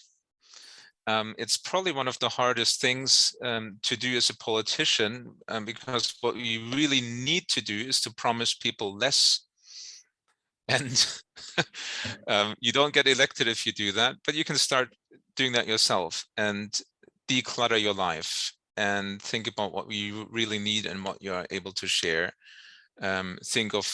Discover what your portion is, as it says in the Doctrine and Covenants. Thank you, that's great advice. Just so you know, many of the previous speakers today referenced Doctrine and Covenants 104. That section is obviously a powerful one and an inspiration to many of us as far as appreciating the earth and recognizing that we need to be good stewards. So you'll be glad to hear that that was referenced multiple times. And I encourage you and everyone to go back and watch the sessions that you did not see. They were really good. They were really inspiring. So thank you, Rolf. Danke. Is that the right way to say it? Danke. It is. Bitte schön. Yeah. By the way, I was in Italy as a missionary during Chernobyl, and yeah, it was a little bit of a disconcerting time. Don't know what the long-term effects were of me drinking milk with nuclear fallout, but radioactive material, but I'm still healthy for now. Thank you again, Rolf.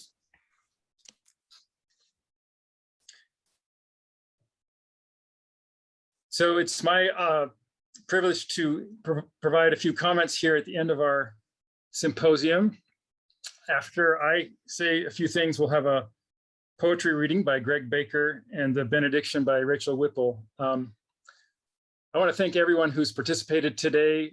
I want to especially thank Soren Simonson, who did the bulk of the work in organizing this event. He's on the board of the Mormon Environmental Stewardship Alliance. We want to encourage you to follow us on social media at Mormon Stewards, and go to our webpage, mesastewardship.org, and get more familiar with our work and get engaged. I just want to provide a few comments about the symposium. We had about 45 people, I think was close to the peak number of people watching today, and that's great. 45 people were taught and inspired, but there are thousands and millions who did not hear these great messages. So I encourage you, when they become available on our YouTube channel, to share them with your friends and family and ward members and other church members that you know locally and around the world. The great thing about technology now is that we can easily share things around the world. And what a gift it was to be able to have Rolf participate today from Germany, from around the globe. So let's take advantage of this technology to share the message.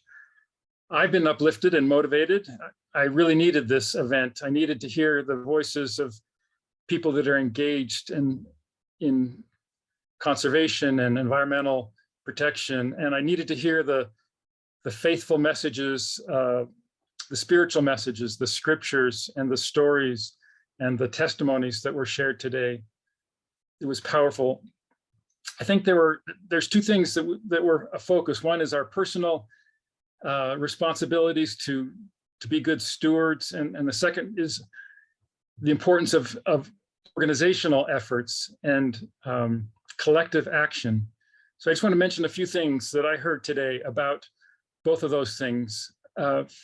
First of all, individually, we need to stay hopeful and not get discouraged. We need to make the small steps that will become bigger steps. We need to start internally and build out from there. I think sometimes our efforts don't make much of a difference in terms of protecting the environment, but they are a learning process. As we learn to act and to be better stewards, we can take that learning and that knowledge and apply it in other spheres of our life, especially as we get older and have more influence or more opportunity to shape how organizations, whether it's businesses or the church or government, operate. And we can scale up what we have learned through our processes of personal action. I learned today the importance of living in a manner that people will respect me, and so that my ideas will be respected and my actions will be followed. I learned about the importance of knowing the gospel and the scriptures and finding the messages of stewardship in the gospel and in the scriptures. I shared in the chat the website that Ralph just mentioned about how the LDS scriptures are greener than we think. So let's learn those scriptures. We heard a lot about Doctrine and Covenants 104. Let's all go study that one again today.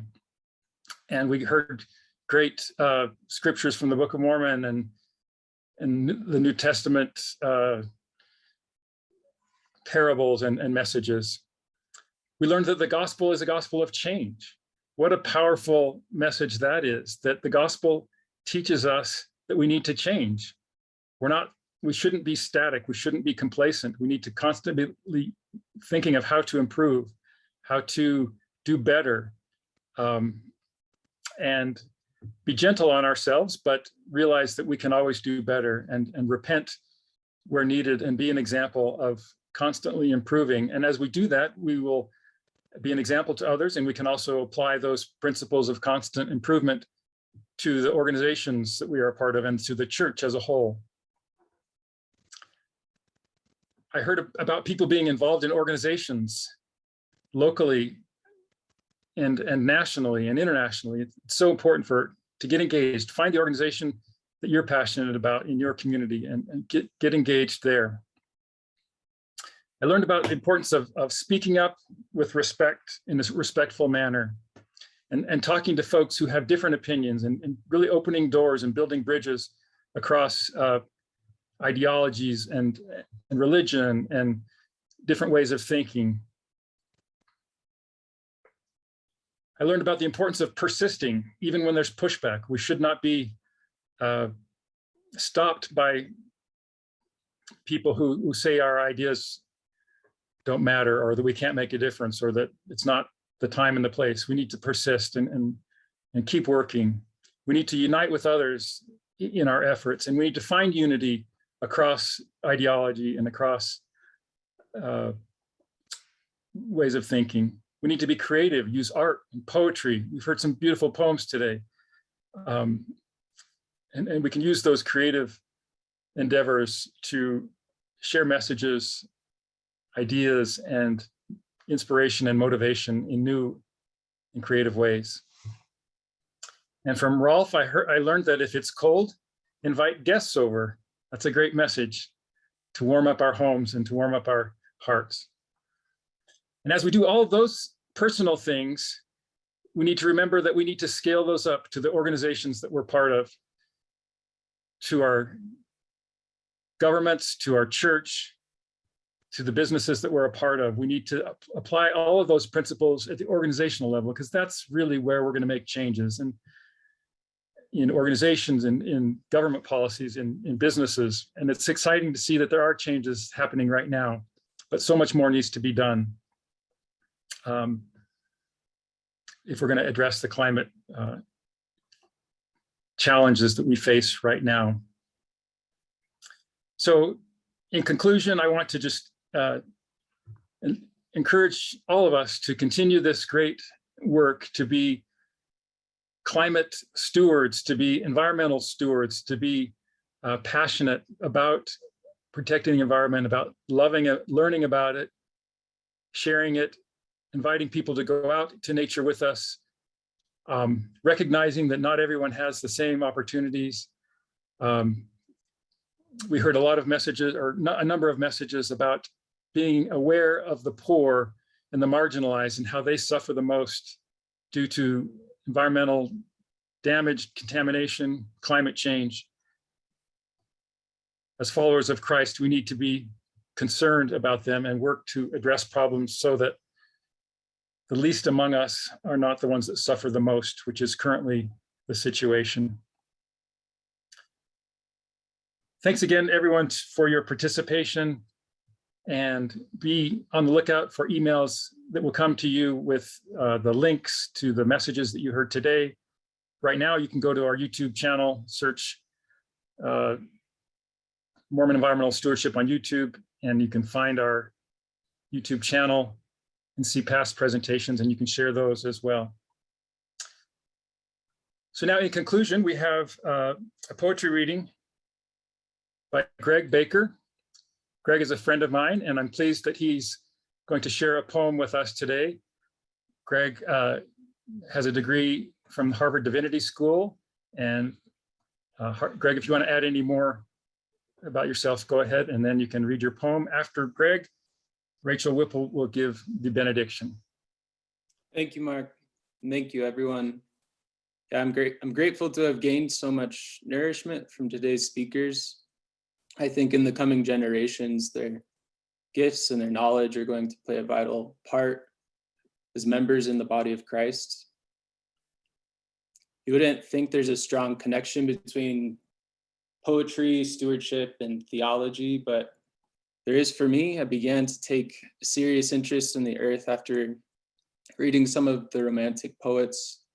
To think of Wordsworth, Coleridge, Keats, whose love and praise of nature helped me find spiritual inspiration in and through the beauty of God's creation. I hoped this poem would reflect the sense that the beauty of God's handiwork is worth hoping for and definitely worth fighting for. It's called 21 May 2021. We might sew the world together and wear it close to keep warm. If anxious moderns pray and reap, if rock is cleft by flower roots, let's save it all and us for keep. We might think where love is true, where words can lie in uselessness.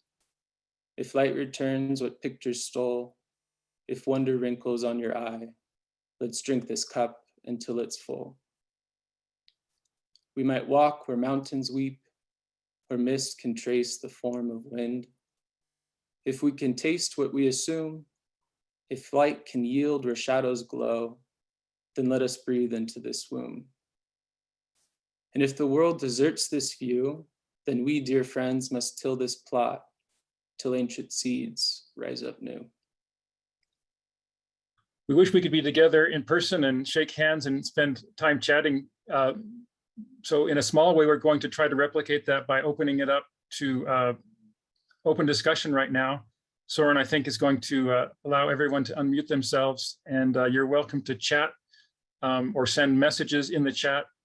If you're not familiar with the chat feature, you can send a message to an individual or to the entire group. So feel free to unmute yourself, and you could ask questions of each other, of the poets, of the speakers. And thank you again for your participation and your attendance. And we'd love to hear feedback from you about what you think went well and what we could improve upon for our next symposium in 2022 and for our firesides that we have about every other month.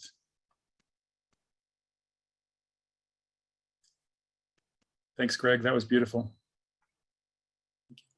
I just wanted to say thank you for this entire thing. It has been the best morning to be able to sit back and listen to this and have all of this wash over me. So thank you for organizing this, and thank you to everyone who put in time to prepare and to participate. Thank you. Greg, do you want to say anything about how that poem came to be? Yeah, it was written as a love poem to my wife as well as the earth, and I came to love nature sort of concurrent with the time I fell in love with my wife, and so the two are closely connected, and the poem was a result of that.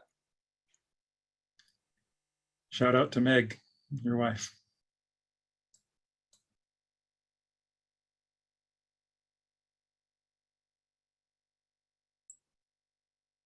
I was just wondering if anyone got the Church News article information from Ralph Grumke. I started it and then it disappeared. Yeah, I put it in the chat. You mean the web page? No, the Church News article in Great Britain. The scriptures are greener than you think? Yeah, that's it. Was that the rest of it? The scriptures are greener than you think? Yeah, it's a... Did it say LDS scriptures or just the... Well, it's a website and I put it in the chat. I'll post it again for you right now. Thank you. One of the, my wife and I belong here in Northern California to a group called ADAPT. Some of you are familiar with the idea that the most likely choice we will have in the future is that we will need to adapt. We had a recent Zoom cast on the work that we're doing, and one of the perspectives that we arrived at is that whatever choice we have in the future, whatever choice or choices that will be left to us, and some of them, it seems to me, are really quite radical and dire, given what's gone on or hasn't gone on in the recent conference in Europe, and whether or not it's the mitigation and the acceptance, the choices. It seems that the one choice that we will always have is the choice to love. We may, in fact, be inundated by floods and fires and other kind of climate chaos and calamity, but we will have the choice of loving one another. The people who speak about somehow intervention by the heavens need to remember that God didn't stop the flood, and humanity had to learn what it had to learn from that deluge.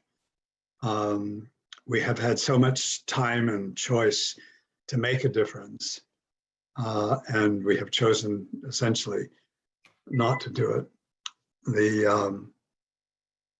Those of us who are part of the Latter-day Saint community and tradition, it seems to me, if there is such a thing as we believe in the restoration of all things, then the restoration of the wisdom of the past, the restoration of the lessons from Jesus, the restoration of the wisdom of the prophets, whatever else we do, that wisdom and that that choice to love one another will ultimately be our ultimate choice. Beautiful. I think there's a poem in the making there, Bob. I just really appreciate all of the people in this small community. It should, someone said there should have been thousands, hundreds of thousands, but I guide my life somewhat by what Mother Teresa said: we can do no great things, only small things with great love.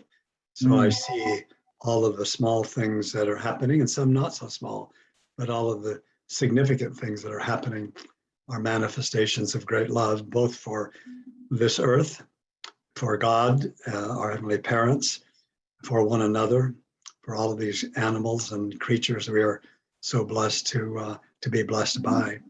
So we will always have the choice to love. Beautiful.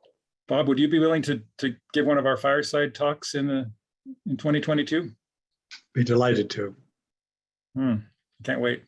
Mark, I don't know if I can just chime in quickly. I just wanted to share something that I've talked a lot with Ben Abbott about, but it's so interesting is in my home, was taken in a fire, the troublesome wildfire in Rocky Mountain National Park, the headwaters of the Colorado, and it was just a horrific fire. And I thought I would be more broken than ever. And I went back, and it's coming back, and it is so eager to be and to live, that in our talking about in memoriam, or this idea of that these things are past and gone, there's an eagerness that I really feel like. The other thing I was struck with was during these extinctions that happen. I mean, you know how everybody likes to says the earth will be fine. It's us that is going. And I had this real manifestation. My father was a paleontologist and told me quite a bit about the Permian Triassic extinction and different extinctions. And I think the earth has a soul and a memory, and that every time there's an extinction, it's a mother that misses a child. And I think that view of having a compassion heart for mother and what we are doing to ourselves, she will miss us very much. And she will miss all of the things that she has seen come and go over the last 550 million years. And I think that doesn't sound too anthropomorphic, but it makes it so that we are not over her, that she is before us and calling to us, and have the compassion to be kind to ourselves, so that she doesn't have to miss us. Make sense? Yes, for sure. And Christy Lehman's poem is related to what you're just talking about, yeah. Christy. Thank you so much for your poem, Christy. I don't know if you have any thoughts on Mother Earth that Andy was just mentioning.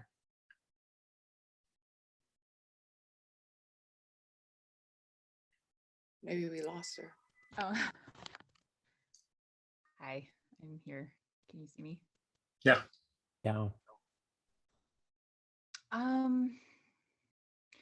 Yeah, I something I went through last year in being a cancer patient, and I expressed this in the poem, but I just realized that we take our parents for granted so much, and in a similar way to that we take this world for granted. Mm-hmm. And we really are not guaranteed the same care and nurturing by either of those entities in the future that we knew or been raised with.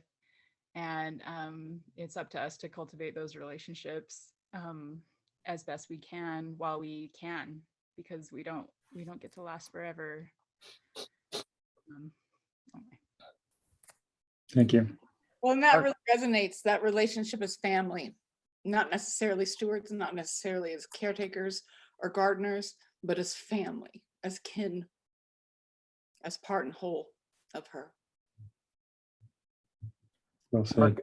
Mark, I'd love to share just a quick thought as we're wrapping up about the kind of the theme that we drew on for this symposium, if I may.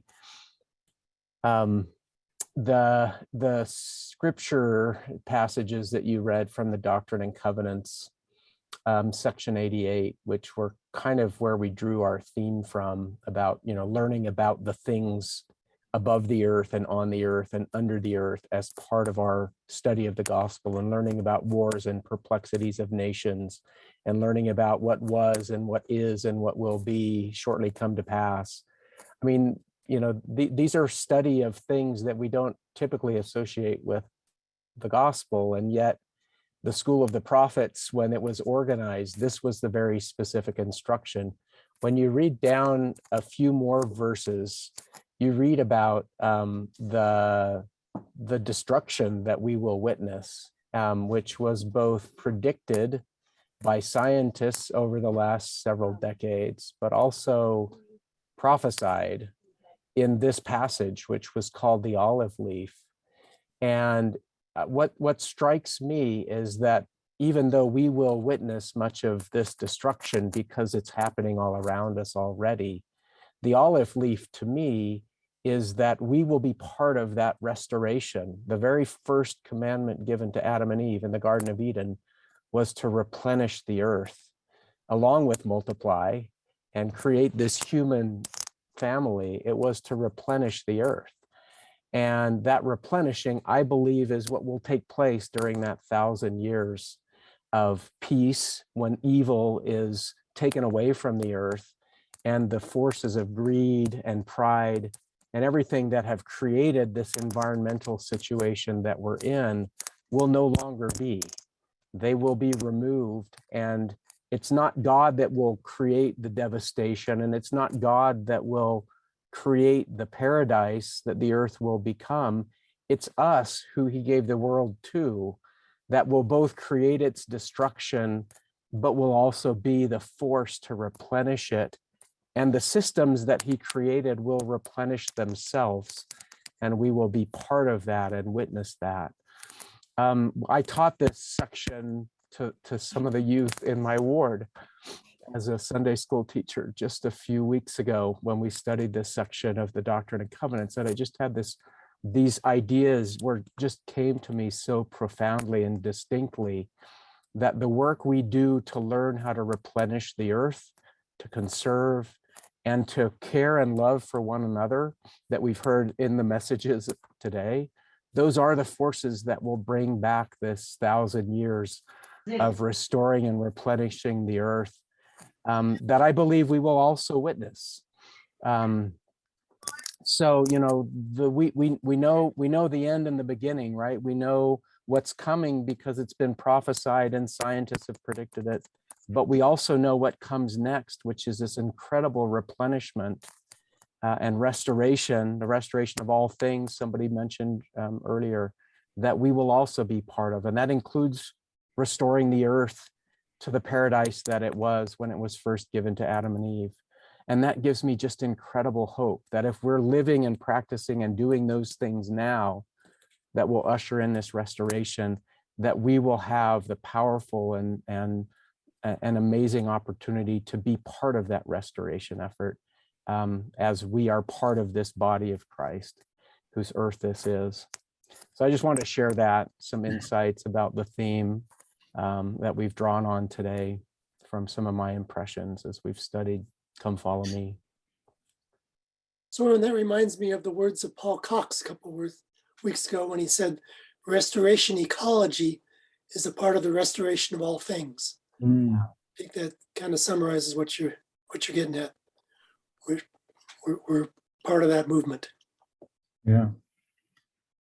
Jay Griffith, I don't know you. Could you introduce yourself?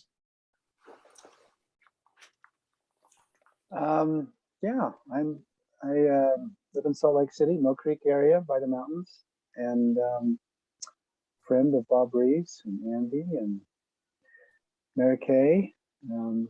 I've been interested in environmental things for some time and done a lot on my own. Appreciate all I've heard today and the efforts that people are doing throughout the world. So thank you to all of you for doing that. I've done since 2013 a group called Think Again, Faith Again. So I've had people like George Henry and Stephen Peck on before. Coming next. Tell them who's coming next. Well, yeah, Ben Abbott and Andy. I've got them coming for my next thing again for Christmas, the landscape of Jesus. So I'm excited to have them share both art and intertwining the ideas of Christianity and Jesus into kind of a more environmental ethos. So anyway, I'm just sure grateful for all the good work that's done everywhere by so many people. And I'm sure many people that, I know many people that aren't attending today that also do good things. So grateful for you. Thank you. Great. Jay, do you have a website? Is that Think Again, you said? Yeah, it's, Think Again, -faithagain.life. And we'll make sure we get those messages about Ben's presentation out. I was just going to say, Mark, thank you very much for organizing this. This is just a thought. I've started changing my vernacular. Instead of saying climate change, I now refer to it as climate correction, because it puts us in a place of control of correcting a climate rather than just helplessly watching it change. So anyway, that's just a thought. Wonderful. Climate solutions. Yeah. There you go. Good. Thanks, Soren, for the website. I hope I captured that right. Is it .com or .org, Jay? It's .life. Did it say .life? Yeah, Oh. L-I-F-E. Jay, the date of that is that the 2nd or the 5th with Ben? The 2nd, I'm pretty sure, right? I think so. Yeah.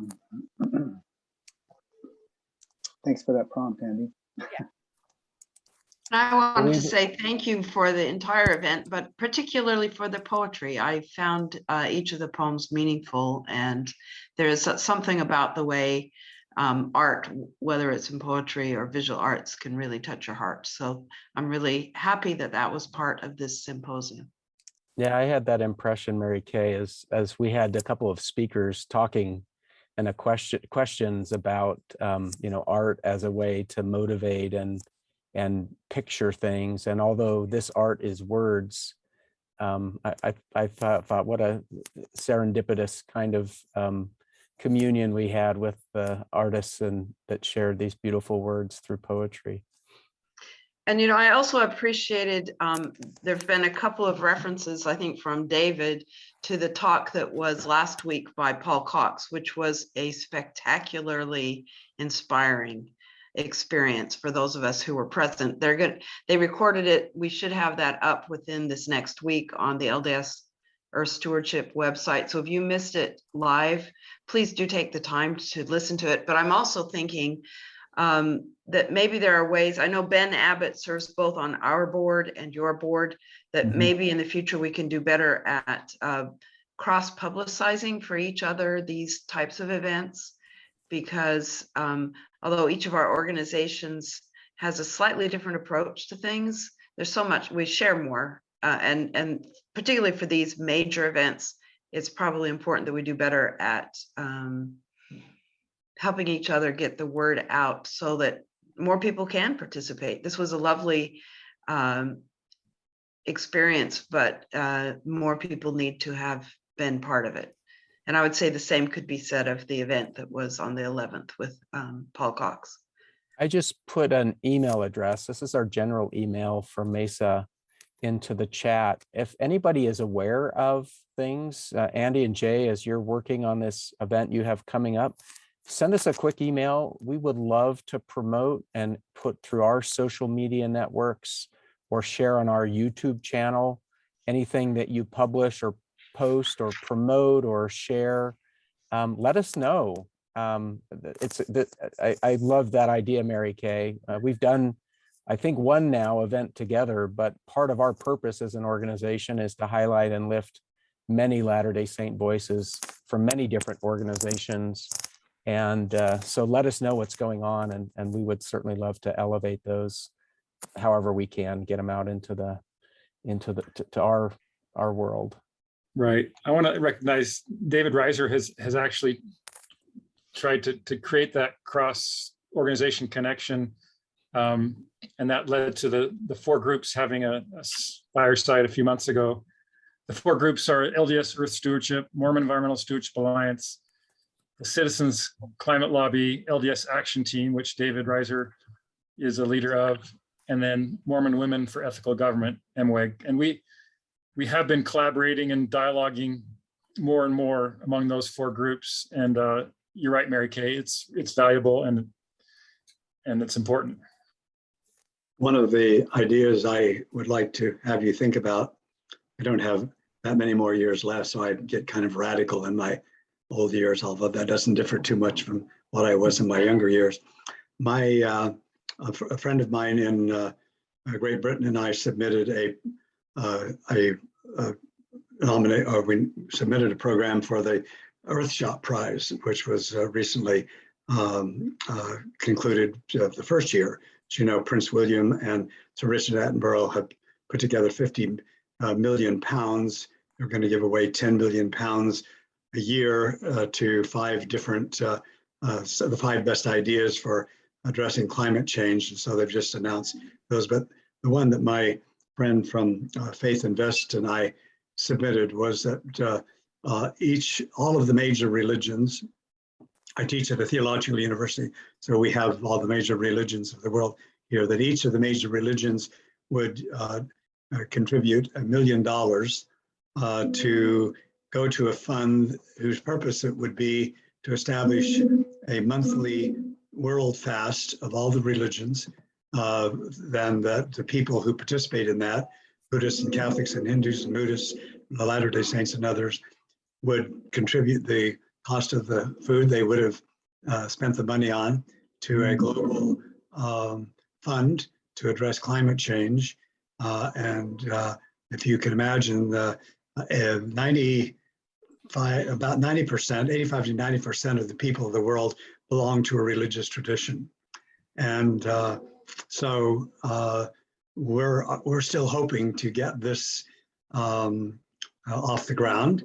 And my more radical idea is to have the Church of Jesus Christ of Latter-day Saints give just 1% of its $100 billion toward climate change, climate issues, earth stewardship, and with the idea that would inspire other religions to contribute to this global interreligious effort. And it would save, in the future, it would save temples from being underwater. It would save church property. It would be an investment that would produce enormous savings and save lots of lives. So anyway, that's a crazy idea, but we're also, it just occurred to me that an idea we're working on here in California is to set up something called the California Prize, which would be to do the same thing the Earthshot Prize is doing. And I just thought about, we could have a Utah Prize and get some of the billionaires in Utah to contribute money that would be devoted to the best ideas to affecting climate change and earth stewardship in Utah. So that's a task you guys could get to work on. And who knows what would happen if you started losing some of those dollars that are probably either not going to be spent or going to be spent on other things that may not be as important as what we're talking about. Wow, Bob, I love your ideas. Let's make them happen. Okay. Tom Kane, did you want to say something, or was that just a hand of support? Mark, I put in the chat, I know that I've been speaking with James Goldberg and Eric Jacobson, I think is his name, who does Iriantum. And he has been really open to the idea of a guest edited version issue of Iriantum. And it would be, just so you guys know, that if there were some contributions from all these organizations in terms of writing or pieces of art, that they would be very willing to do a guest edited issue that might be a gathering place to spread this past just our own insular circle. That's a great idea. Someone else asked me to submit some stuff from this Symposium for the journal, what's it called? Online journal, for, it used to be called Mormon Scholars, Square Two, it's called Square Two. Don't know that one. Scott Hammond said we could publish something there. So if anybody wants to help us write for those, either one of those, Ariantum or Square Two, be great. Mark, you mentioned some groups you're working with. I didn't hear the Southern Utah Wild Wilderness group. Is that the one you're associated with as well? Well, sort of. The four groups that I mentioned are all Latter-day Saint focused. So the foundation of the group is LDS doctrine. Of course, we have an affiliation or a bond with other environmental groups who don't have a religious foundation. SUA, the Southern Utah Wilderness Alliance that you mentioned, is interesting in that they don't have a religious focus, but they did hire a religious outreach staff person a few years ago, Madison Daniels. And so we have a close connection with him, and he just recently joined our board, actually. So I think his title is Faith Community Organizer, and he works with all religious affiliations, many of which have a strong environmental ethic, and helps bring those out into the dialogue and discussion around environmental issues. Yeah, I just recorded a podcast for them with his invitation on Job and the book of Job and climate change and wilderness. So that'll be coming up sometime, I guess, in their next podcast season. and that's with Ariantum? No, with the Southern Utah group. Southern Utah Wilderness Alliance. Oh, so Dave Pacheco's podcast? I guess that's who it is. I just Madison invited me to record and I did it. So I don't know who's, but I think it's on their podcast. Excellent. Mark, I'm going to make a small correction. You called me the leader of the CCL LDS action team. I'm one of the leadership group. We consider Tom Kane our leader. Oh, he may deny it, but I think he is. And anyway, I think there's something to be said for this coalition of four groups. And I hope that we can continue it. I think we're going to meet again in January to plan our next event. And I think there's something to be said for this supporting one another. And maybe we need a common site to post all the events the four groups are doing, and so we can support one another better and move on. Maybe we need a catchy name for this group. I thought about the Four Stewards, you like that? I don't know. I think we can do better than that, but just working on it. And anyway, we do our things as organizations well, but when we come together, it's even better. And I think there's a future in that.